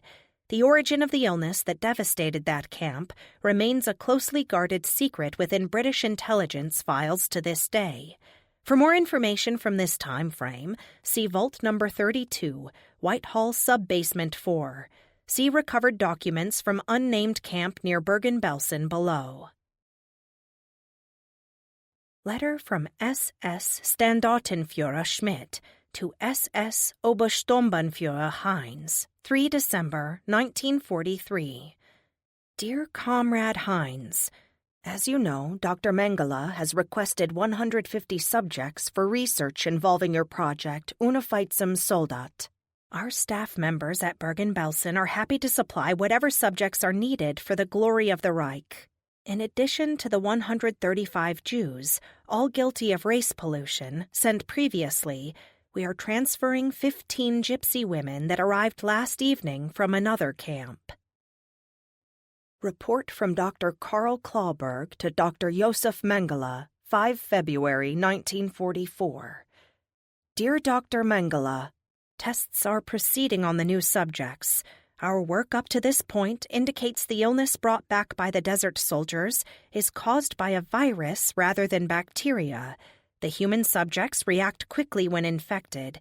The accelerated decay they exhibit can be slowed down but not stopped by subjecting them to extreme cold. Rigor is not seen in subjects even after respiration and pulse have ceased. Limbs remain flexible but uncoordinated in movements. Whether subjects are allowed to die of the virus or are euthanized, all revive and reanimate. Virus samples in the laboratory are easily destroyed by heat exceeding 41 Celsius. All experiments injecting subjects with near-boiling water have resulted in accelerated death. Autopsies reveal advanced decay of most organs, with the exception of the brainstem, where little necrosis was observed. I should add the creatures are still alive for most of these autopsies and exhibit no symptoms of pain other than low guttural articulation. Intelligence levels are observably low and animal-like in nature. Vision deteriorates quickly, but hearing remains unusually acute. Subjects continue violent and fearless, but cannot be controlled or directed to perform the simplest of tasks. Experiments will continue as scheduled, see enclosed time frame, but it is my opinion that these creatures are of little use to the Reich, and due to the rapidly spreading nature of the virus, are too dangerous to loose against an enemy on a field of battle. They might be successfully launched against an isolated urban population, but there would remain the problem of disposal and spreading contamination we could not control. My recommendation is for a Sonderaktion once all scheduled experiments are complete. Great care must be taken that the brainstem is completely sundered, as unless that is done, the creatures will not truly die. Sylvie continued to scroll through the documents. That's it? There was no mention of a cure at all? Bee said gently. It was an unstoppable soldier program, Sylvie. They wanted to weaponize them, not cure them. But we do know now that heat can destroy the virus. That's something at least. I guess it is, but... She trailed off. Mac's eyes were closed, and he looked exhausted. Tell me again, where was David going? I wasn't paying attention. Sylvie's voice was brisk and all business again. The south lawn of the White House. He was getting on a helicopter leaving for the Centers for Disease Control in Atlanta. The CDC? Perfect. That's exactly where Mac needs to go. Sylvie, stop. You've already gone way... Mac tried to interrupt, but Sylvie wouldn't listen. "Just stop, Mac. I'm making this decision. We're going to try for Atlanta and see what they can do." Her voice was firm, and her mind was obviously made up. Mac sighed. "I'm tired, Sylvie. So tired. But if that's what you want, I'm in. B, I'm asking you now, and you have to swear you'll do it. Put me down when it's time. I don't know exactly when that will be, but you have to do it." B couldn't agree to that and turned away. Mac put his head in his hands briefly, then seemed to get his second wind. "All right, then. We don't have long until dark. I've never been to the White House. Can you believe that? I've lived here all these years and haven't been once. Now is as good a time as any." Going out the way they came in was not going to work. The dead had managed to climb the staircase, and the sound of palms slapping the door echoed down the hallway. The only way out was a fire escape ladder leading down to a curved alley off 3rd Street. A lone, dead woman lurched between the stone walls, unable to find her way out. "She shouldn't be any trouble. We'll try to avoid the mall completely and stay on side streets as much as possible until we get close. After that, pray." Mac's expression was grim. They made it down the slippery ladder without mishap. The female zombie was slow to register their arrival, but once she noticed, she attacked immediately. Her red-stained face and blouse indicated she had fed well at some point, but was clearly eager for more. The tight, tailored jacket she wore had slipped off her shoulders and pinned her arms frustratingly to her sides, but her mouth chomped at them eagerly. Brian kicked her hard in the knees, and once she was down, B punctured her skull. The snapping mouth and writhing black tongue went slack. They walked on. In minutes, they were within sight of the decapitated Washington Monument again. B shivered at the sight of it, and the mutilated, shuffling creatures clustered around. She contrasted this image with the usual sight of families and school groups taking pictures and picnicking on the grass in the spring, and wondered if those days would ever come back. The snow picked up and they walked faster. They easily evaded the few dead they encountered in the street, but noticed that they were now followed by a growing mass of them, easily outpaced, but menacing nonetheless. "How do they know we're here?" Brian whispered. "Their eyes are practically useless. Can they really hear that well? I don't get it." B shook her head. "Who knows? Let's just get away from them." "I've thought about it, and our biggest danger is if they trap us somewhere and we have to fight our way out. They're not smart, but there are more of them than us, and they're persistent. Also, we're going to die if we can't get out of the city. Eventually, they will get to us." His voice wavered a little. B shouldn't have been surprised he'd figured it out. Right now, she wished he weren't quite so smart. She reached over and took his hand. "They might, but I'm not planning on letting that happen. Let's see what we find out once we make it to the White House. If they've resecured it like David said, they'll probably have room for us to stay, at least for a while, until we figure out where to go next." He squeezed her hand tighter. "Deshaun isn't texting me back anymore." Brian paused, then continued. "He said his mom got bit, and after that I didn't hear from him again." "Did he know they have to restrain her?" "He didn't say." "His dad will know what to do. Don't worry, though. You can try to text him again later. There could be a problem with the cell phone towers." "Yeah, that's probably it." He turned away. They reached 15th Street and stopped. It was close to dark, and there were spotlights illuminating the grounds. Machine gun fire pierced the dusk, and they heard shouting. "Head for the lights and try to look as unzombie-like as possible. We've come a long way just to get shot," Mac said. "How do we look unzombie-like? Dance? Turn cartwheels?" Sylvie asked. "We'll be moving much faster than them. At least I hope so. I forgot I had this, but it might help." Mac pulled a thin, square plastic package from his pocket. "Got this at the gun store in Maryland. Free flag with every 1,200 rounds. Wave it like you mean it." He handed it to Brian, who tore open the plastic and unfolded a surprisingly large American flag.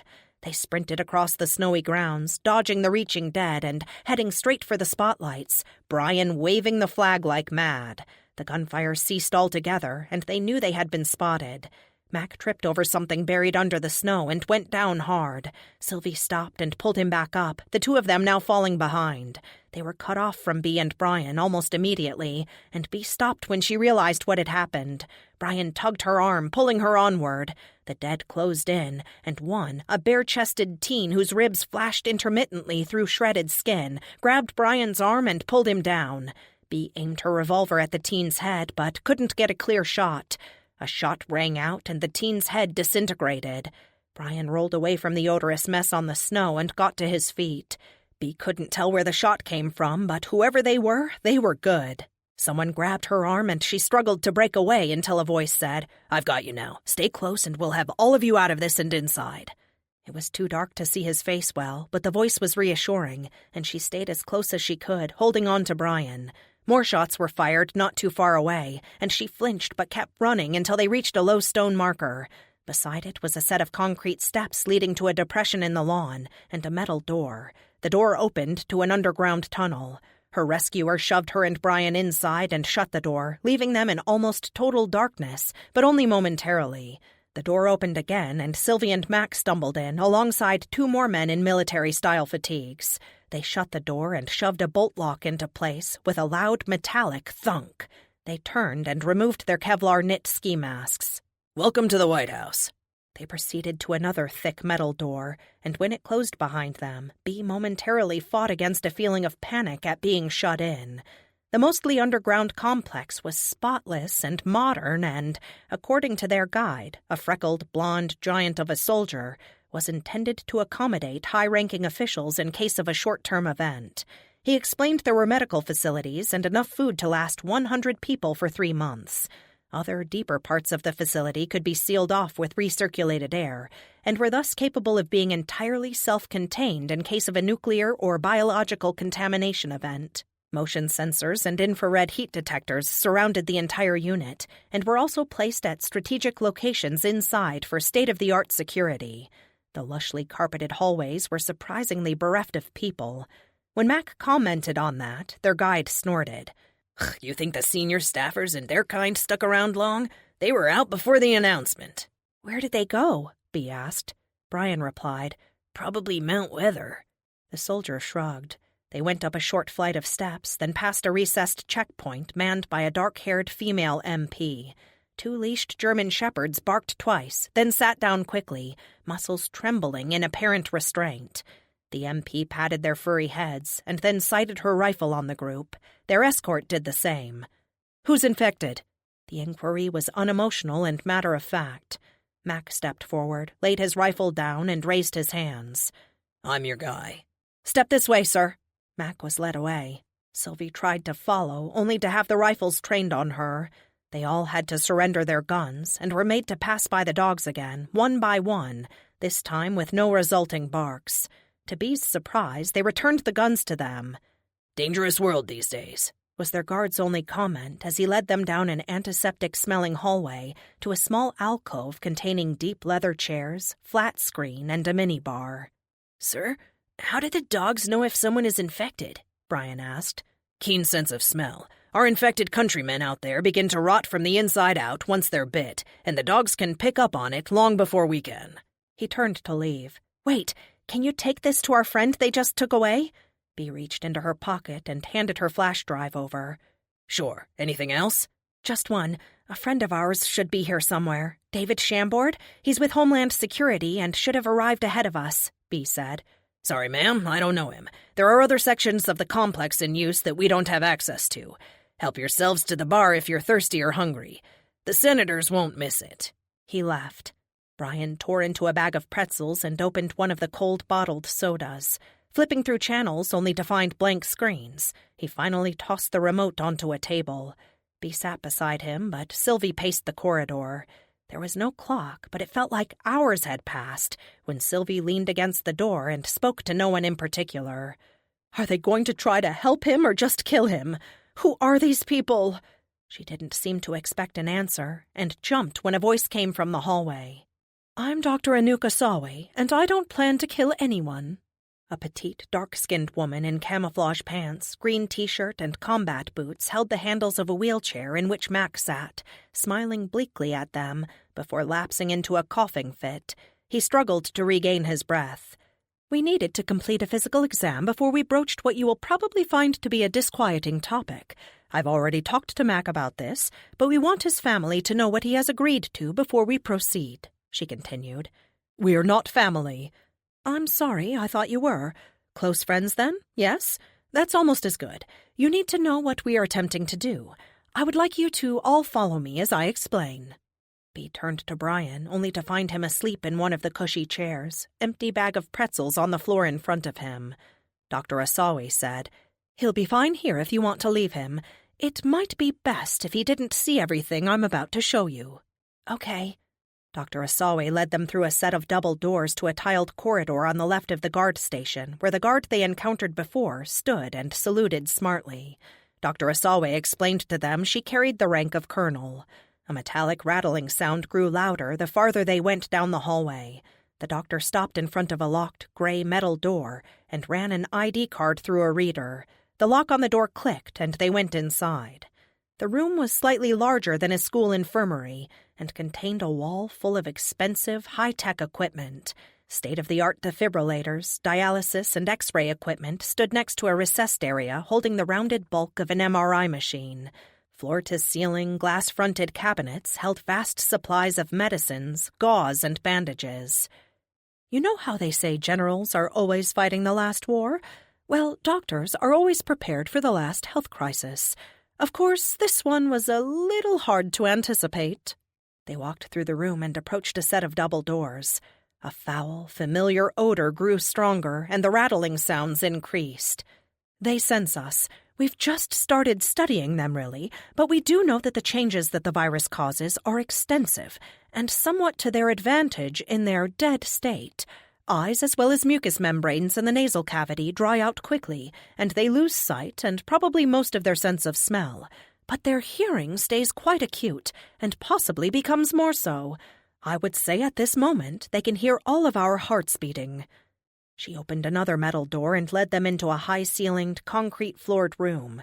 It had a small bay door, closed and locked, that was probably used for deliveries. Right now it echoed from the many blows of dead hands trying to force their way in. The air here was so cold that they could see their breath in small puffs of condensation. Canned goods and sacks of flour shared space with stacks of toilet paper. Shelves were pushed against the walls, and 4 metal gurneys occupied the middle of the space. Bright fluorescent lights shone on a hellish scene. Autopsies appeared to have stopped in progress on the bodies strapped to the gurneys. The patient nearest the door had its skin sliced open and peeled apart, pinned down and exposing the tissue and bones underneath, much like a high school biology dissection. The internal organs were in a state of advanced decay, and metal trays were placed on the floor to catch the rotting flesh as it dropped off. The creature thrashed and struggled to break free as the open mouth turned their way. All of these victims were infected around the same time. Despite that, the disease has not progressed at the same rate. Some succumbed within hours, while others took as long as 4 days before they died and revived. We believe their health at the time of infection might have something to do with the progress. Some people may be naturally more resistant than others, but no one, so far, is immune. Their hunger is strong and seems to be the only thing that causes them pain. I suppose it is the survival imperative the virus carries with it. We've concluded they are constantly seeking fresh genetic material. Mac told me something of your research into the history of the disease, so you may know a good bit about that already. Sylvie shook her head. We didn't find that much technical information, and we didn't find information on a cure. The Germans were looking for a weapon. We're all fortunate they never tried to use this as one. The virus could have gone pandemic quite easily, even in the 1930s or 40s. The other 3 gurneys held more patients. One had been beheaded, and the body was still, but the eyes in the skull rolled in their sockets and the mouth moved. We left the brainstem intact on this one, just to see if it would survive decapitation, and you can see it is still active. It makes sense that the brain would last longest, since it is the best protected organ in the body. Tests indicate very little other than the most rudimentary intelligence, though. The driving force here, again, is the survival of the virus and its need for fresh cells. Nauseated by the smells and sights in the room, Bee went back out into the infirmary section. The rest of the group stayed inside a few minutes more, then came out. So that's basically what we're up against. I have a theory that these things can actually survive for a very, very long time, especially if the bodies were to be preserved in some way. Mummification or irradiation, for instance. Sylvie said, I think you're right. You did read the documents on the flash drive we brought? The doctor pulled the flash drive out of her pocket and returned it to Bee. Yes, I hope you don't mind, but I copied it. One of the papers gave me an idea. The Nazis tried injecting the infected with boiling water after they found the virus could be killed with heat, and obviously that didn't work. We've cultured the virus from infected tissue and done a battery of experiments. It can be killed with heat. What we want to do next is infect a patient with a strain of malaria. Mac is an ideal candidate. Why would you give him another illness on top of this one? For one thing, we're very familiar with malaria. It's been around longer than mankind. Malaria parasite fossils have even been found in dinosaur remains. Over millennia, it made the jump from species to species, creating the form we have today, about the time West Africa was settled by humans. How does this relate to what you want to do to Mac? I just want you to know that malaria is something we know how to deal with here. We can kill the virus with heat, right? One problem, though, is the life cycle of the Z virus. The infected are teeming with millions of viruses, all at different stages of their life cycle. While some are in the active stage, others go dormant, and they are very, very difficult to destroy in dormancy. The virus has a way of stealing the surface membranes of the host and covering up in them and tucking in, if you will, before they go into the dormant stage. During the dormant stage, they look almost identical to benign cell tissue. The nasty little bugger that causes malaria is a protozoan, also very difficult to kill. The human body reacts to it with a high temperature, and that is what interests us. You see, the high temperature it produces can kill the Z virus.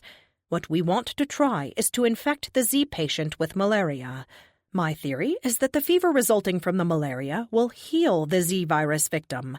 Of course, there is still danger from the malaria, but it might be a good trade-off. But malaria can reoccur, right? Will he always have malaria? That is a risk, but most of us would choose malaria over living death. The recurring nature of malaria is really another advantage to the treatment. Each reoccurrence starts with another period of fever that will attack any Z virus stragglers still in the patient. This is not an easy route to go, and we don't have any early-stage victims to experiment on.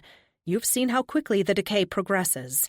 All those moving corpses back there would die of the injuries they've already received if we brought them back to real life. Mac, however? She trailed off expectantly. Mac said, Whenever you're ready. You know this might not cure you. It could cause permanent brain damage, or it could kill you. I'm a dead man now anyway. If this kills me, at least we'll have learned something from it. Dr. Asawe smiled. It sounds like you haven't changed your mind. Let's get started.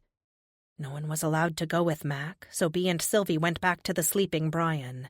People came and went, busy and worried-looking, giving them only cursory glances. The dead continued to pound the door near the entrance, and the sound was a constant reminder of the perilous nature of their stronghold. An hour later, Dr. Asawe returned. She looked guardedly pleased. He's been injected, and he'll remain in quarantine for now. There is an incubation period of about 7 days with this strain of malaria. 7 days? Do we have 7 days before those things break through down there? Sylvie was aghast. 7 days is a guess. We don't know how someone infected with the Z virus will deal with the protozoan. We are monitoring his temperature, heart rate, everything basically. As soon as his body shows some kind of reaction, we'll let you know. Can we see him? Dr. Asawe hesitated before saying, I should tell you we've tied him down as a precaution. You might not like what you see. I just want to be sure he's all right. Sylvie had already started down the hall. A window looked into a large room where Mac lay in a hospital bed, hooked up to monitors and a saline drip. Blankets covered him chin to toe, and perspiration poured down his face. Mesh straps, just visible under the blankets, secured his arms and legs tightly to the bed. "This is a soundproofed observation room we've converted. This window looks like a mirror on the other side of the wall, so he can't see you. We are keeping him as warm as possible." "Wait a second." Dr. Asawe checked one of the monitor screens outside the room door. She bit her lip and frowned. "His temperature has already started to rise. That's unusual, but not necessarily bad." Her voice was calm, but Sylvie was anything but reassured. "How high?" 102. It may go as high as 106 before the brain begins to control it. I know this is alarming for you, but just try to picture the fever in there killing millions of Z-viruses every few seconds. Fever is a defense mechanism, and a good one. He may go into convulsions, but that's to be expected. I'm afraid he's in for a rough night." Bea left Sylvie outside the little room and went back to find Brian still asleep. She asked a passing soldier if there was a spare bed anywhere. The man looked annoyed, but directed her around a corner to a closet-like room with 2 twin beds in it and a narrow table in between. The table held a digital alarm clock and an ashtray overflowing with cigarette butts. "This is for the doctors normally, but I guess you can sleep here for now," the man said grudgingly.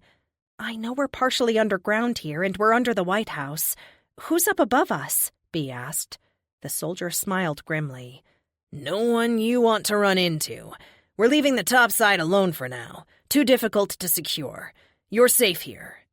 Bea thanked him and, staggering a little, carried Brian inside and laid him on the bed. He weighed almost as much as she did.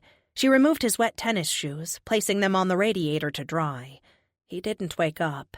She felt secure here with the thick walls and small high windows, and knowing there were guards and a high-tech security system. Everyone she had met so far didn't seem that frightened by the situation, and although she didn't understand the attitude, she couldn't help but feel reassured by it. The soldier told her they were safe. She wondered how many of the staff here lost someone to the virus, or even had to face what she and Brian had to fight through to get here.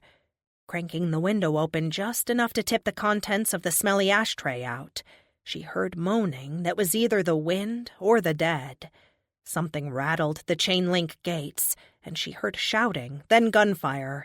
Someone laughed harshly. She closed the window and lay down on the other bed, closing her eyes and listening to the now faint sound of dead fists hitting the metal door.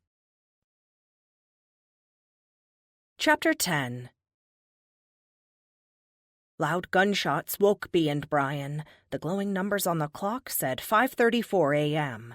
They had slept the night through. Brian sat up and looked around the room, obviously confused about where he was. He looked at Bea, who put a finger to her lips, then handed his now dry tennis shoes to him before proceeding to pull on her own boots. She pulled her tangled hair back and twisted it into a ragged bun. They shrugged their coats and backpacks on, then stood still, listening.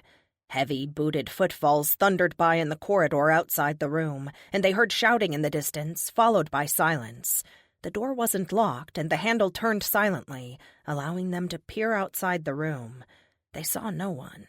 The lights in the hallway flickered a little as they left the room and headed to the observation lounge where they left Sylvie a few hours before. They found Dr. Asawe and Sylvie standing outside Mac's room. Dr. Asawe, today wearing military fatigues covered by a white lab coat, flipped agitatedly through a stack of papers on a clipboard. "The tissue samples were almost all negative for the Z-virus. Let me see if the PCR testing is finished." She patted Sylvie's shoulder awkwardly before hurrying away. Sylvie, shoulders slumped in exhaustion, leaned against the one-way mirror and bowed her head. Something was wrong. Bea asked, "Sylvie, what's going on? How is Mac?" Sylvie raised grief-darkened eyes. "He's dead." "Oh, no, no. He wasn't even all that sick yet. What happened?" "They don't know for sure. The doctor said the malaria had the Z-virus on the run. His fever spiked, but he was holding his own. They think his heart may have given out. You know, well, you probably don't since it was before you were here, but a few years ago he had some sort of cardiac event, I think they called it. It never repeated, so we never thought too much about it. He's such a strong guy and so active, you know?" She angrily wiped away the tears that poured down her face. Brian asked, "What were the gunshots? Did you hear them?" "They got in. I'm not sure how it happened, but they made it past the first guard station, and there were a bunch of them. We are being evacuated." Inside the observation room, a soldier removed the drip from Mac's arm and shut down the monitoring equipment, removing the restraints at the same time. Bee caught just a glimpse of Mac's face before they pulled the sheet up to cover it. He looked as if he had died in agony. A door slammed somewhere in the distance. 3 soldiers came down the corridor and snatched the documentation of Dr. Asawe's testing, along with random vials and tubes. They tossed everything into a box and continued on to the next room. Dr. Asawe returned, holding a plastic tray of tiny vials. When she saw what they were doing, she called out, "That is my research! On whose authority are you doing this?"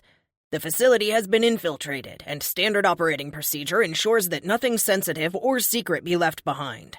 Sorry, Colonel, but you should gather what personal belongings you have now. We're retreating deeper into the shelter. Your test subjects are now outside the safe zone. We can take your information, but not the subjects." "Soldier, you don't understand what you're doing. I will have you court-martialed if you don't stop now and go back to your post. I'm working on something of vital importance. All my test subjects are vital to the success of this project." The soldier moved down the hallway, Dr. Asawe following and continuing to harangue him. Bee noticed for the first time that the doors leading to the brief hallway to the left of the guard station were closed, the bar handles wrapped with heavy chains and padlocked. 2 nervous-looking soldiers with drawn weapons stood guard in front of them. The doors vibrated, rattling the chains and making the locks clang against the metal. She had little doubt as to what was behind those doors. She turned back to Sylvie. "We have to go, Sylvie," she said gently, taking her arm and trying to direct her down the hall to follow the soldiers. She motioned to Brian to follow, but he was staring in horror into the observation room that held Mac's body. Sylvie saw his face, looked, and then ran around the corner to the entrance to the room. The soldier had already pulled all of the equipment into the doorway, propping it open. He now stood about 4 feet from the bedside with his pistol trained on Mac's head, prepared to ensure there was no reanimation. They were taking no chances. What Bee and Brian saw next seemed to occur in total silence, the soundproofed room not allowing any sound to escape. Sylvie pushed the medical equipment away from the door and ran inside, made straight for the soldier and knocked the gun from his hand. He reacted by knocking her to the floor and scrambling for his weapon, then pointing it at her and motioning angrily toward the door. He was obviously telling her to get out. In horror, they watched as Sylvie pulled a gun and shot him, hitting him in the leg. He fell to the floor and clutched his leg in agony. Sylvie, appalled by what she had just done, dropped her gun and approached the soldier. He pulled away from her, dragging himself to the door and out into the hallway, the door swinging shut behind him. Sylvie sank to the floor and began to cry again, head resting on her knees. Behind her, Mac sat up. The sheet fell away from his face, and the pain in which he had died was still there, but was accompanied now by a look of ravenous, sharp hunger. He fumbled with the sheet, falling off the bed but getting to his feet. Sylvie looked up, but the wonder on her face was quickly replaced by terror. She scrambled for the door, crab-walking backward, reaching up for the handle and pulling hard, staring at Mac all the while. It was locked. Bee saw a magnetic card reader just below the handle. Sylvie pulled frantically, but it must have locked automatically when the guard left. Mac grabbed her arm, but she broke free and ran to the viewing mirror, pounding and screaming for help. The mirror cracked under her fists, and dark, bloody handprints soon obscured the view. Mac moved clumsily, but with deadly intent, and dragged her backwards, teeth tearing into the soft skin of her neck and shoulder. He bit down hard and pulled away a chunk of skin and meat, the skin stretching and thinning before finally snapping off. He gulped it down greedily, going back for more. Sylvie stopped struggling. Her eyes glazed over, and she sagged against him, arms and legs loose and dragging. Blood poured onto the floor, and Mac bent over, tearing into her body like a starving animal. Bee snatched the fire extinguisher from the wall and flung it at the mirror, shattering the glass. She regretted it immediately when Mac looked up and staggered their way, long, bloody strips of flesh hanging from his mouth, peering out through the hole in the wall. Mac began tearing out the shards of glass still in the wall, enlarging the opening and reaching for them. Brian vomited onto the floor. Bea wiped his face the best she could, noting the whiteness of his lips. Farther down the hall behind them, the assault on the chained doors grew louder and the metal hinges groaned. The dead were close. She looked around for someone in uniform who could tell them where they were being evacuated to, but only found the wounded soldier outside the locked observation room. Together, she and Brian helped him up and supported him slowly down the hallway, past the small room where they slept last night, down a concrete ramp. A round metal door barred their way. Frustrated, they pounded the door angrily, but got no response. "They'll never hear you through that door. I'll raise them on the radio. I can't figure out why they would have closed it already. They knew I had to finish up before I could leave." He fumbled for the radio clipped to his belt, accidentally resting his weight on his injured leg and groaning in pain. Behind them, glass from the mirror continued to shatter on the floor. The soldier's face went white and sweat beaded on his upper lip. He requested admittance, but only got static in response. They all banged on the door. Just then, they heard the sound of metal doors giving way somewhere behind them, and the footsteps and groans of the dead who finally broke through. Desperately, they banged louder. Finally, the soldier's radio squawked to life, and he was able to request admittance. When the door finally opened, Bea could see why they hadn't heard them. It was solid steel and had to be at least 3 feet thick. "What is this, strays? This is supposed to be a military operation. Why do we have to take in strays?" The man in fatigues opening the doors was less than happy to see them, and Bea tried to move protectively in front of Brian while still supporting the wounded soldier. "Shut up, Gibby, and help me with this, or get out of the way," said the female MP behind him. The dark-haired MP pulled them through just as the infected began to shamble down the ramp. She slammed the door shut and marched them through a large storage room where several soldiers packed foodstuffs in boxes. A few looked up as they went by, but didn't seem interested in them. They had to go past a canine checkpoint again. Then the wounded soldier was taken away for medical attention.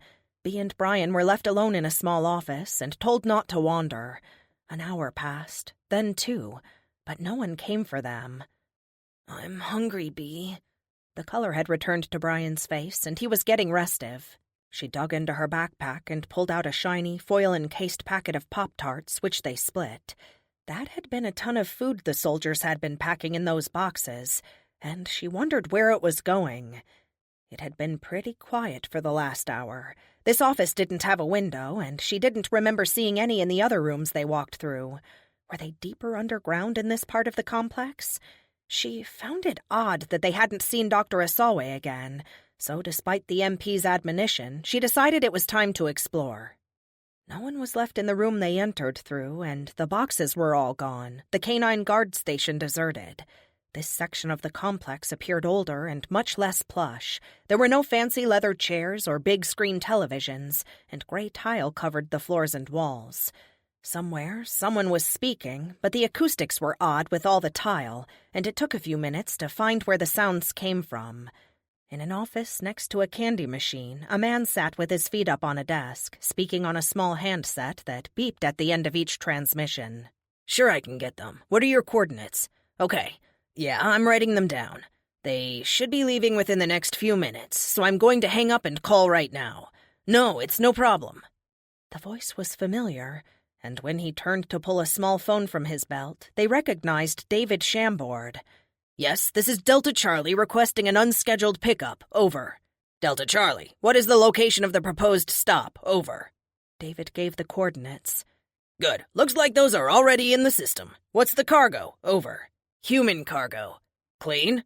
Early stage." "No can do. I don't have the clearance for that, Delta Charlie." "Hold, please. I'll get you the clearance code." David held the phone and paced the room, obviously frustrated, then started punching numbers frenziedly. He didn't notice them standing in the hallway. Footsteps clicked on the hard floor, and Dr. Asawe walked toward them, frowning at a document she held in her hand. When she saw Bea and Brian, she looked surprised and relieved. "There you are! Where is your friend, Sylvie?" They told her. "Oh, no! So he did reanimate after all.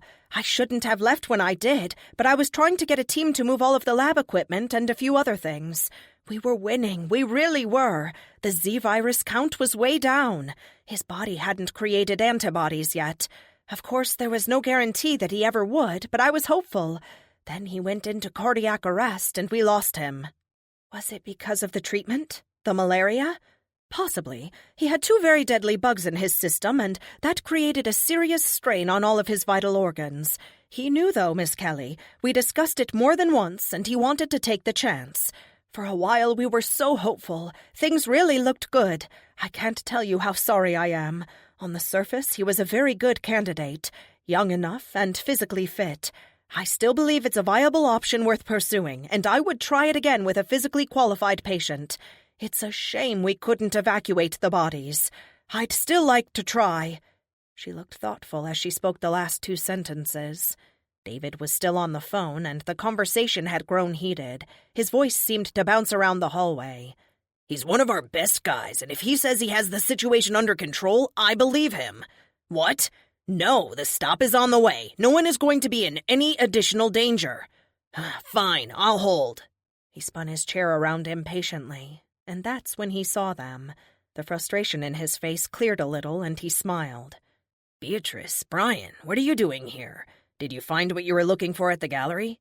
"What are you doing here? I thought you had a plane to catch." "The chopper had to take off earlier than anticipated, and it was gone before I got here. It's already on its way back, though. I'm trying to schedule it to make a pickup on the way. How's Mac?" Before they could respond, whoever he had been talking to came back on the line. From the frown on his face when he hung up, they knew the news wasn't what he wanted to hear. Bea asked him, "What's wrong?"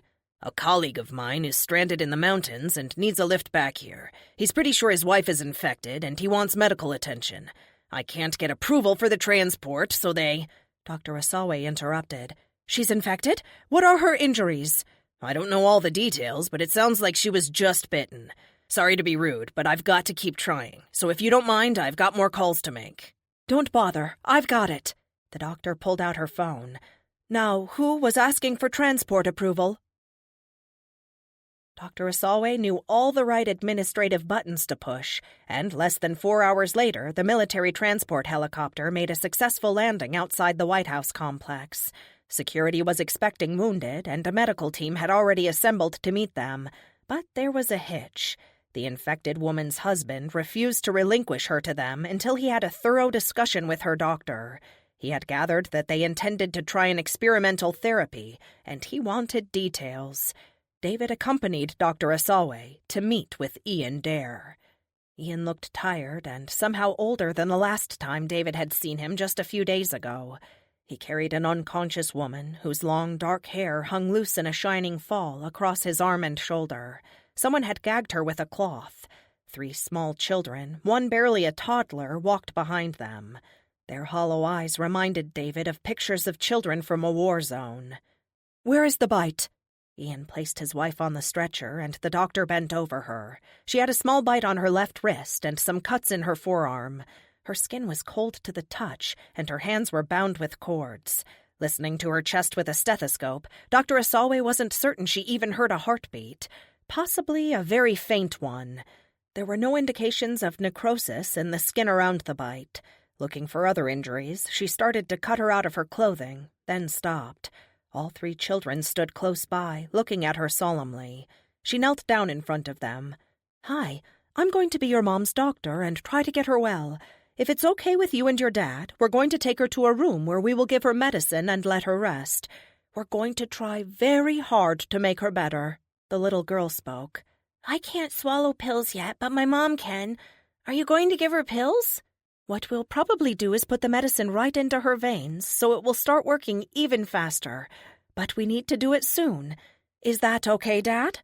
She looked directly at Ian. "I want to know more." "Come with me and I'll explain it along the way. Every second counts." An orderly took charge of the children, and the rest of the team went into action, cutting the woman out of her clothes, setting up an IV drip, and readying the malaria sample for injection. Dr. Asawe explained the basic concept of the therapy and the risks involved. "She has a very recently healed wound on the side of her abdomen. Do you know how that happened?" "No, we had been apart for several days.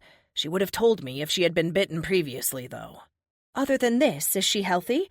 No heart problems, diabetes, any other chronic conditions?" "No, none. She's always been very healthy." "Good. That increases the likelihood of her surviving this. I don't want to mislead you. This is extremely experimental, and she may very well die, but I have a good feeling about this patient. Now, if you don't mind, we need to get started. I'm sure you want to check on the children. We'll notify you if anything unusual occurs, but I doubt anything will happen for several hours. Right now, let's just be optimistic for our patient." "Virginia," Ian said. He wanted to make sure the doctor understood she was dealing with a human being, not just a body on a table. "I beg your pardon?" Dr. Asawe said. "Her name is Virginia." Chapter 11. Roughly 3,000 miles to the west, off the coast of Southern California, 3 enormous container ships floated ponderously in a rough sea. Markings and flags identified them as Chinese, unremarkable in the polyglot port of Long Beach. Chinese cargo ships were all designed to be convertible into troop transport ships with a minimum of fuss. The government of the People's Republic of China believed that commerce and warfare were interchangeable weapons in the quest for world domination, and their ships reflected that philosophy. Attempts to raise the Port Authority by radio failed, and permission to dock, in effect, denied. 2 of the ship's captains communicated on a hidden frequency. The 3rd ship was not responding. The other 2 captains speculated grimly on the possible cause. "Of course it was. I told them the screenings should be more rigorous. The situation on my boat could have spiraled out of control had I not the luck to contain the infected early," said Captain Tao Zijun. "How many men were lost?" asked Captain Jinmen. 21 total. 3 soldiers turned and attacked in the mess hall the first night, infecting 18 men who were placed in quarantine. All 18 showed almost immediate signs of infection and chose suicide. We were very fortunate there weren't more. "What do you think has happened to the Admiral?" asked Jinmen. "The ship is on autopilot. I think we both know what has happened to the Admiral." Captain Zijun's tone was clipped. Yesterday, he received a transmission from an officer on the Admiral's ship that indicated the virus was aboard. Something had gone very wrong. They had been at sea and running silent for several days. "I'm going above now to see if we can get a visual with the night vision scope." In reality, he didn't have to go on deck to see. He simply desired to feel the ship rocking under him and breathe the bracing salty air. The sea spray stung his face, and he squinted to see through the goggles, but with no luck. They were too far out to see anything happening near the docks. To his left, dark figures roamed the deck of the Admiral's ship. Once he was absolutely certain the ship was infected, he intended to propose they direct it toward the port and let it crash. The idea of unleashing thousands of infected on the decadent U.S. city appealed to him in a way he didn't bother to question. Captain Zijun had despised America for almost as long as he could remember. His father was an Olympic athlete who won 2 gold medals at the 1996 Summer Olympics in Atlanta, and when word came back to their small village, both he and his mother were honored and admired. Zijun could still remember that day at school when the news came. His teacher and all his classmates bowed respectfully and thanked his family for bringing such honor to their village. He remembered a feeling of pride so strong his chest felt as if it burned. Then word came, whispered at first, but later spoken tauntingly in the schoolyard, that his father had defected to the Americans, requesting political asylum. His mother, her face filled with anguish, confirmed the stories. Thereafter, Zijun never again spoke his father's name. He and his mother and grandparents were the village pariahs, living embodiments of shame. Zijun spent his life from then on trying to obliterate that shame. His grades in school were the highest in all of the eastern provinces, and his scores at the Naval Academy were nothing short of stellar, as were the political instincts and skills that led him to this command. Tonight, he felt as if he had finally reached a time and place he had been working toward for a long time. He knew his mission was to assess the situation and act according to the commands sent from Beijing. He was glad he was here to be sure that the United States felt the full wrath and power of the Chinese dragon. Chapter 12. Virginia floated upward through waves of cold. Cold sheets of ice enclosed her, then cold razor-thin slivers of ice burned as they fell away. She reached the surface and felt a cold burn in her chest, a burn that changed to a constricting band of fire from which she struggled to break free.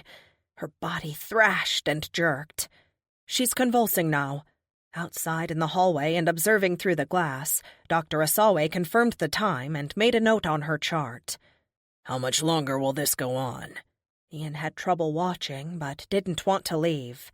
"No way to know. Normally the brain regulates temperature and won't let it go above 106 Fahrenheit. The longer she can maintain that high temperature, the more of the virus will die."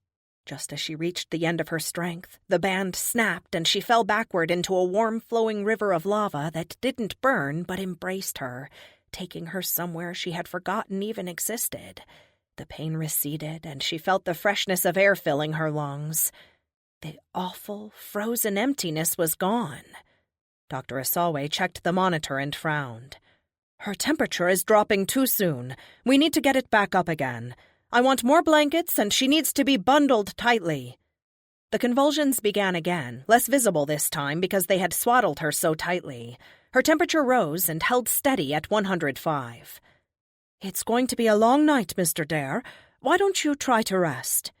When he didn't respond, just continued to stare through the glass, she placed a hand briefly on his shoulder and left. Ian knew he was being rude, but he couldn't summon the strength to care. Virginia's body bucked once, twice more, then lay still. He thought he saw the blankets rise and fall in a breathing rhythm, but if so, it was very slight. She must be breathing, though. He leaned back against the cold, tiled wall and slowly slid down to a crouch. The nightmare quality of the last few days had only altered, not gone away, and he relived the days in flashbacks that kept flickering through his head.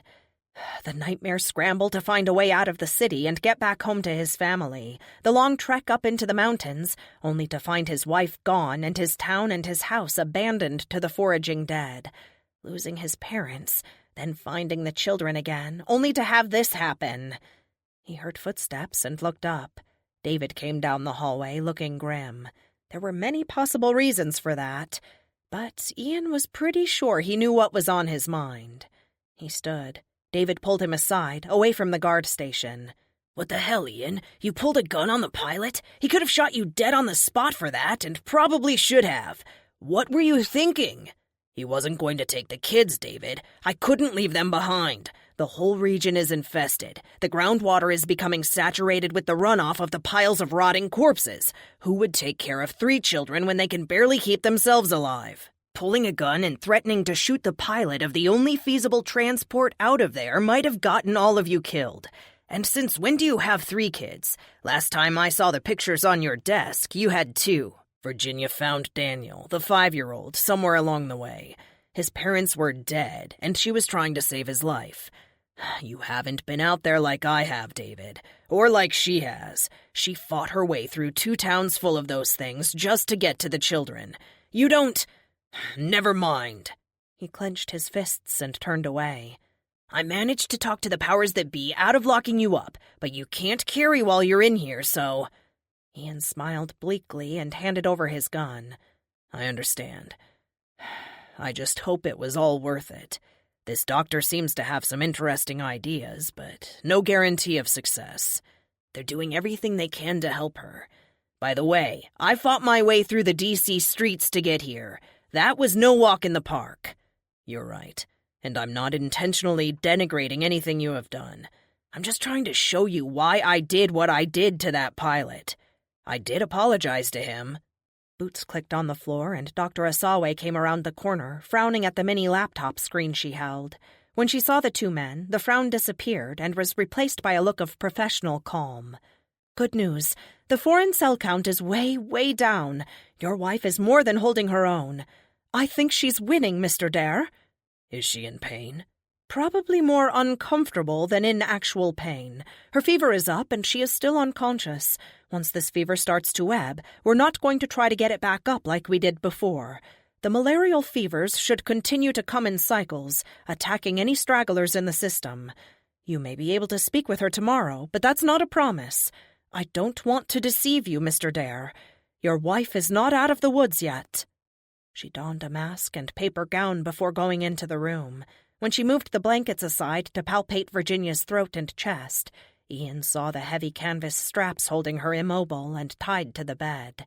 Dr. Asawe looked over at Ian and gave a thumbs up before pulling the curtain around the bed for privacy to complete the exam. David was gone.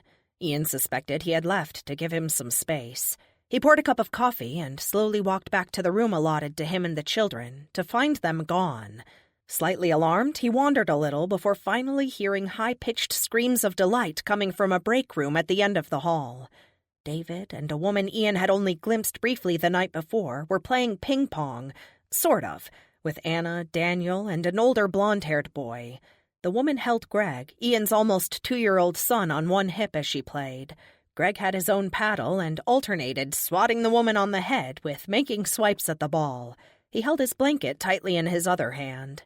Anna looked up and her eyes widened. "Dad!" She put her paddle down and ran to the door. Ian caught her up in his arms and held her tight for just a few seconds before she pulled back and looked at him, arms still around his neck, and asked, "Where's Mom?" "She's resting. The doctor said we might be able to see her tomorrow."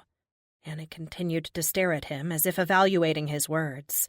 Finally, she nodded and slid from his arms down to the floor, but she didn't rejoin the game.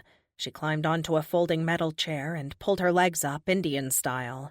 Greg, still holding his paddle, toddled over with his blanket, laid it on his sister's knees, and dropped his head on her lap.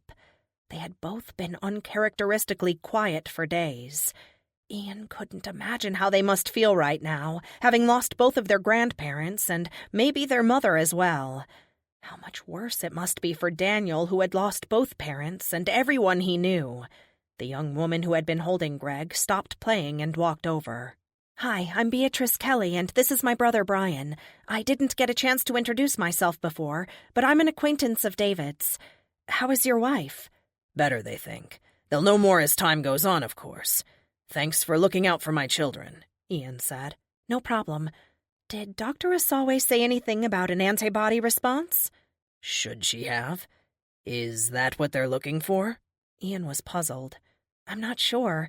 It was just one thing the doctor said when—" Belatedly, Bea thought she shouldn't say anything about Mac. The end results of that treatment were best left undiscussed right now, and she tried to recover. "Oh, I just heard someone mention that a while back. You know, mounting an antibody response is usually good, and I just thought that, well—" David came smoothly to her rescue.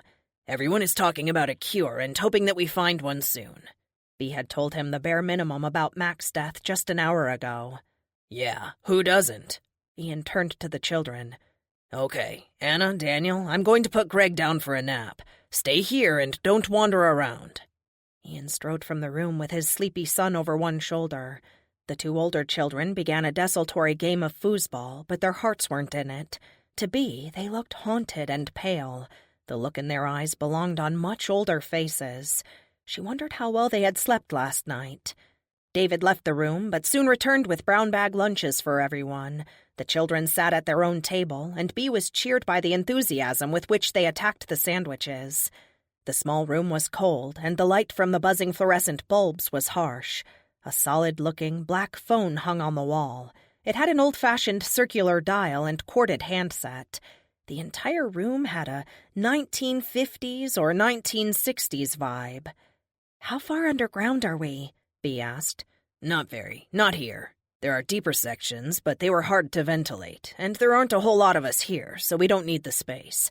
Almost everyone who worked in this area and wanted to get out had plenty of time to do it." "But we just had to retreat, right? Aren't we being pushed back farther and farther? Is there a way out of here without having to fight back through the infected?" "Don't worry. There are other ways out, and I doubt they'll get in any farther. These things are stupid." Bea agreed, but added, "Stupid, but persistent. Remember the ones we saw on fire? They didn't even feel it, or if they did, it didn't slow them down. Do you think they are really zombies?" David shrugged. "Zombies? The stuff of legend and folklore come to life? Well, maybe. But there is usually reality behind the legend. So many known mysteries and so many more unknown. What happened to the colonists of Roanoke Island? Were they attacked by tribes from down in the Caribbean known for their taste for human flesh? He obviously had an enthusiasm for the subject and continued. Did you know that in 1963, city workers in Prague unearthed an ancient section of the town with over 700 skeletal remains, all with human teeth marks on them? The bones were dated back to the 900s, when no famine or any sort of siege warfare had occurred in the area.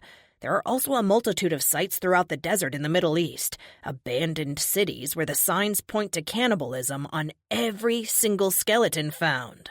Brian joined them. Don't forget about the Vikings in Greenland. Nobody knows where they went. Their houses were empty, but they left their clothes, food, and their weapons all still inside. David agreed. Good example. There are also reports of cannibalism during the various waves of the Black Plague, all the way up to the last major outbreaks in London of the 1600s and 1700s. There are lots of anomalies like this scattered around the world. If our civilization survives this, we may someday discover that vampirism and lycanthropy are real, vector-borne conditions. Millions of teenaged girls will be happy about the vampires, at least, Bea laughed. They might think so. But what happens if the vampires turn out to be more like Nosferatu? Bea said, maybe not then. How did you get this information? I think I already mentioned that I stumbled on some old military records a while back, before any of this happened. Once you know it's a real condition, you can interpret things in a new light. The U.S. government, parts of it anyway, already knew this disease existed. Like the Germans, they tried to see if it had any practical military application.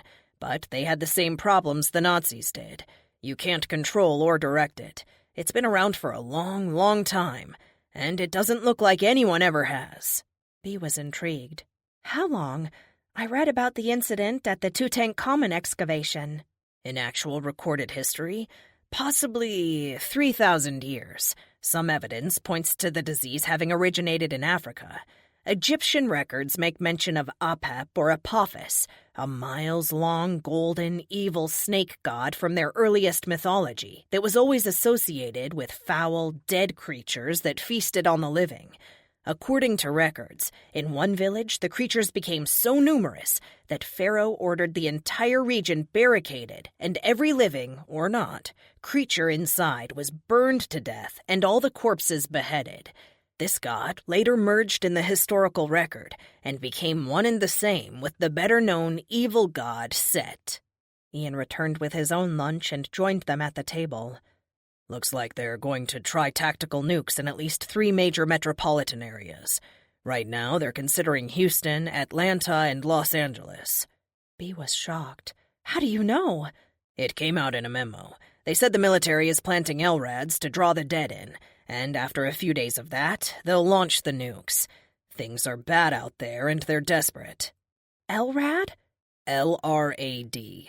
It stands for Long Range Acoustic Device. Oh, but still, detonating nuclear weapons inside our own country? You know there have to be a lot of people still alive in those cities. Bea couldn't believe what she was hearing. They'll drop leaflets warning people to get out of town before they start the cannons. I assume they'll put it on the internet, too. Civilian losses always occur in wartime. No one wants it to happen, but what can they do? So they just get vaporized along with the dead? There are living people trapped out there with no way to get out. They'll never see the leaflets, and those without electricity can't get on the internet. This is crazy. David frowned. In a nuclear blast, only those within a 3-mile radius get obliterated.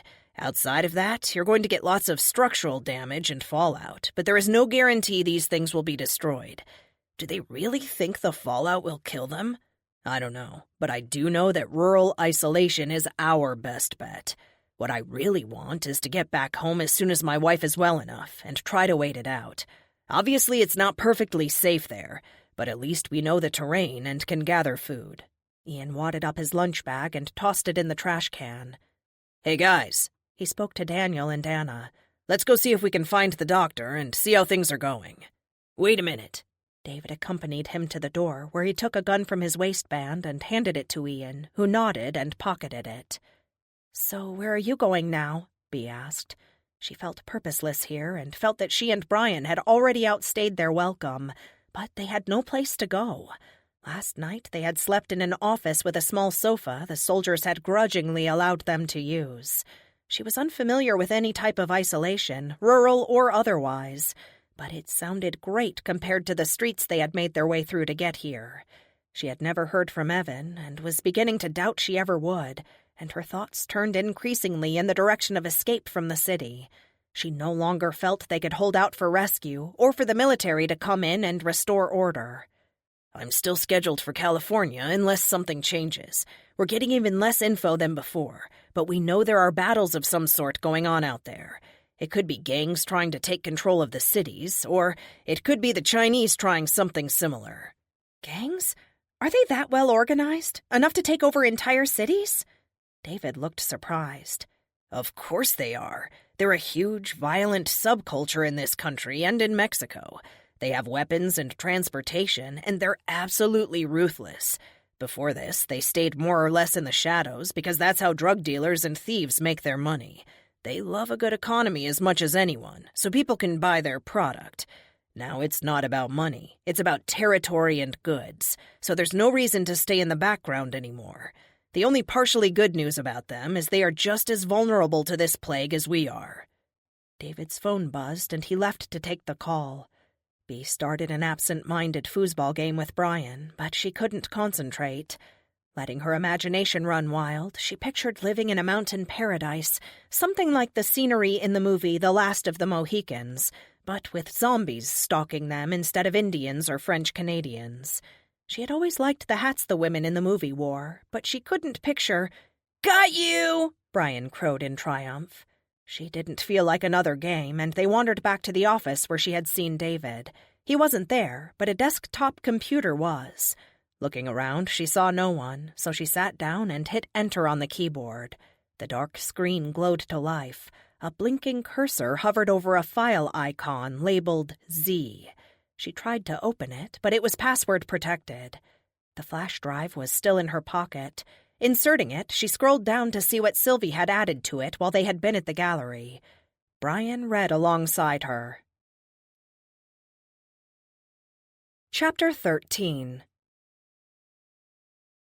The execution of Louis XVI in 1792 ended over 200 years of a contiguous Bourbon monarchy in France, and by 1798 the country, after much turmoil, was nominally under the rule of a three-man directory.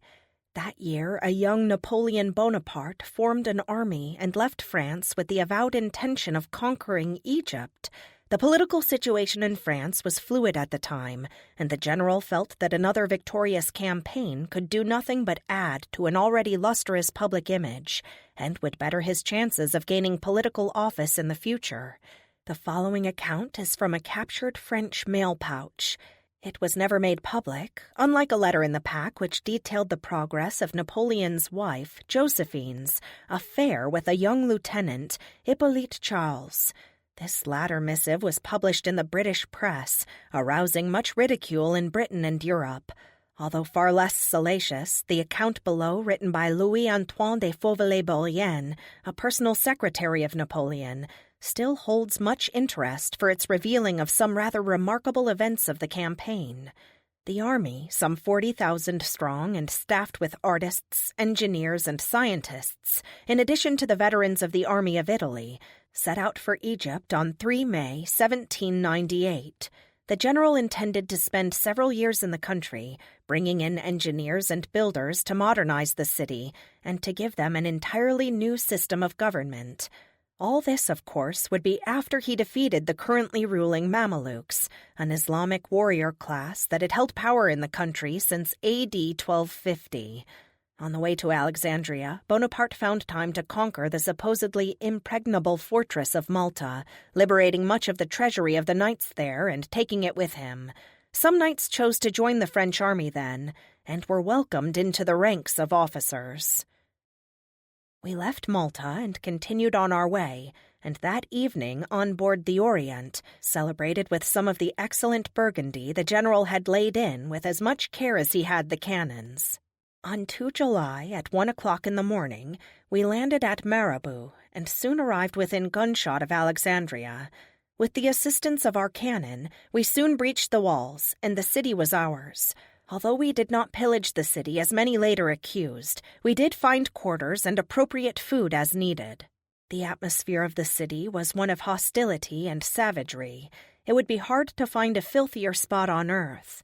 The general, staying in the sprawling, rude, and odorous home of a local merchant, asked the man why he lived in such squalor.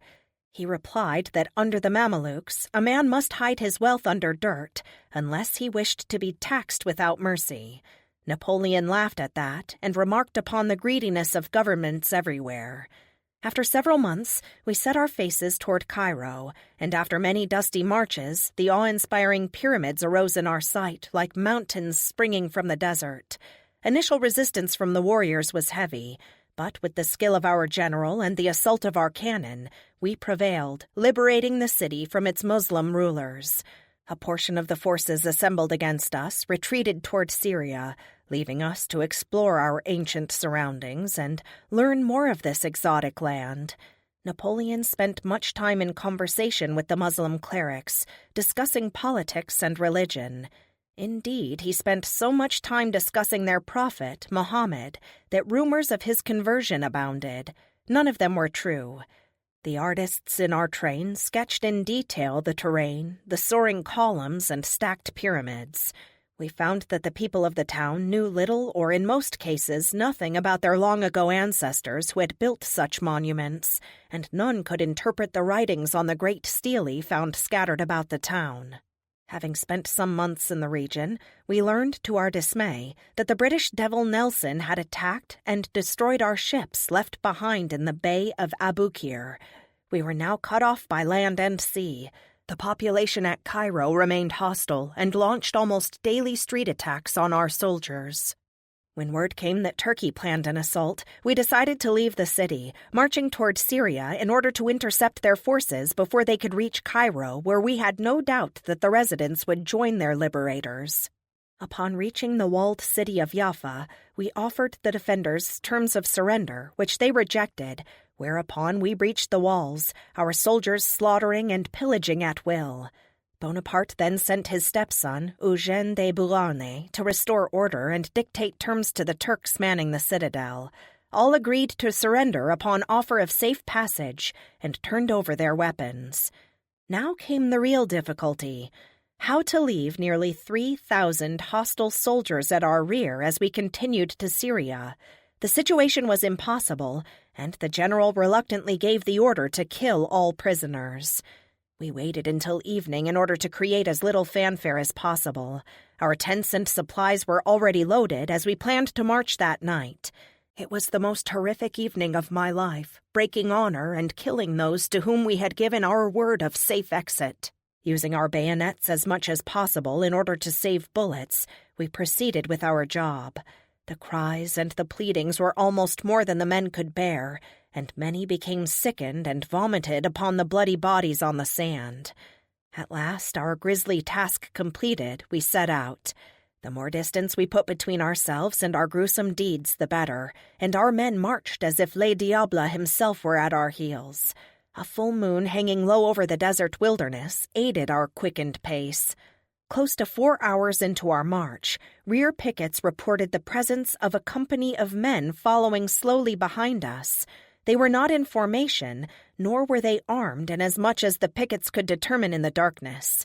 We continued on until midnight, when we found a slight rise in the terrain, and the general ordered a halt for the night. The pickets reported our pursuers still advanced, and we formed a ring of armed men at the edge of camp to wait. Staggering across the dunes in the moonlight, our pursuers numbered at least 700 strong. Old Pierre Baudouin, a veteran of the Italian campaign, swore as he fired, then dropped to his knees, making the sign of the cross, even though the assemblies had outlawed such archaic, unenlightened gestures. When the man he had just shot stood up and came forward, gnashing broken teeth hungrily, before biting and tearing the flesh from Baudouin's throat. Blood arced onto the sand, and a whole swarm of the creatures joined their fellow, and the poor man's screams soon stopped. The enemy, now emitting a howling chorus of moans, fell upon the line. The men fired, but the Turks, though hit, did not die. Unarmed, they used hands and teeth to great effect, and rolled upon us like a wave in the darkness. Overwhelmed, unable to reload, the men first bayoneted, then used the butts of their rifles to smash in the brains of the loathsome creatures. A stench arose from the black clots of blood on the sand. The general fought alongside his men and destroyed many of the creatures with enthusiasm, sending out an order that all of the enemy were to be beheaded. After all the Turks were destroyed and our wounded dispatched to l'hôpital, I retired with Napoleon to his tent, where we drank more of his excellent Burgundy.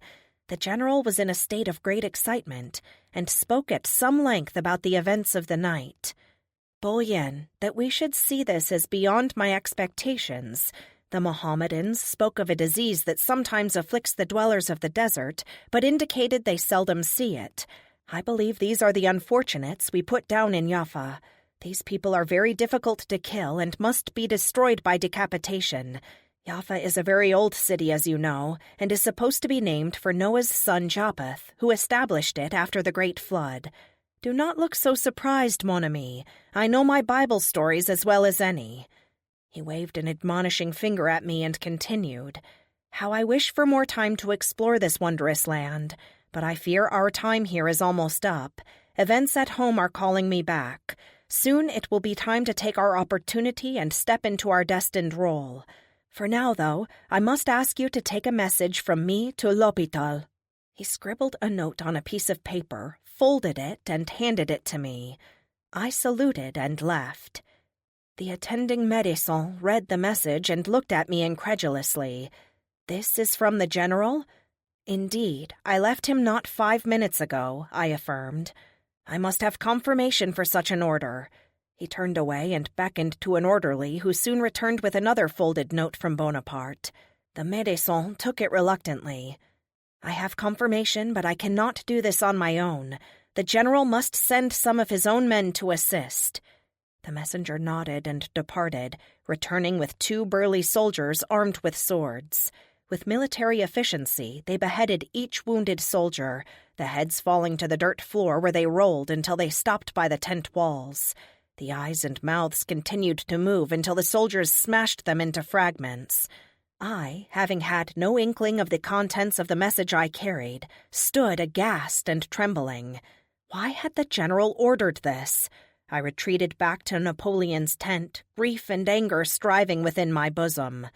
He was working on some papers when I came through the tent flap, and when he saw my face, he asked me to sit on a camp stool, and with his own hands poured a glass of cognac, standing over me until I drank it down. Good Bourrienne, I know what you have seen. I had no choice. According to the wise men of Cairo, anyone bitten is infected with the disease for which there is no cure. The wounded would have become living corpses, spreading the foul contagion throughout our camp, and that I could not allow. I saw the strain and the grief on his face, and my doubts fled. The general would not have ordered this unless he truly had no choice. I will be glad to leave this accursed sandpit. The land holds much evil, evil so old it is beyond fathoming. I stood, but the brandy, combined with exhaustion, was having its effect, and I staggered. The general caught my arm, helping me to stay upright, and called for his adjutant to help me to my tent. Researcher's notes. The official report and letters of condolence blamed the deaths of the men on an outbreak of plague. Rumors swirled for some time that Bonaparte executed his wounded so that the army would not be slowed down, but these were finally silenced by lack of proof, as well as repeated denials. Pierre-François Bouchard found the Rosetta Stone, the eventual key to translating Egypt's ancient language during this campaign. The British took the stone from the French after their defeat at Cairo in 1801. Unique in that it displayed a decree issued by Ptolemy V and rendered 3 times, once in ancient Greek, secondly in Demotic script, and repeated a 3rd time in ancient hieroglyphs, It was not successfully deciphered until 20 years later by Jean-François Champollion, and it was thus that the history and literature of ancient Egypt became known throughout the world. B, this is the second thing we've read that says it might have come from Egypt, Brian said. True. The scary part is that it's been around for such a long time, and as far as we can tell, no one has ever found a solution other than quarantine and beheading. Medicine has really progressed since then, but still. She shrugged and unplugged the stick. If you're all done, may I have my desk back? David stood in the doorway, looking faintly annoyed. Sorry, David. I wanted to read the rest of Sylvie's British docs. She held up the stick. So you guys found them? Yes, you're welcome to read them if you want. She plugged the stick back in and stood up, surrendering the desk to David. Booted footsteps came down the corridor. Several men carried boxes to the end of the hall, turning a corner, and then footsteps faded away. Brian looked down the hallway after them and wondered aloud, How big is this place? B shrugged. David, engrossed in Sylvie's docs, didn't even look up. There was no one in the corridor at the moment, and she followed Brian, taking great care to be quiet, down the hall and around the corner the men had turned down. There were a few darkened, small offices, much like the one David was using, but no one was in them. Footsteps sounded ahead, and they ducked into an office, waiting in the shadows until the soldiers passed, before they crept down to see what was at the end of the corridor. At the end of the hall, metal rungs mortared into the concrete block wall formed a sturdy ladder that led up to a ceiling with what looked like a hatch at the top. That's the escape hatch for this section. I wonder what's up there. Do you think it goes into the White House? Brian was excited by the discovery. B could tell he wanted to explore. Brian, don't start. There could be infected up there. The soldiers didn't even have their guns out, so they didn't feel there was much threat. Do you think they're carrying those boxes up there? There's probably someone important out there. Maybe the president. She sighed. I really doubt that. The president is long gone to another command center or someplace like that. It was the smart thing to do. It's just too easy to get cut off here in the city. Then what is it? It's just an exit, that's all. They roamed a little while longer, but the most interesting room they could access was a locker room/shower, which B was happy to find. Brian, less so. The room wasn't marked for men or women and had no lock, so while Brian stood guard in the hallway, she showered, then bullied Brian into doing the same, standing guard outside until he emerged. They didn't have any clean clothes and had to put their old ones back on, but she still felt better for the effort. Back in the office, she checked their backpacks and made sure their guns were still hidden inside. They went back to find David and find out where to get some sort of supper before settling down for the night. Too deep underground for windows, this part of the facility was very dark and quiet, except for passers-by in the hallway. Thoughts of Mac and Sylvie ran through her mind, and she saw them in her imagination, dead and mutilated, entombed together forever in the cold underground room, wandering mindlessly until they decayed beyond movement. When she finally fell asleep, B dreamed she was back in DuPont Circle, trying to walk across the snowdrifts, pulling Brian alongside her. Evan was just ahead of them, striding away. The more she tried to catch him, the faster he seemed to walk, until finally she called his name aloud in frustration. He stopped and slowly turned. Teeth gleamed whitely along his jawline where the skin had been ripped away and hung in a wet flap against his neck. Whitened eyes turned blindly their way, and his jaws opened wide as he lurched wildly toward them through the snow. She woke, heart racing, and stared into the darkness. Faintly, screams sounded somewhere in the facility. It was a long time before she finally fell asleep again. Virginia opened her eyes to almost total darkness. She could see the general outline of a door from which a soft blue glow and humming mechanical vibration came. Her mouth was dry and she was warm, too warm for all the blankets that seemed to smother her, and when she tried to push them off, she realized she couldn't move her arms or legs. Panic set in at the realization she was strapped down, helpless and alone. Where was she? As she struggled, the blankets shifted and covered her face, making her feel like she couldn't breathe, and she started screaming. Someone pulled the blankets from her face, but backed away while a woman, outlined in the light from the hallway behind the now open door, held a rifle pointed at Virginia's head. She stopped screaming, but continued to breathe in huge gulps of air while struggling to break free. "Don't struggle. Count to 10 and relax." The voice came from somewhere behind the gun. Virginia gasped and tried to calm down, but couldn't. She closed her eyes and felt panic well up again. "Out loud! Count to 10 out loud! Do it now!" The voice spoke with authority and command. 1, 2, 3. She paused for breath. Why did she feel so weak? 4, 5, 6. Excellent. You can stop now. I'm going to adjust your bed so you'll be sitting up. You're going to feel it move a little. The blankets slid down even further as the head of the bed rose and someone turned the lights on. A woman walked around the soldier who held the gun and directed a penlight into her face. "Can you tell me your name?" "Virginia Dare. Who are you? Where am I?" The words came out in a croak. "I'm Dr. Anuka. You are in an emergency shelter in Washington, D.C. Do you remember anything about the last few days?" The doctor motioned to the soldier, who lowered the rifle but stayed close. No, not really. Do you know?" She stopped, too afraid to ask where the children were, too afraid of what the doctor would tell her. Dr. Asawe continued to examine her, making her stick out her tongue, flex her legs and arms. "Do you want something to drink?" "Water?" Suddenly she had a raging thirst. "Done. I'll be right back." The doctor left, and Virginia took a trembling breath.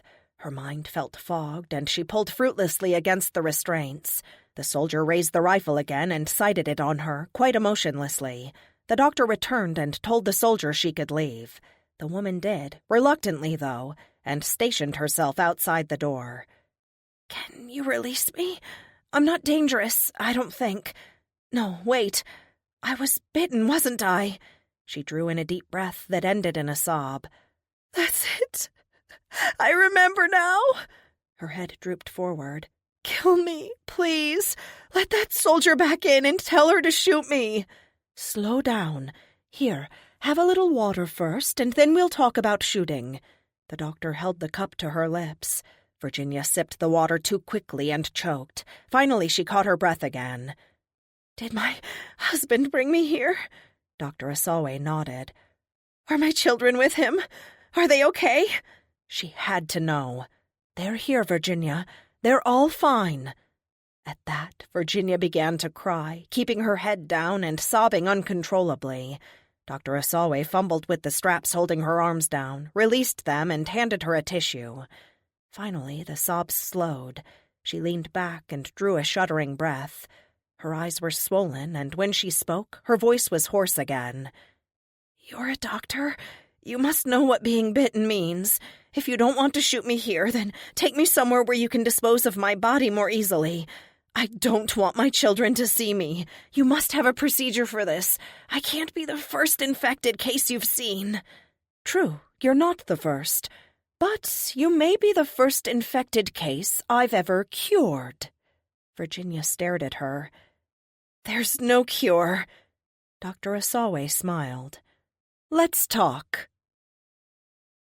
And you can argue that the Z virus has an incredibly long lifespan, given the right conditions. I mean, seriously, finding animated mummies in the Tutankhamun excavation? The Egyptians knew. They knew, and that's why they were so careful to remove the brain in the mummification process. Dagon and sometimes Kali are both snake gods often associated with the eating of human flesh. The clues are all there if you just know what you're looking for. David continued talking, and Brian listened, adding his own occasional observations.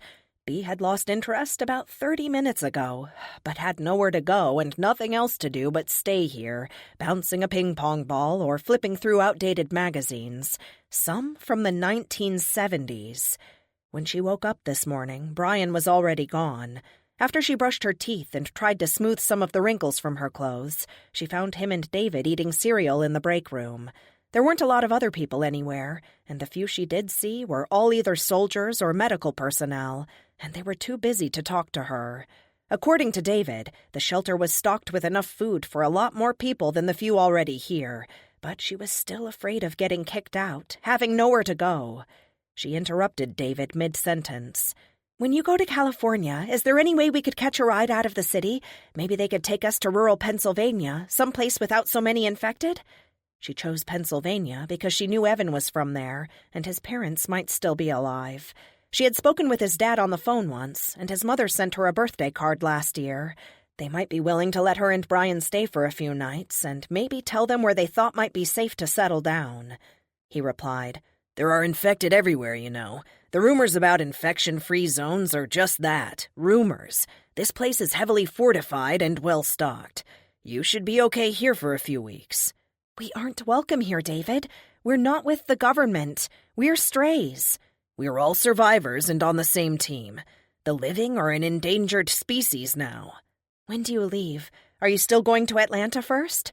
He looked tense. "Atlanta is not an option anymore. It's gone. Even the CDC is just gone. We think there's a military airfield in West Virginia we can get out of, and I should be going by tomorrow. It's going to be the more isolated places that are valuable now." "That's why I want to find one. Civilization as we once knew it may be over for the rest of our lifetimes. No one is coming to save us. A farm, someplace in the mountains, something like that is what we need." "There won't be any food there unless someone has stockpiled it. The grocery stores have been looted to exhaustion. It's winter, no crops are growing, and even if they were, do you know how to can them, preserve them, whatever? I sure don't. And don't forget you'll need to keep a constant watch for the dead. That will be hard with just the two of you. There's safety in numbers." For just a moment, she hated him for exposing the impracticality of her own plan to her. He was right, though. She didn't know how to do any of those things, other than watching out for the dead. It was winter, and the power was probably down, or would be soon, and it was cold throughout most of the country. Unless they got incredibly lucky and found an isolated area with no dead and with lots of canned goods and a water source, they wouldn't make it for long. David was still talking, and she tuned back in. "With the Dares when they go back?" He looked at her expectantly. "Sorry, could you repeat that?" "I said, have you considered going with Ian and Virginia when they head back home? They live in a fairly rural area in the mountains." "I don't want anyone to feel responsible for us. Brian and I always take care of ourselves, but we need help to get out of the city. I can't see any way out except by air at this point, and the hordes aren't going away, so that won't change." She bit her lower lip, something she did only when she was under stress. Her split upper lip had just started to heal, but was still puffy and tender. The pointless inaction here was getting to her. David thought she looked very young and vulnerable. While talking about the virus and other things, Brian told him something of their lives and incidentally revealed just how alone the two of them were. Obviously, Bea had always taken care of them both, and Brian relied on her absolutely. She was thinking long-term and looking for a refuge she could turn into a home. He had no idea how to help her. His family lived in Seattle, another reason he was eager to get to the West Coast. He talked to his dad 2 days ago, but hadn't reached him since. According to his dad, there were some dead in the streets, but it wasn't too bad yet. The biggest problem was the hordes of refugees trickling in from California and elsewhere. Wherever the refugees went, the dead were never far behind. Both his mom and dad were pretty good with weapons, but the constant watch to keep looters and worse off the property was exhausting. They had also given him one other piece of information he was struggling with, but it made him even more determined to get out of here. This city belonged to the dead. The little shelter here could hold out for a long time, assuming nothing went seriously awry. But its usability was finite regardless, and he feared she was right. Civilization was finished for now. Chapter 14. She's exhausted. After I spoke with her last night, she had another bout of fever. That's good, though, if it doesn't make her too weak. Dr. Asawe led the way to the infirmary, boots squeaking a little on the polished floor. The woman couldn't have had much sleep, but she looked as professional and crisp as ever. Ian asked, "What does she remember?" Pretty much everything. She knows she was bitten and infected. I outlined the steps of the treatment, and she was very interested. She also knows the children are here, as well as you, but she keeps asking about someone named Charles? Right. Charles is the constable in our town Tunbridge Wells. He was part of the group she made it across the mountain with. Space on the chopper was limited, so he stayed behind. I'll let you tell her. I can give you 10 minutes. She wants to see the children too, but I thought perhaps it might be better to wait until tonight. Too much excitement, maybe. So she's not excited to see me, Ian said flatly. I didn't say that. The doctor ran her badge through the reader. Remember, 10 minutes. She left, and Ian turned the door handle and went in. Virginia was looking away and seemed listless. Someone had pulled her hair up in a cap, and her face was pale. Her collarbone was prominent above the thin cotton hospital gown, and her arms seemed very thin. The bite mark on her wrist was plainly visible and looked dark, bruised maybe. Ian cleared his throat. Virginia? She looked up, and the listlessness disappeared. The joyous look that stole across her face was like the sun breaking through dark clouds. I didn't know if I had dreamed that I found you until they told me all of you are here. At least I think they said so. The nightmares have been so bad. I didn't know what was real and what wasn't. Where? The children are all here and fine. Charles stayed in Springfield. There wasn't enough room on the helicopter. He was fine the last time I saw him, and we left him with plenty of food and ammo. I've been so worried. I thought I might have done something to someone. He sat carefully on the edge of the bed, and only then realized her arms and legs were strapped to the bed rails. He started to unbuckle the canvas straps, but she stopped him. They have their rules. Just leave it. No. He finished with the straps and took her in his arms. I can't tell you how much I've wanted to do this. They were silent for a moment. He pulled the cap from her head and felt her hair fall, soft and silky, across his arm. He felt her heart beating, a strong, steady pulse, life's essential rhythm. They're telling me they think I may be cured. The fever is killing the virus, or most of it anyway. Maybe they'll let me out soon. Her voice was still a little hoarse. Are you in pain? No, not really. Mostly tired and wishing I could get out of here. Did you remember to bring Greg's blanket and Miss Alice? Yes, blanket and doll both made it on board. Now they just want to see their mom. I wish they were here now. This has been so hard for them. We're never going to be able to give them the life we should. Ian spoke into her hair, arms tightening around her. We'll give them the best life we can. Teaching them to be smart and resourceful will be our biggest priority, along with keeping them alive. She pulled away so she could see his face. Ian, Daniel needs extra attention, even if it seems like you are paying more attention to him than Anna and Greg. They still have us, but Daniel is never going to get his parents back, and... There was a knock on the door, and Dr. Asawe came in. Time's up. My patient needs her rest. Maybe the children can come in tomorrow for a little while. I'm sure they're eager to see you. Ian left. The doctor, with a wry look, refastened the canvas straps. I have to do this, you know. Regulations. But maybe we can dispense with it soon. If you're hungry, I can get you something to eat. What would you like? Brains, please. Good, you can still make jokes. I'll make a note of that on your chart. Now seriously, what do you want? Do you have soup? Chicken noodle, maybe? Done. I'll have it sent in, and someone will help you with it. Thanks, Doctor, for everything you're doing. No need to thank me. You're providing me with loads of information. Just keep getting better, okay? Virginia nodded and closed her eyes. Ian was waiting outside the room. Do you have any idea when she'll be able to leave? Dr. Asawe looked off down the hallway. We'll discuss it. Right now there are more tests to run, and your wife has requested chicken noodle soup. Another good sign. Give it time, Mr. Dare. By the way, don't ever undo those straps again, or there won't be any more visits. She walked away, striding confidently in those thick-soled combat boots. Ian stood outside the room, wondering how much time he needed to give. And one other thing. Why had the doctor never once looked him in the eye? Bee spent most of the morning prowling around the shelter. It was vast, with corridors ending in locked doors that presumably led to unused spaces. She hoped to find a supply room and some boots for Brian, but had no luck. Some of the doors had small, thick glass panes placed at eye level, but it was still difficult to see down the dark hallways. Once she heard moans and smelled that distinctive rot, indicating there were infected inside, but she couldn't see anyone through that particular door. Perhaps they were locked inside the rooms lining the space. She left that area quickly. Soldiers continued to carry boxes and cases to some unknown destination.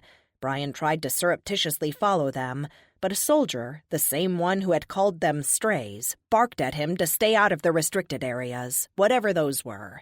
Bee couldn't shake off a sense of impending change, and not the good kind. She needed to come up with a plan and a destination for escape. Settling back in the room that David was using for an office, she accessed the internet and pulled up population maps of the United States.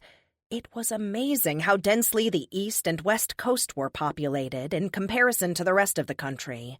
Once you got to the middle of the country, there were considerably fewer people, especially in the West and Midwest. The Dakotas were sparsely settled, as was Montana and Idaho. Some place out there gave the best chance of getting away from large groups of the dead. That was no guarantee of survival, though. Shelter and food were necessary. This shelter seemed to press down on her, and she longed for the sight of the sky, trees, for fresh air. She clicked out of the map and got up to find Brian when voices drifted in from outside the room. "The doctor said to give it time, but how long is that?" She heard David reply. "She probably doesn't know either, Ian. How could she? We're all in uncharted territory on this one. We need to get out of here. I want to go back home and retake the town. We know the territory well, and there must be other survivors hiding out. It's a small town, right? Yeah, up in the mountains and away from any major highways. I love it there. A great place to raise kids, and I can't wait to get back. Anyway, enough about me. Why did they decide to send you to Cali? I know you're still a reservist, but I would think they want the regular military on this one." "Regular military they can't keep in touch with. I volunteered as soon as I heard there was a mission, and that, combined with the fact that they are obviously scraping the bottom of the barrel, made me the ideal candidate. Sorry, I didn't mean that as an insult. Have we intercepted any more messages from the Chinese?" "At this point, it's more what we're not hearing. We know of 3 large ships that regularly cruise the Pacific, several hundred miles off the coast, of course. They usually communicate with Beijing several times a day. Now we've just got silence. They could have been sunk for all we know, but probably not. I'd say they're out there running silent. I thought they would have landed by now. They may still be trying to assess the situation. The last satellite images we downloaded showed large numbers of people in the streets near the docks and harbor. It appeared that an altercation was going on, but similar disruptions are everywhere. We just don't know the status of the coast. The last images we got were 2 days ago. After that, we lost communication completely. No one in Congress would listen when we warned them about allowing the Chinese to manufacture our military communication equipment. Of course it's full of bugs. Remember how righteous they became about the free market all of a sudden? I still think the nation has been sold out at the highest levels of government," Ian said. Both men were silent for a moment, and then Bee heard Ian say, "I have the oddest feeling that Dr. Asawe was hiding something from me. I don't know what it is yet." David said, "Don't read something into it that isn't there. Just focus on getting your family out of here and to someplace safe." High-pitched, childish screams rang out, and Bee looked out the door. All 3 younger children ran down the hallway and latched onto Ian's legs, Brian following with arms outstretched and moaning dramatically. He saw Bee and dropped his arms, looking sheepish. The little girl Anna screamed again delightedly and yelled, "You can't catch me!" Bee frowned at Brian and shook her head warningly. Ian noticed. "Let them play, Bee. Goodness knows they need to." Brian raised his arms and staggered forward, and the children took off again, the tiled hallway echoing with laughter. "I'm not sure if that's gallows humor or just poor taste. The only thing I can say in his defense is that he just turned 11, Bee said.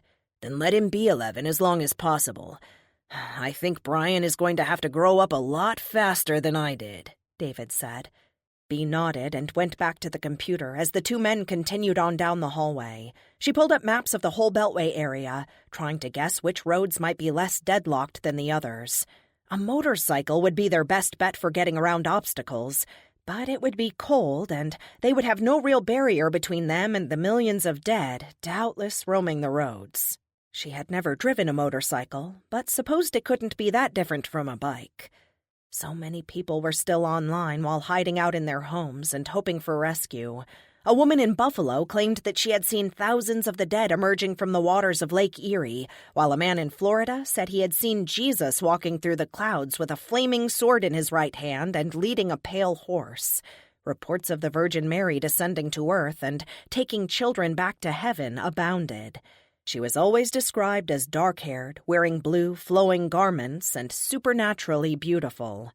There were messages on various blogs begging for help in obtaining necessary medicines, as well as for water.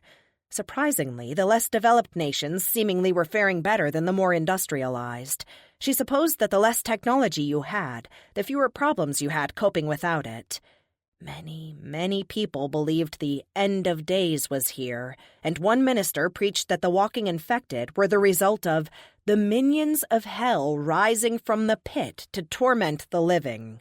He quoted, "And in those days men shall seek death and not find it, and shall desire to die, and death shall flee from them." Other voices brought up the Mayan calendar and the planet alignment that would bring about the end of the world. She had to smile at that one. The timing was wrong, but people were clutching at any explanation that helped them make sense of the collapse of their world. She watched a shaky, hand-recorded video showing a group of 30 people or more, all dressed in white and with bare feet, walk purposely along a city street into a group of the infected. They held candles in front of them and sang what sounded like hymns, continuing to sing until they were taken down and partially devoured by the surrounding mob. The singers soon rose, white clothing now stained red, and joined frenziedly in eating their former friends. The video quality was poor and had been filmed through a window, but it was still clear enough to show what was going on. Sickened, she clicked out and went back to the maps, memorizing street names and trying to get a general sense of the direction she needed to go once out of here. That night, she and Brian ate supper with Ian and the children. They were excited, having just seen their mother, and they talked about all the things they were going to do and see once back home. She had already gathered that the older boy, Daniel, was actually a neighbor's child, and that his parents were almost certainly dead. Ian treated him as part of the family, as did Anna and Greg. "So it's really a cure, then? I didn't want to mention it until I knew your wife was better, but I'm going to tell you now. The doctor tried this therapy on a coworker of mine. He didn't make it, but it was only because he had a heart problem. The combined effects of malaria and the Z virus were too much of a strain. He was older than your wife, too." Ian said, "I knew. The doctor told me about him, but we still had to try. It was the best option she had, and it seems to have worked. If she's walking by tomorrow, I'm going to find a way to leave. We lost Atlanta and the CDC, so I don't know when we'll have transport going south again. But hopefully something will come up." "I need to get out, too. I'm thinking I'll try to get to rural Pennsylvania and see if we can find an isolated house there." "Pennsylvania might work. Almost anywhere inland is going to be safer than the coast.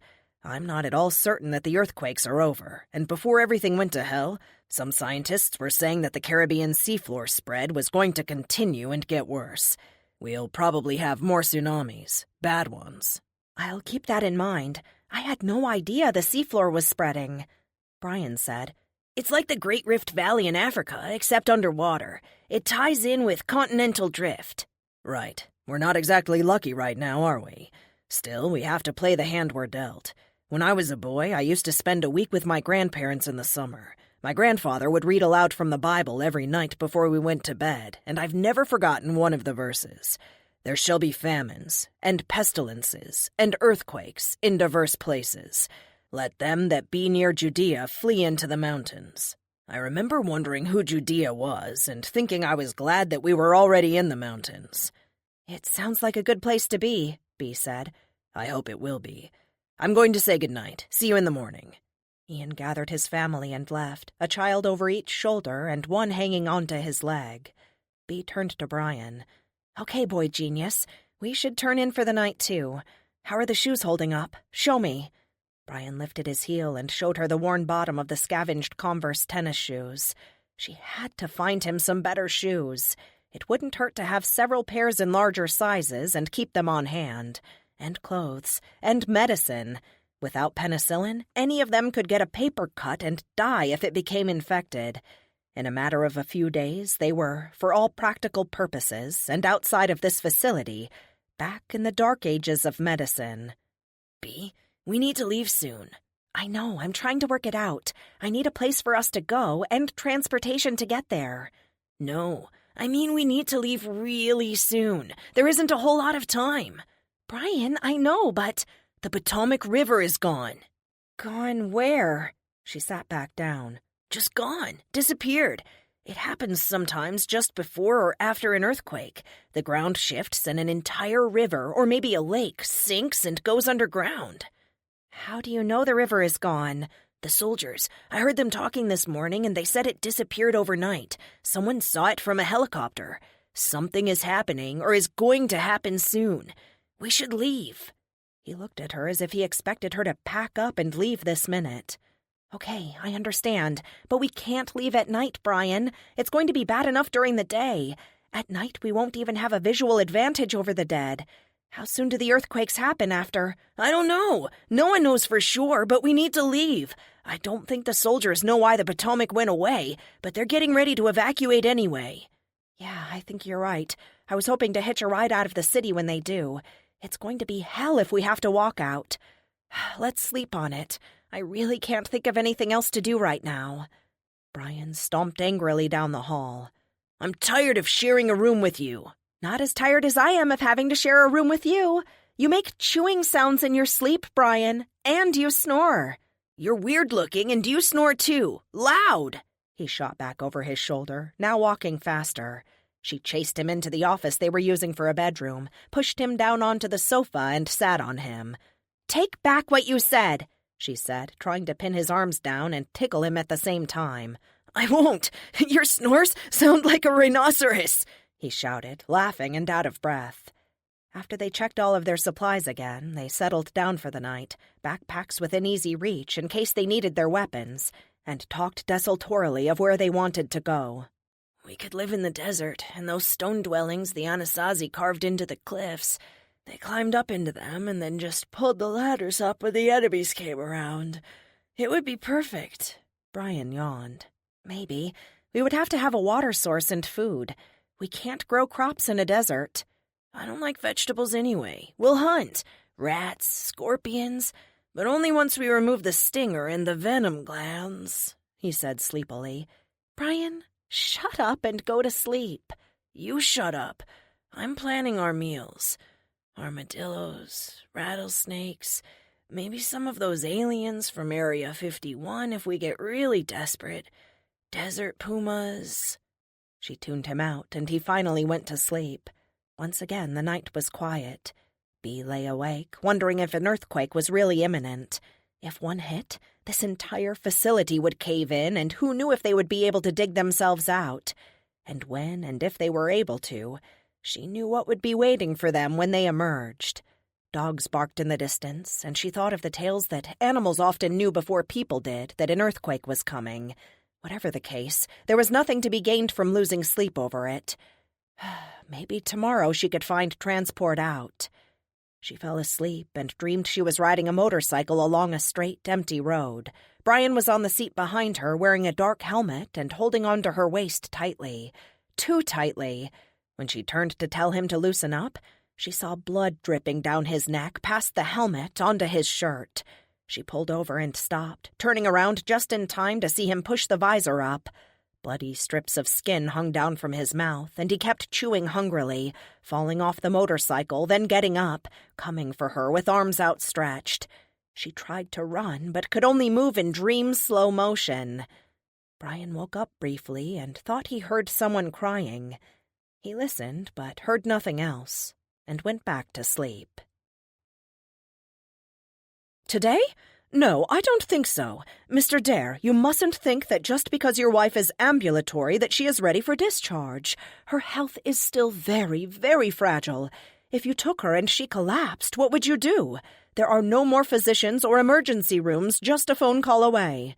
Dr. Asawe continued looking over last night's data from the monitors and the nurse's notes. It was still quite early, and the doctor leaned against the wall, sipping coffee from a mug with a picture of a Dalmatian on it. Ian had a rough night with all 3 children, and felt like he was running on adrenaline this morning. Daniel had had nightmares from which he woke screaming, waking the other 2. They all needed to get back to some sort of normalcy, somehow, so they could heal. Especially Daniel. Okay, I understand. But when? Ian's fists clenched in frustration. The woman would not give a straight answer. I told you before, I'm not sure. We have eliminated the Z-virus from her bloodstream. However, that doesn't mean it isn't still in her internal organs. How are you going to test for that? Wouldn't you have to operate?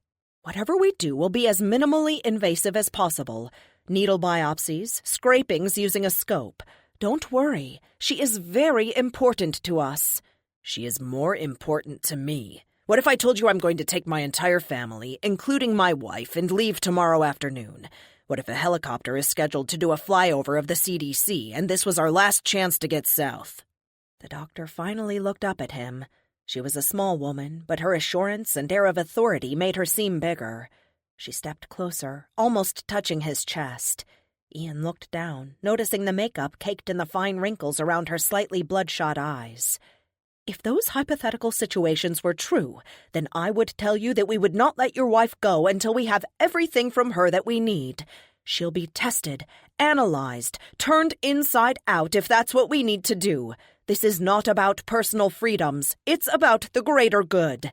If you want to take the rest of your family and leave, you are welcome to do so. But she is not going anywhere until we say so. Ian was momentarily speechless, unable to believe what he had just heard. Dr. Asawe turned away and spoke to the soldier keeping watch outside the room. Corporal, no one is to visit the patient without verbal permission from me. That includes family members. She turned back to Ian. It's going to be easier on her if you cooperate. Peace of mind and a positive attitude can make a big difference when a patient is recovering from any illness. We really do want her to get better, Mr. Dare. And we're not monsters here. Nevertheless, she is still a means to an end. What do you want from her? He spoke through clenched teeth. Only what you would expect. At best, a means to create a vaccine or antidote, at least a clue to point us in that direction. We still believe that, given a little time, her immune system will mount an antibody response. That would be of benefit to millions. If you can play along, I have no problem with letting you and the children back in to see her. I want her happy. We are trying to save the human race, Mr. Dare. And right now, we are losing. She made a few more notes on the chart she held, and then left without speaking to him again. Ian contemplated shooting the guard and snatching his wife, but realized he wouldn't get very far. He needed a plan, and he would need help. He left to look for David Chambord. Chapter 15. Before he got to the end of the hallway, a soldier, the blonde giant he had seen out on various reconnaissance squads, pulled him aside. The man looked uncomfortable, but determined to tell him something. He looked around before pulling Ian into one of the empty offices. He spoke in a low tone. You need to get your wife out of here soon if you can. This is not a doctor who hands out lollipops when she's done with you. Ian asked, What happens when she's done with you? The stuff I've seen, the experiments, she'll try anything. The infected are not human to her. I'm not sure we're human to her. Once she gets everything she thinks they need, they'll flay their patient alive. I've seen it happen. Can you help me get her out? Ian asked. The soldier hesitated. I can't make any promises. The timing is... He broke off. Beatrice and her brother walked by and, seeing them in the office, stopped. Ian noticed that her usually clear, green eyes had violet shadows underneath, and her hands, balled into fists, were stuffed deep into the pockets of her jeans. Both she and her brother wore the same wrinkled clothes they wore every time he saw them, and the boy had on a pair of cloth tennis shoes that had seen better days. "Ian, how is your wife?" Bea asked in a low tone. She gave the soldier a quick look before turning back to Ian. She seemed to want the soldier to go away, but he didn't leave. "Better. Not completely out of the woods, but better." He had no intention of telling her the whole story and really wished she would leave so he could talk to the soldier. "That's good to hear. I need to ask you something. I need to see if—" She trailed off, then glanced at the soldier again and seemed to make up her mind. "Tell them, Brian." Reluctantly, Brian told them about the Potomac. Ian asked the same questions Bea had, and Brian grew frustrated. "There's no way to know how soon it's coming. I just know the river is gone, and that's a clue." "It's not that surprising, given what's been going on in the Caribbean. There was a good-sized earthquake swarm down there a week before the big one hit, and there was a small swarm in South Carolina just a few days ago. You can't always feel them. We could have easily had little ones here. Almost no one's been paying a whole lot of attention to the data from the USGS lately." The creases in the soldier's forehead deepened as he spoke. Bea asked him, "What will an earthquake do to this shelter?" "I don't know. It might be okay, but it was built a long time ago. The biggest problem I see is the surrounding terrain. Large parts of the District of Columbia were built over marshy areas and diverted rivers. A lot of the land here is fill land, wet areas that were built up with rocks, soil, sand, or other debris. In a landscape like this, when an earthquake hits, the problem is liquefaction," Brian said, almost in a whisper. "Exactly. The ground shakes so violently that the soil itself becomes liquid. Cars, buildings, streets, and yes, bomb shelters can be swallowed up in just a few seconds." Again, Bea felt the weight of the earth above and around them as if it were pressing in on her.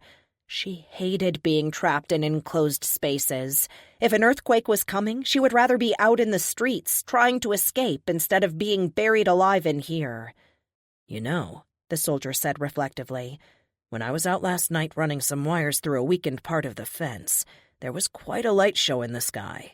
I'd never seen anything like it before. It made me think of the northern lights you sometimes see near the magnetic pole." "They might be earthquake lights. Scientists wouldn't admit they were real until they were finally photographed in the 1960s, before and during a series of earthquake swarms in Japan," Brian said. "I want to see them. Can I go with you if you go back out tonight?" "Absolutely not," Bea said. "So that's another indicator?" "Sounds like it. I wonder who else knows this. Maybe we should speed up the evacuation and get out before everything hits." Ian looked really worried now. "That's why we wanted to talk to someone. I know you guys are getting ready to evacuate." The soldier nodded. "And you are leaving too, Ian. Is there any way that Brian and I can catch a ride out of the city?" Bea said. "Let me talk to David. I think they'll take you when they leave." The soldier interrupted him. "Not necessarily. We know it soon, but we're waiting for the final roster sheet. We're breaking up into smaller groups. Some go to Cheyenne." "I never said that." "I think it's safe to say that Cheyenne Mountain is an open secret. We've all been to the movies," Bea said. "Regardless, the situation is fluid. Every shelter and command center we have is under attack, and most, like Quantico, we have simply lost. The virus multiplied so quickly, and we didn't understand that to start with, which meant our ranks were easily infiltrated and ripped to shreds. The day the announcement was made, the commissary was jam-packed with everyone stocking up on food and supplies. Fights broke out, especially over infant formula and diapers. Early in the afternoon, we closed the barricades around the base and doubled patrols around the perimeter. But of course the virus was already inside with us. No one knows who or where exactly, but the first contact I had with it came from a domestic complaint call in the old section for married housing. I had pulled MP duty that day with my buddy Paul. The military is really good now about offering counseling for families that need it, but still we get called to our fair share of domestic violence scenes, and this one seemed pretty routine when the call came in. Pretty routine until we got there. The neighbor who called it in was outside waiting for us to show up. She said the screams had stopped, but no one had emerged from the house, and they weren't answering the phone. She had seen the family the day before at a hockey game over near Dale City. Both families had boys playing in this particular league, and it had been a routine game, except that the 10-year-old had been bitten by a player on the opposing team. She said she knew for a fact that her neighbor had taken her son to the ER to have the wound cleaned and dressed, and apparently the attending physician gave the boy a tetanus shot as well. The husband had been deployed to Afghanistan 2 months ago. That was a new piece of information. Of course, everyone had seen the announcement by then, and it was pretty obvious what the woman was thinking, even though she didn't come right out and say it. My buddy called for medical backup, but went ahead and tried to rouse the family. We got no response. A blue minivan was parked in the driveway and had those sticker families on it, showing a mom, a dad, 2 kids, a cat, and a dog. A little wooden plaque by the door read, "The Bryants." A sandbox in the shape of a turtle had tipped over, spilling sand across the walkway leading to the door. Plastic shovels and sand buckets littered the yard. We tried the door and found it unlocked. Even before we went in, we could smell it. A thick, cloying smell of decay like roadkill on a hot summer day. The boy came at us as soon as we let the door close. It was dark in there and our eyes hadn't adjusted yet, so it was like he came out of nowhere. He latched onto Paul's leg and bit through his trousers before Paul could shake him off. Neither of us wanted to hurt him. I mean, who wants to use deadly force on a child? But the kid kept coming, and pretty soon his little sister, organs blooming out of her abdomen and lips chewed off, joined him. Both children were emitting a sort of high-pitched gibbering. She managed to bite Paul on the ankle, and he screamed and shook her off, unintentionally throwing her up against a set of tall bookshelves that tipped over on her. Only her legs were visible now, and they soon stopped moving. In the meantime, I had the boy on the floor with my knee in his back, cuffing him. That kid was strong and never stopped trying to bite me. I found a dish towel in the kitchen and gagged him. We found the mom in the bathtub, brains splashed against the tile, gun still in a limp hand. She left a note telling her husband how sorry she was and, having failed to protect her children, decided to join them in death. Her arms and hands were covered with bite marks from small mouths. The medics showed up about then and transported the boy to the Navy hospital. I didn't have time to follow up, but I'm assuming they put him in some type of quarantine.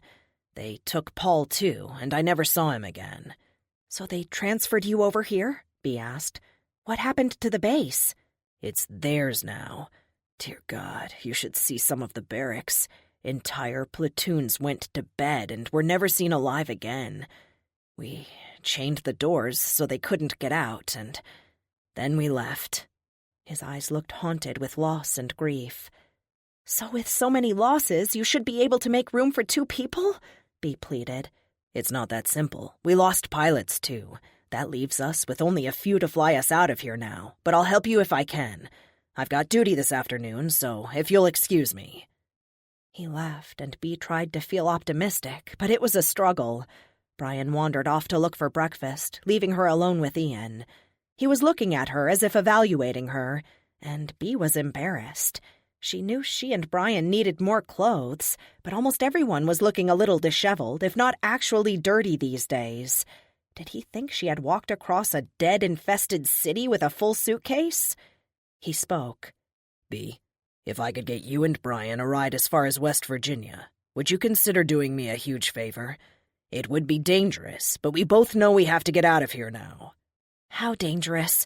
Would it involve Brian being in danger? I can't—" "I want you to pretend to be my wife this afternoon. Do you own a hat?" Yes." "Good. Here's what I'm thinking."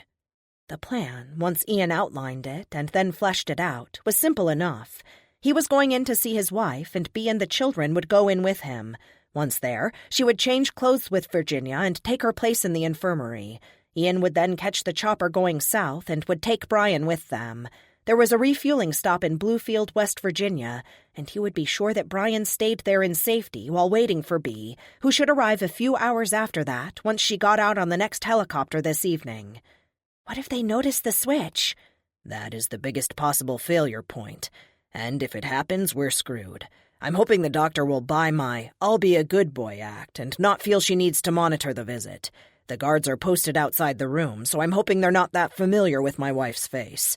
There are probably more weak spots in the plan since I just came up with it, but I think it will work. You're close to the same size, otherwise I wouldn't even try it. Bea refused to think about how angry the doctor and others would be when they found that their patient had flown the coop, but she doubted they would do anything to her. While they had never been especially friendly, they had allowed them to stay. The main thing was that she was getting Brian out of here. If they could just find someplace safe to go after that. Ian left, looking for David to iron out flight details, and Brian came back with somewhat stale bagels, a pat of butter, and orange juice. While she ate, she explained everything. Initially, he didn't want to go, but she persuaded him that this was their best shot at escaping the city. He was still sullen, and for some reason he thought that she was treating him like a baby since she wanted him to leave with the other children. "Brian, you'll be armed with a revolver. I don't think that's exactly the way most people care for their babies. Or at least I hope they don't," she said dryly. That cheered him up immensely, and he was soon playing on David's computer and trying to break into his protected files. She left him to it and continued searching offices and closets for shoes, certain he couldn't break into any sensitive information. But she was wrong. "B, I got into the Z-file. Come and read this." He was so excited he practically pulled her down the hall.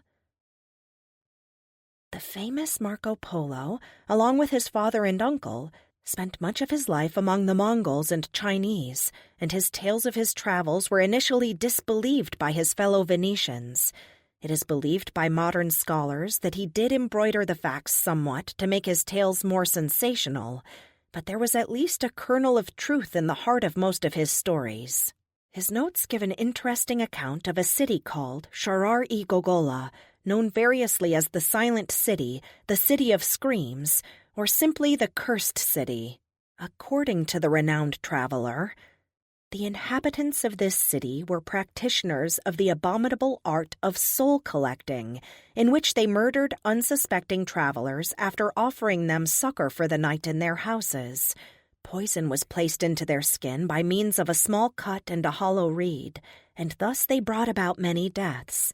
This they did in quest of the great power they would gain by keeping these souls within their houses.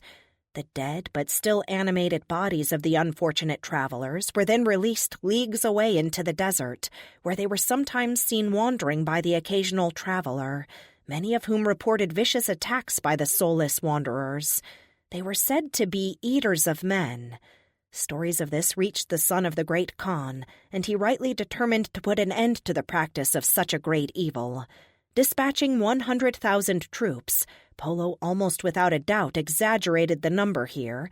He caused the inhabitants of the cursed city, man, woman, and child, to be marched into the desert, and having divided them by the hundreds, put them to the sword in the usual way. The stones of the houses and walls were knocked down, freeing any possible souls trapped inside. Not even the plants were allowed to survive.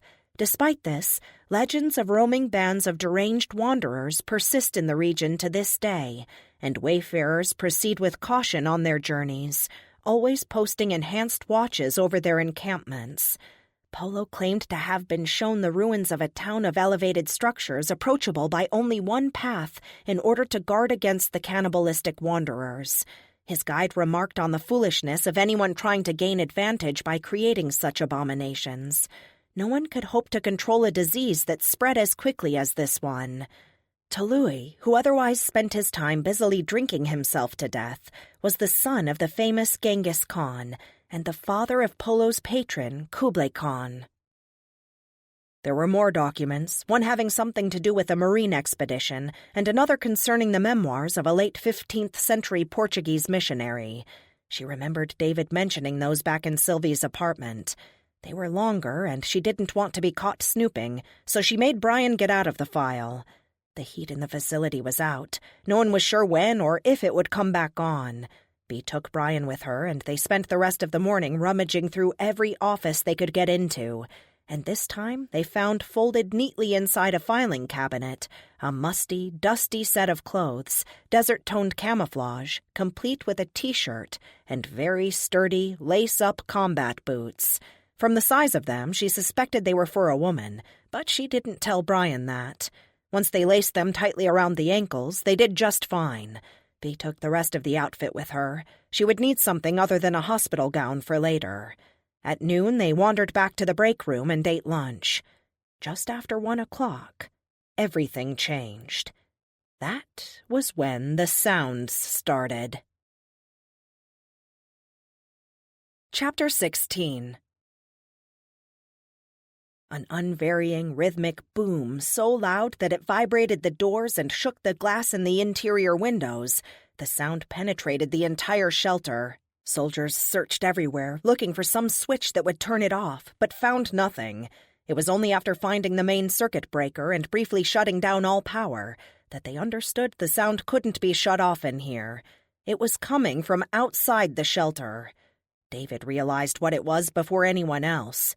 LRADs. They must have put them in place with helicopters. Those bastards! When were they going to tell us? He was soon on the phone, speaking in a clipped, angry tone to someone. Word spread quickly, and soon an air of barely controlled panic was evident. The soldiers gathered gear and added it to an increasingly large pile close to the hatch door at the end of the hallway. The pulsing bass noise hammered at all of them, until the younger children held their hands over their ears and began to cry. Bea felt like following their example. Instead, she searched until she found Ian. "Does this mean what I think it does? I thought they were bombing Atlanta and Houston. They're really going to bomb D.C.? She had to speak directly into his ear to be heard. Looks like it. This may change things a little bit for us, but the choppers are going out as scheduled. I talked to the good doctor, and I'm allowed to visit again. David said he can get you on the last flight out, leaving later this evening. Are you still up for this? Yes. How long do we have before the bombs hit? Possibly days or possibly just hours. They are a little stingy with warnings or information. Several days would make more sense, since it would draw in more of the infected.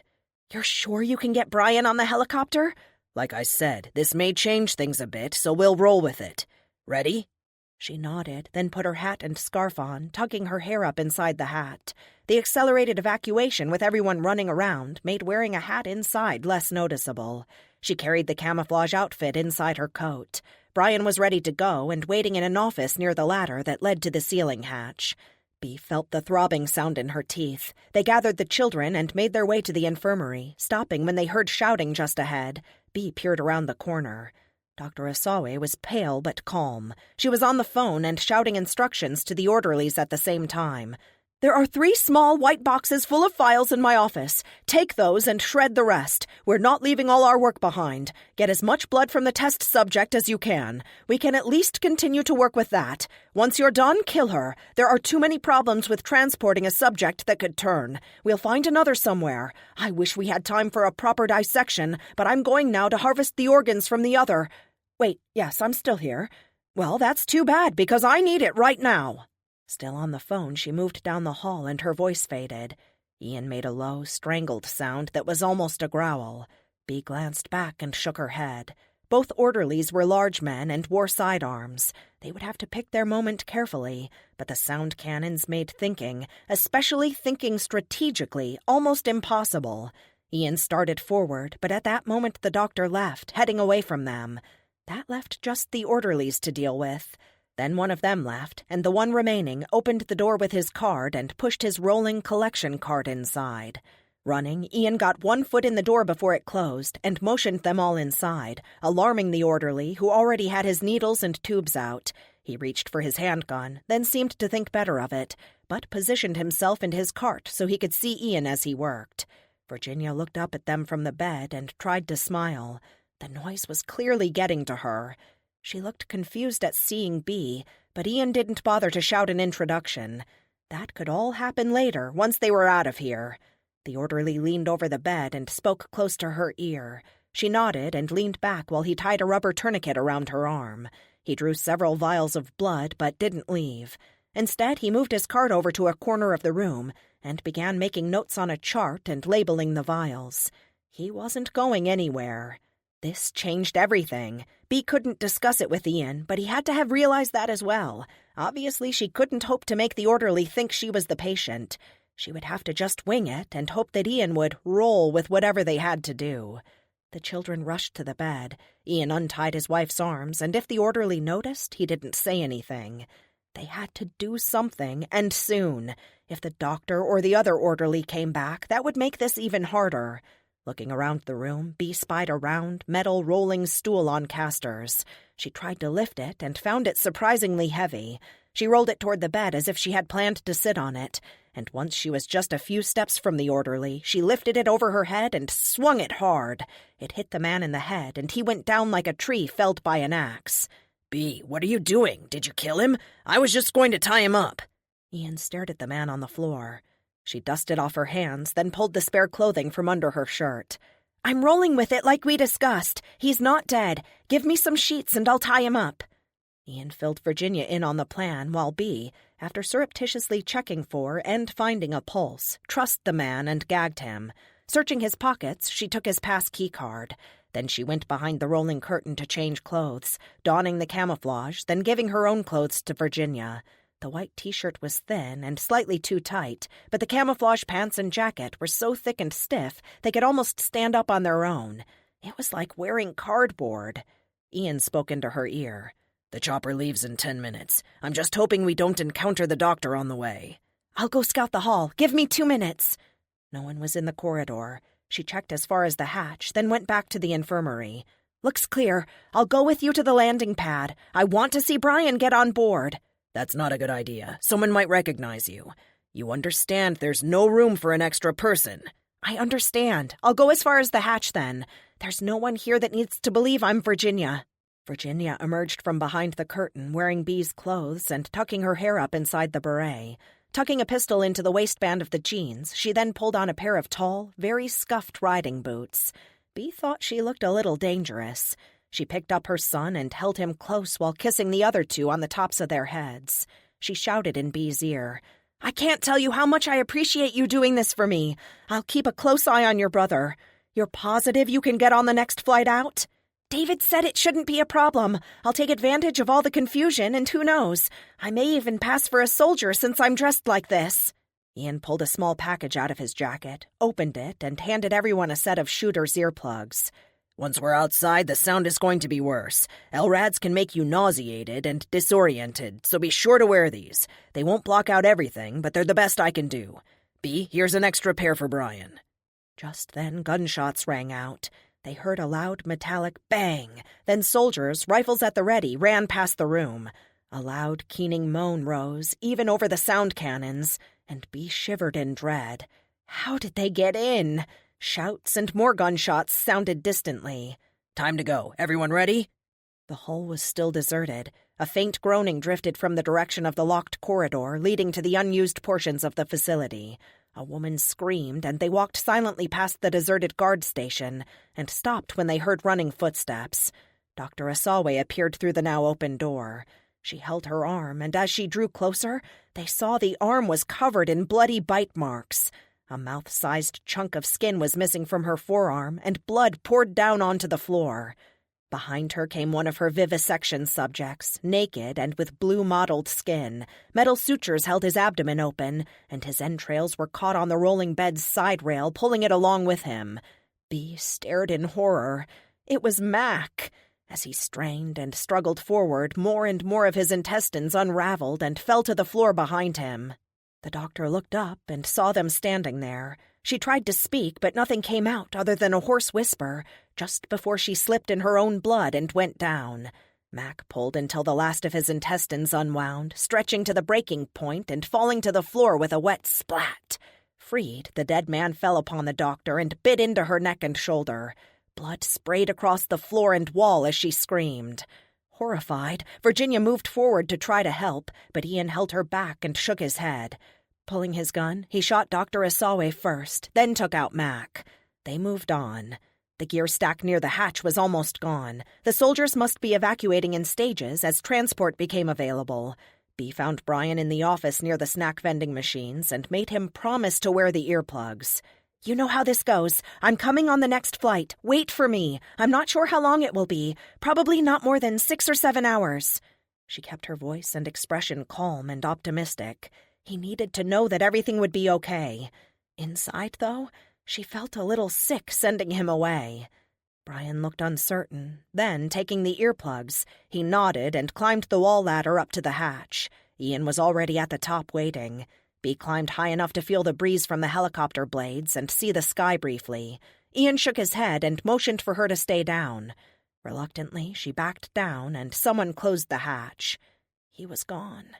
She leaned against the wall and slowly slid to the floor and closed her eyes, not wanting to think of what might go wrong. A nap would feel so nice right now, just a little one. Suddenly, she felt completely drained. Either the smell or the sound woke her. She didn't know which, but she must have dozed for a minute. She heard a slap, then a squeak slap, then squeak, over and over, coming closer. The choking smell of decomposition accompanied the sounds, and she felt her whole body tense in dread. In all the earlier confusion, she had left her backpack in the infirmary. She was unarmed and alone. One mistake, she thought. Just one, and you're dead. Standing, she found that her foot had fallen asleep, and she stumbled and fell against the wall, hitting her head hard, just as the source of the sound and odor crawled into view. Almost skinless and black with decomposition, bones stained dark red, another of Dr. Asawe's test subjects dragged itself along the floor. The face, almost featureless, yet somehow familiar, turned yearningly in her direction. A single lock of blonde hair still clung to a patch of scalp on the skull. Hands slapped the floor as the thing pulled itself forward, and a familiar-looking pair of Prada spike-heeled boots squeaked as it scrambled for purchase against the slick floor. Bea stayed where she was, just staring, unable to react as Sylvie drew closer, mouth open wide in anticipation. Some of the skin on the body appeared to have bubbled and crisped, curling up at the edges like cooked bacon. Had the doctor been experimenting with a different type of heat therapy? Had Sylvie felt any of that? This thing was not Sylvie, and Bea knew that, but grief overwhelmed her nonetheless. Her sleeping foot had progressed to the pins and needles stage, and she moved away, still holding on to the wall for support. Without realizing it, she had let the crawling creature back her into a corner. If her foot would just wake up, she could jump over it and find her weapon. Out of time and room, she staggered forward and hopped over Sylvie, only to land on her numb foot and fall. She banged her head against the wall again. Amazingly fast, the black skeletal hand darted out and grabbed her ankle in a vice-like grip. Bea kicked but couldn't get away on the polished floor. She reached out, grasped a door frame, and pulled away a few inches, but Sylvie just slid along the floor with her. Kicking again, she smashed the rib cage, only to release a lumpy, black fluid that spread in a widening, foul-smelling circle on the floor. Sylvie pulled closer, still holding Bea's ankle painfully tight, and bit down on her calf. Bea screamed. Sylvie made a keening, chittering sound that died away just as her grip loosened. Bea looked up and saw David, holding her fleur-de-lis rail and grinding it into Sylvie's broken skull. When he pulled it out, a mass of black, dripping tissue hung onto the tapering iron petals on the tip. She sat up and backed away from the still-spreading liquid on the floor. The side of her head hurt where she banged it against the wall, and when she patted the area gingerly, her hands came away red. David wiped away the clotted tissue from the rail and put it down, then helped Bea to her feet. "Thanks. That was almost—" She couldn't finish her thought. Suddenly overwhelmed by fear and revulsion at the thought of what almost happened, she began to sob. Embarrassed, she turned away so he couldn't see her face. Strong arms wrapped around her, holding her and pressing her against a warm, masculine chest. She relaxed, and the sobs subsided, but she stayed where she was, feeling somehow safe encircled in David's arms. "Bea, she bit you on the leg. Did she break the skin?" "I don't think so. I'm afraid to look. Will you do it?" Fear spiraled tight inside her stomach. David gently pushed up the stiff camouflage cuff and inspected her leg. "No broken skin. You're going to have a bruise, though. I think the canvas fabric saved you." Relief coursed through her, and she sagged against the wall. David put one arm around her waist to support her and walked her down the hall to the shower room. Running the water at a sink until it flowed warm, he found a towel to clean the blood from her head. The scalp was broken and bled copiously, but it was a superficial wound. He put her hands under the still-running tap and gently rubbed the dried layer of blood away. Even after her hands were clean, he continued to caress her fingers under the warm water. He then raised her hands and kissed her fingers individually, then lifted her hands, placing them against his face. Bea felt hypnotized. His skin was rough, with a slight 5 o'clock shadow. She turned his face toward her and barely brushed his lips with her own. An almost electrical spark coursed between them, and she was overwhelmed by a desire to kiss him until she melted. She closed her eyes. The rational part of her brain was screaming at her to stop, but she blocked it out just as he lowered his mouth to hers and kissed her so urgently that it took her breath away. Right now, nothing mattered as much as this amazing feeling. The room shuddered violently. Tile cracked and mirrors shattered above the sinks. It felt as if the entire room had been picked up by a giant hand, shaken, and then gently put back down. Plumbing in the walls groaned, and pipes burst, spraying water across the floor. They ran for the door, barely avoiding a drenching.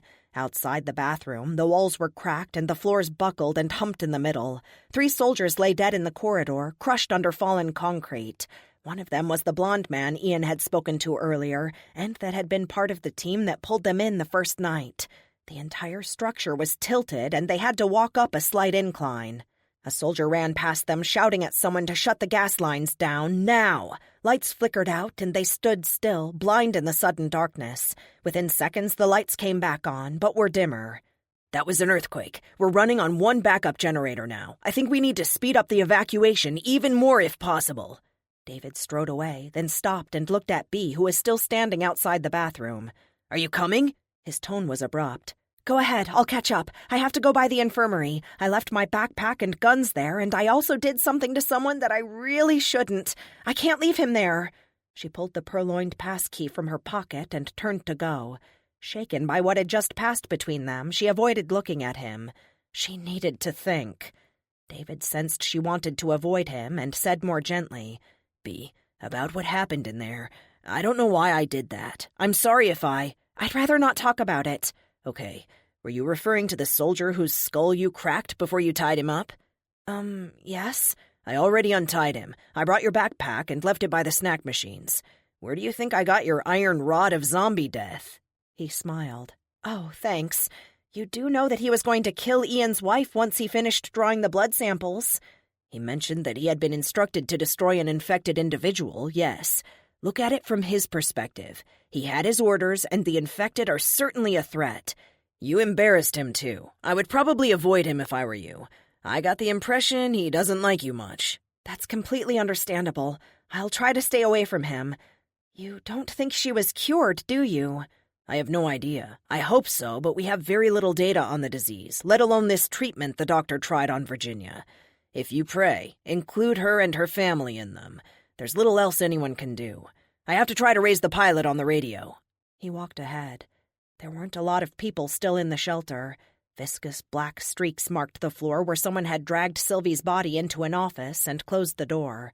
4 soldiers, including the orderly she had hit, gathered near the ceiling hatch. Something about it looked different, and they found it had shifted during the earthquake. It wouldn't open. This was exactly what she had feared ever since Brian told her the Potomac River had drained away. They were under the earth, sealed inside this shelter that might very well be her tomb now. Furious, she climbed the wall rungs and jabbed at the round hatch with her railing. Nothing budged visibly, but a shower of dirt fell to the floor. David stood below her. Okay, at least we know it's not completely sealed, but who knows how much dirt we're under. We might have to tunnel out once we get the hatch open. The chopper will be here in less than an hour. Gentlemen, let's get to work. It was a blowtorch and manufacturing incompetence that saved the day. There was a defect in the hatch design, and a few minutes of heat directed at the surrounding seals melted them enough to allow them to pull the iron pins from the 2-way hinge. The thick steel hatch fell to the floor, and a fall of dirt from above poured down and buried it immediately. Once it stopped pouring, they climbed back up and dug at it. They finally broke through a layer of concrete and, blessedly, they saw daylight.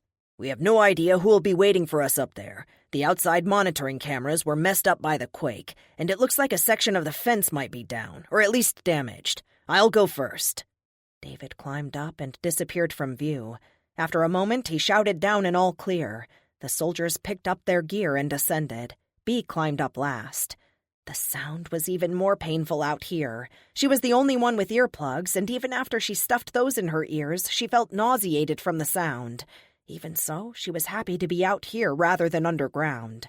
The snow still lay in drifts, but the almost setting sun cast a welcome, warm light on everything, and the air, although a little smoke-filled, was fresher. She had never seen the compound by daylight before. Rolling fences with razor wire blocked off an area about half the size of a football field. The depression on the south lawn where they entered the shelter on the first night was outside the fencing and seethed with infected. The White House was outside the fencing, too, and it looked as if the central executive residence had burned to the ground. Smoke still rose from the charred rubble. Vast numbers of dead roamed among the ruins, but none had made it through the compound fence, which was twisted and bowed in one section, but still holding. A helicopter appeared in the distance, growing visibly larger as it approached. The soldiers shouted something about a kestrel, and they seemed pleased. Bea had never been this close to a helicopter before, and the size of it surprised her.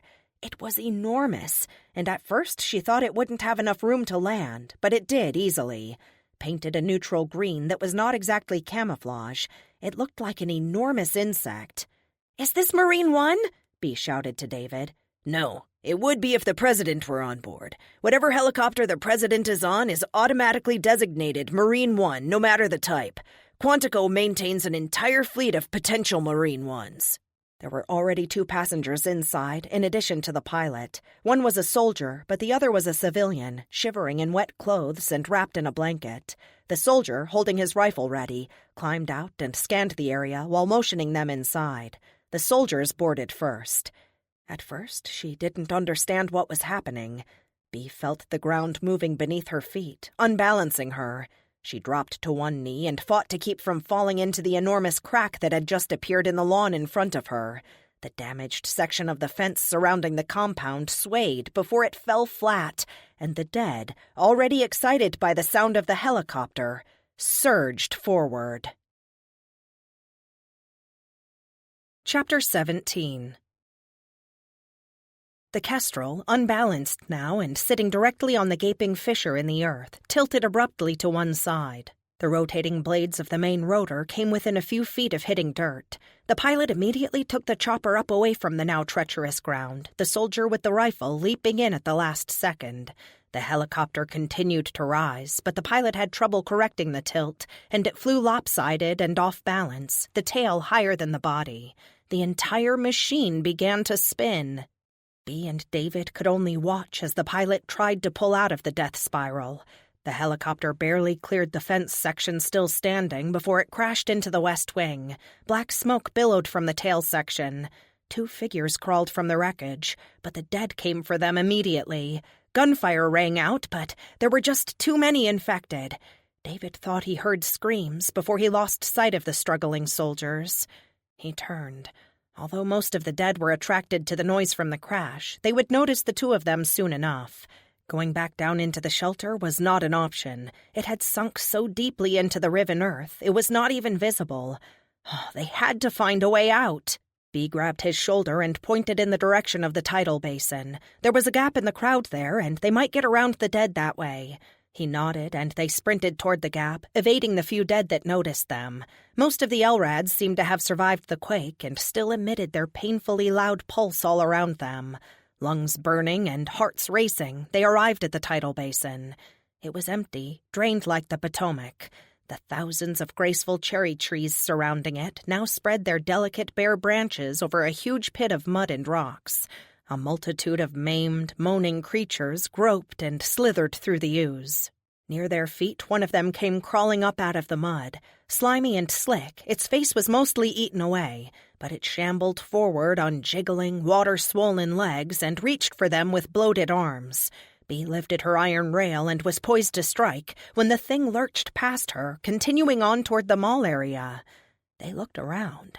Several more climbed up and slogged on. The pulsing of the LRADs must be attracting them in a way the slighter sounds humans made could not. The smell that rose from them was so strong it clogged their throats. Trudging under the cherry trees, they walked past shuttered vendor stands and eventually came to the Jefferson Memorial. A slightly tilted, bronze Jefferson gazed out serenely over the devastated city. One of the LRADs, resembling a black satellite dish, pulsed from atop the cracked and crooked marble steps. The memorial was open to the elements, and really wasn't a good place to spend the night.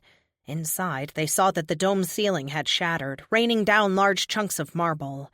Bee walked right up to the LRAD and pulled the cables attaching it to its battery. The sound stopped, and she sat down on the steps and dropped her head on her arms.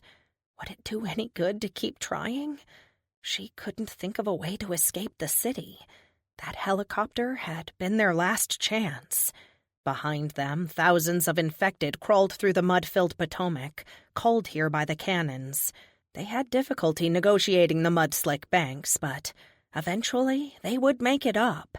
They never quit. David walked behind the building and found a surprise. A vehicle, one of the Polaris Ranger series used to bring in the paddle boats so popular in the spring with tourists, was parked near the bank with the keys in the ignition. It was small, though not as narrow as a motorcycle, and had an abbreviated truck bed in the back. It might get them through the congested streets better than a car or truck. He climbed in and started the engine, pulling it around to the front steps. Bee raised her head and laughed at the sight of him on the funny-looking little vehicle. You know there's no way we're going to make it out of here. I'm not sure I agree. We have transportation now, and as long as those sound cannons keep those things hypnotized, we should be okay. I was hoping for something with a little more style. Also, we'll probably get some unfriendly hop-ons. I'll drive if you deal with the hop-ons. How fast do these things go? She walked over and circled the vehicle, kicked the tires. Let's find out. He extended a hand and she climbed in. Their progress was dreamlike. To their amazement, the dead were still so focused on the rhythmic pulse coming from the city that most never even turned their way or noticed their passing. A few of the really close ones reached for them but didn't follow. It was almost as if they were invisible in the midst of a mass migration of shambling, mutilated bodies. Smoke drifted around them, obscuring their view and forcing them to creep. They wove slowly through abandoned vehicles, flinching every time one of the dead got too close. They seemed to go for miles like this, and it wasn't until the LRADs began to fade, around the time they were close to Fairfax, that they encountered any real problems. Here the dead were sparser, but they definitely noticed them, and Bee and David had to speed up. Fortunately, there were fewer cars on the road here. The top speed the little vehicle could manage was 44 miles per hour. That had been fine when weaving through wreckage, but they had to find something else, and soon. Bee pulled her earplugs out and rubbed her ears. She was so cold. The uniform jacket she wore was sturdy but not warm. The roads out here were passable, and it was time to steal a car with a heater. To her left, she saw a pancake house, and her stomach rumbled. When had they last eaten? David said, "Are you seeing what I am?" She nodded, thinking she hadn't known he was a pancake enthusiast. They were her personal weakness. Buckwheat, blueberry, those wonderful pumpkin ones they did for Halloween. She loved them all.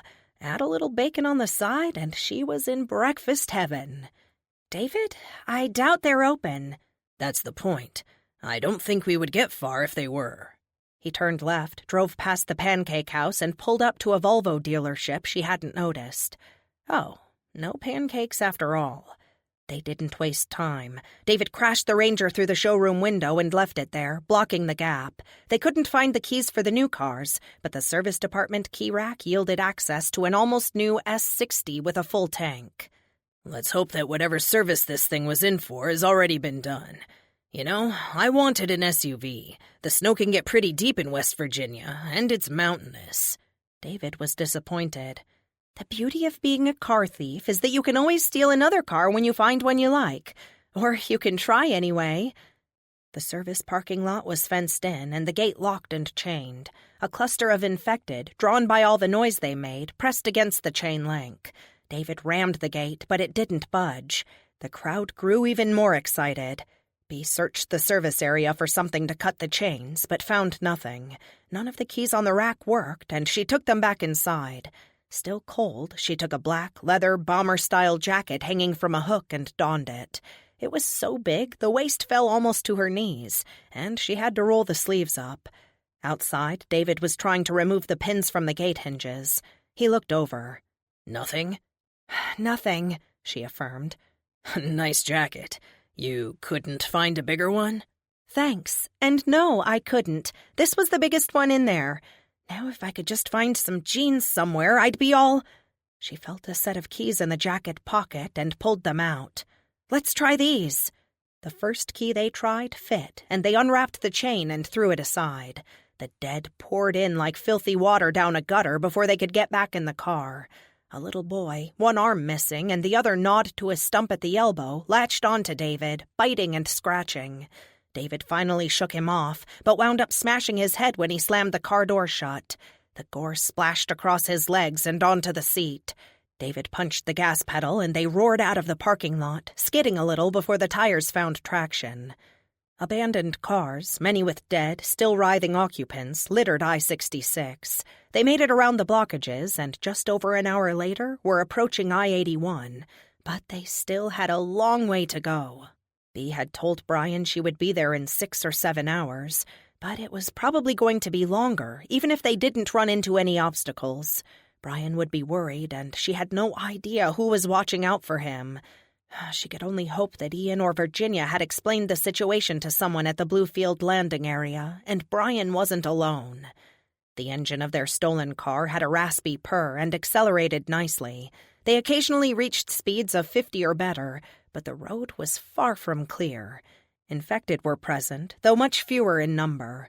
Though they searched, there was little on the car radio but static. For a few miles, the AM band yielded a man reading from the Book of Revelation and crying, but that faded out soon. David said, "You know, this has been a lot smoother than I expected. I thought we would get tangled up in wreckage and be on foot long before we got out of the city." I didn't expect to get out at all once the helicopter crashed. By the time we reached the Jefferson Memorial, I was pretty sure I was going to die. Just the numbers of the infected were shocking. I still see the bed of the Potomac full of those floundering things when I close my eyes. I'm glad Brian didn't have to see that. She shuddered a little. "You guys will have to be wary around strangers. Some rough types are going to take advantage of the chaos. Even normal people will do things during desperate times they normally wouldn't." Don't worry, neither of us will forget that couple and their daughter anytime soon. Still, there must be plenty of good guys out here somewhere, she continued. I wish we could have done this during daylight. I'd like to see what the situation is around here since it's more rural. The power is out, obviously, but I'd like to see some smoke coming from chimneys or maybe even some people out and about. This is the farthest west I've ever been. I used to think that someday Brian and I would drive across the country sightseeing. He likes to read about the Plains Indians, the Anasazi, too. I remember learning about Lewis and Clark in school and wondering what it would be like to be an explorer. Bea smiled. Exhausting and dangerous. Did you know one of the most important considerations on that trip was the amount of whiskey they could carry with them? They couldn't haul enough to last the entire journey, but it had to get them past the point of no return. If they ran out while the men could still easily trek back to civilization, they would often desert. I didn't know Thomas Jefferson sent out a group of alcoholics to map the continent. They weren't, not really, but they had the usual human complaints of toothache and arthritis. Some even had active cases of venereal disease, and with no antibiotics or even aspirin, they tended to dull the pain with whiskey when they could. Without warning, David stomped the brakes hard, and the car went sideways briefly before skidding to a stop. At first, neither of them could quite comprehend what lay in front of them, completely blocking both the north and southbound lanes. A jet, great curving sheets of smoke-blackened metal twisted and sundered, rose up before them, looking alien in this setting where it was never intended to be. The car headlights shone directly on the fuselage, which tilted to one side, bringing the windows closer to the ground. One wing was gone, and the other had dug a deep trench in the asphalt of the highway. They got out of the car and peered inside, looking for signs of survivors. They saw none until they reached the cockpit and tapped on the glass. Within seconds, a form slammed against the forward glass so hard it rattled. Once started, it never ceased, and soon dark streaks of something, possibly decaying brain matter, splattered the glass. They walked away, as it was obvious there was no one here in need of rescue. There was no way around the jet without leaving the road. Bea drove while David walked in front, guiding her, and they cautiously crept forward, across a deep dip in the median, and then off the road over to an exit ramp. David got back in, and they drove to the top of the ramp, preparing to exit back on the other side, when Bea noticed something. An outlet mall, one of those sprawling shopping areas that beckon travelers with factory direct discount prices, spread out on their right. She looked down at her baggy, sweat-smelling jacket and the camouflage pants with mud and bloodstains on them. "David, that's a gas station over there, right? Do you know if there's a way to get gas out of the pumps if they don't have electricity?" "The old pumps, maybe, but not one this new. It would be nice to fill up, though. I see something that we might be able to use. Pull over near that old flatbed Ford." David found a hose behind the truck seat and started siphoning gas from the truck into the Volvo. No one was around, living or dead, and he broke into the station mini-mart and loaded up on bottled water and snack food, as well as the flashlights and batteries Bea requested. Bea waited outside, keeping watch the best she could in the darkness. David returned and dumped his stolen swag in the back seat. Bea put batteries in the flashlights and put one in the glove box, keeping the other one on the seat beside her. "Ready?" he asked. "Not quite. We have a little more shopping to do." She drove slowly across the overpass and into the outlet mall parking lot. David smacked his forehead exasperatedly. She parked almost on the sidewalk. "Just be quiet and follow me. I need someone to help carry things. It won't take long." Nothing here appeared to have been looted. She threw a garbage can through the window of a Bass shoe store and grabbed boxes of leather shoes and boots, with several pairs for Brian in assorted sizes. Next, they hit a Levi's store, and Bea shed her camouflage for a much better-fitting pair of stonewashed denim and loaded up on others, again in assorted sizes for Brian, as well as an armload of shirts and sweaters. She found underwear of all types, courtesy of Hanes, and finally, Eddie Bauer provided them with several parkas and vests. They loaded the car, and the whole expedition took less than 45 minutes. "Are you sure you don't want to shop their fine selection of jewelry and watches? Perhaps something for that special man in your life?" David asked. Suddenly reminded of Evan, she caught her breath. She hadn't tried to call him in the final hours before the disastrous evacuation attempt, and it dawned on her that she already thought of him as dead. David saw her face. "I'm sorry, Bea. It was just a joke. I didn't know that—" She cut him off. "The only special man in my life is 11 years old and not interested in watches or jewelry." Fear for Brian overtook her abruptly, and she only wanted to get back on the road. "Let's go." Bea drove this time, and David surprised her by falling asleep. She didn't mind, except that she was unsure where they were supposed to leave I-81, but supposed there would be signs. She tried the radio again and set it to scan the AM dial so that if they happened upon a signal, it would lock in. The night was so dark out here. Living in D.C. for the last 3 years and born and raised in Baltimore before that, she didn't think she had ever experienced dark like this. The car's headlights were powerful and highlighted every bump and curve on the road. But once she was past, the darkness swallowed the road behind her. She braked for a particularly sharp curve, and the sleeping David slumped over against her. She pushed him back over, and his head thudded against the passenger window. He mumbled something, but didn't wake up. In the dim light from the dash, he looked younger and more vulnerable, and she almost reached out to touch his sleeping face, but stopped. Whatever had happened, or almost happened between the two of them back in the shelter, she didn't want it to happen again.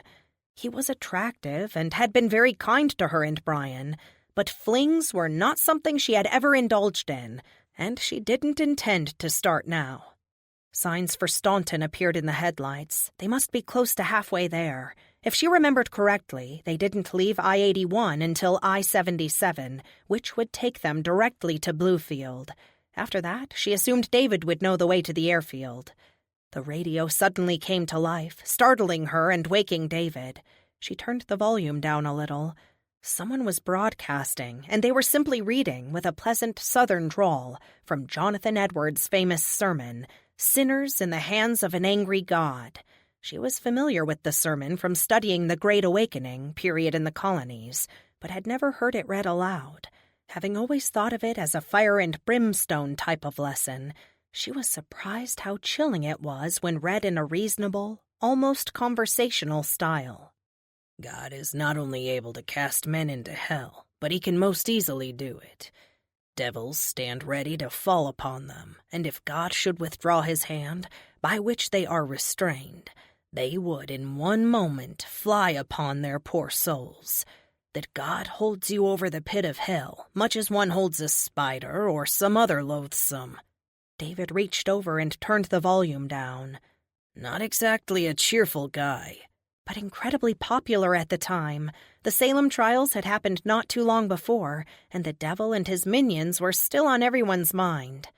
They drove on. Just past the last Roanoke exit, incredibly, they saw approaching headlights on the northbound side of the interstate. B began to slow down. The other car seemed to slow too. Think before you stop. You have no idea who or what is in that car. David instinctively reached for his gun. It has to be another survivor. They might have information we need, or maybe we could join forces. You said there's strength in numbers and— I said that to you, but I had already summed you up and you were no threat. You know nothing about these people. She continued to slow down and finally came to a stop. The approaching car did the same. Indecision gripped her and she was frozen. What if they were infected? Or a homicidal maniac? Or just a regular person, terrified and jittery, who decided they didn't like the look of them and shot them as they approached? Both cars stayed there, 25 feet apart, engines running and headlights on, for several minutes. Finally, the other car rolled forward and away, picking up speed, and was soon swallowed up by darkness. B was disappointed and relieved at the same time. That's how it is now, B. It's hard to trust people in times like this when your associates can determine whether you live or die. Welcome to post-zombie America. David took over driving once they reached I-77. We should be there in about 30 minutes if we don't hit any snags. B sensed something was wrong before they reached the airfield. There was a strong smell of smoke in the air, much like in D.C., and an orangey glow in the sky that frightened her. They slowed down to turn onto a graveled road that terminated in front of chain-link gates surrounding a small airfield. Fires still burned in two of the outbuildings, and a wooded area behind the packed dirt runway was also ablaze. B was out of the car before it stopped rolling, running and calling for Brian. David joined her, and they searched the pitifully few spots someone might hide, but found nothing but burned bodies, none of them small enough to be her brother. She sank to the ground, heedless of the cinders that burned through the knees of her jeans and scorched her skin, and cried, angry with herself that she had ever agreed to be separated from him. There were so many things that could go wrong, and something had, in spades. She had no idea where to even begin looking now. Warm arms wrapped around her, and she pulled away. "David, what happens now? I have to protect him. I have to take care of him. He doesn't have anyone else. He never has. It's always been me, and I failed." She was crying so hard now she couldn't talk. She pressed her hands to her eyes and dropped her head. David said nothing. After a few minutes, she felt a little more in control and resumed searching, even though she knew it was pointless. She stood still and listened, hoping to hear his voice somewhere, calling for help. David, flashlight in hand, had moved closer to the runway in front of the wooded area still on fire, but had to retreat as the flames spread, the wood popping and crackling. We have to leave. The fire is spreading, and we can't let it reach the car. Also, look over there. He pointed to the south. Dark figures moved slowly and clumsily through the trees, not deterred by the flames that licked all around them. "Where do you suggest we go? What's out there for either of us?"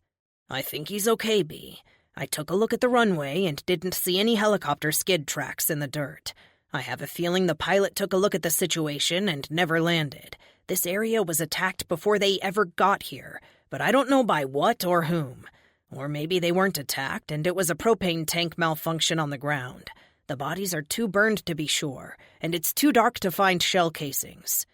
"But they had to refuel here. Won't they run out of gas and crash?"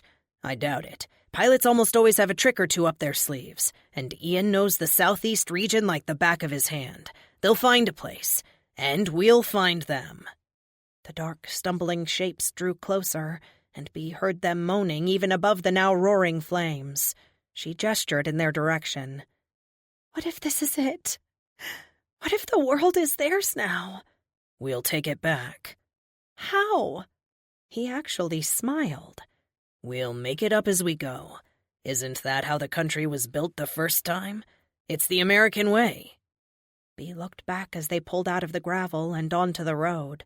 All the approaching dead were adult size, no children among them. Ahead of them, the road beckoned. Which way? David answered. West. Atlanta is gone, and we know they're getting ready to nuke D.C. Weather patterns move west to east, so we should be able to avoid some of the D.C. fallout. That's the way the pilot would have gone. We should keep moving then. I'm fine to drive if you want to sleep. No, I had my nap. It's your turn. Lulled by the warmth of the car, she was asleep in minutes and didn't feel David's hand gently smooth the hair back from her face. Hundreds of miles behind them, hundreds of pulsing LRADs counted down the last hours of the doomed city.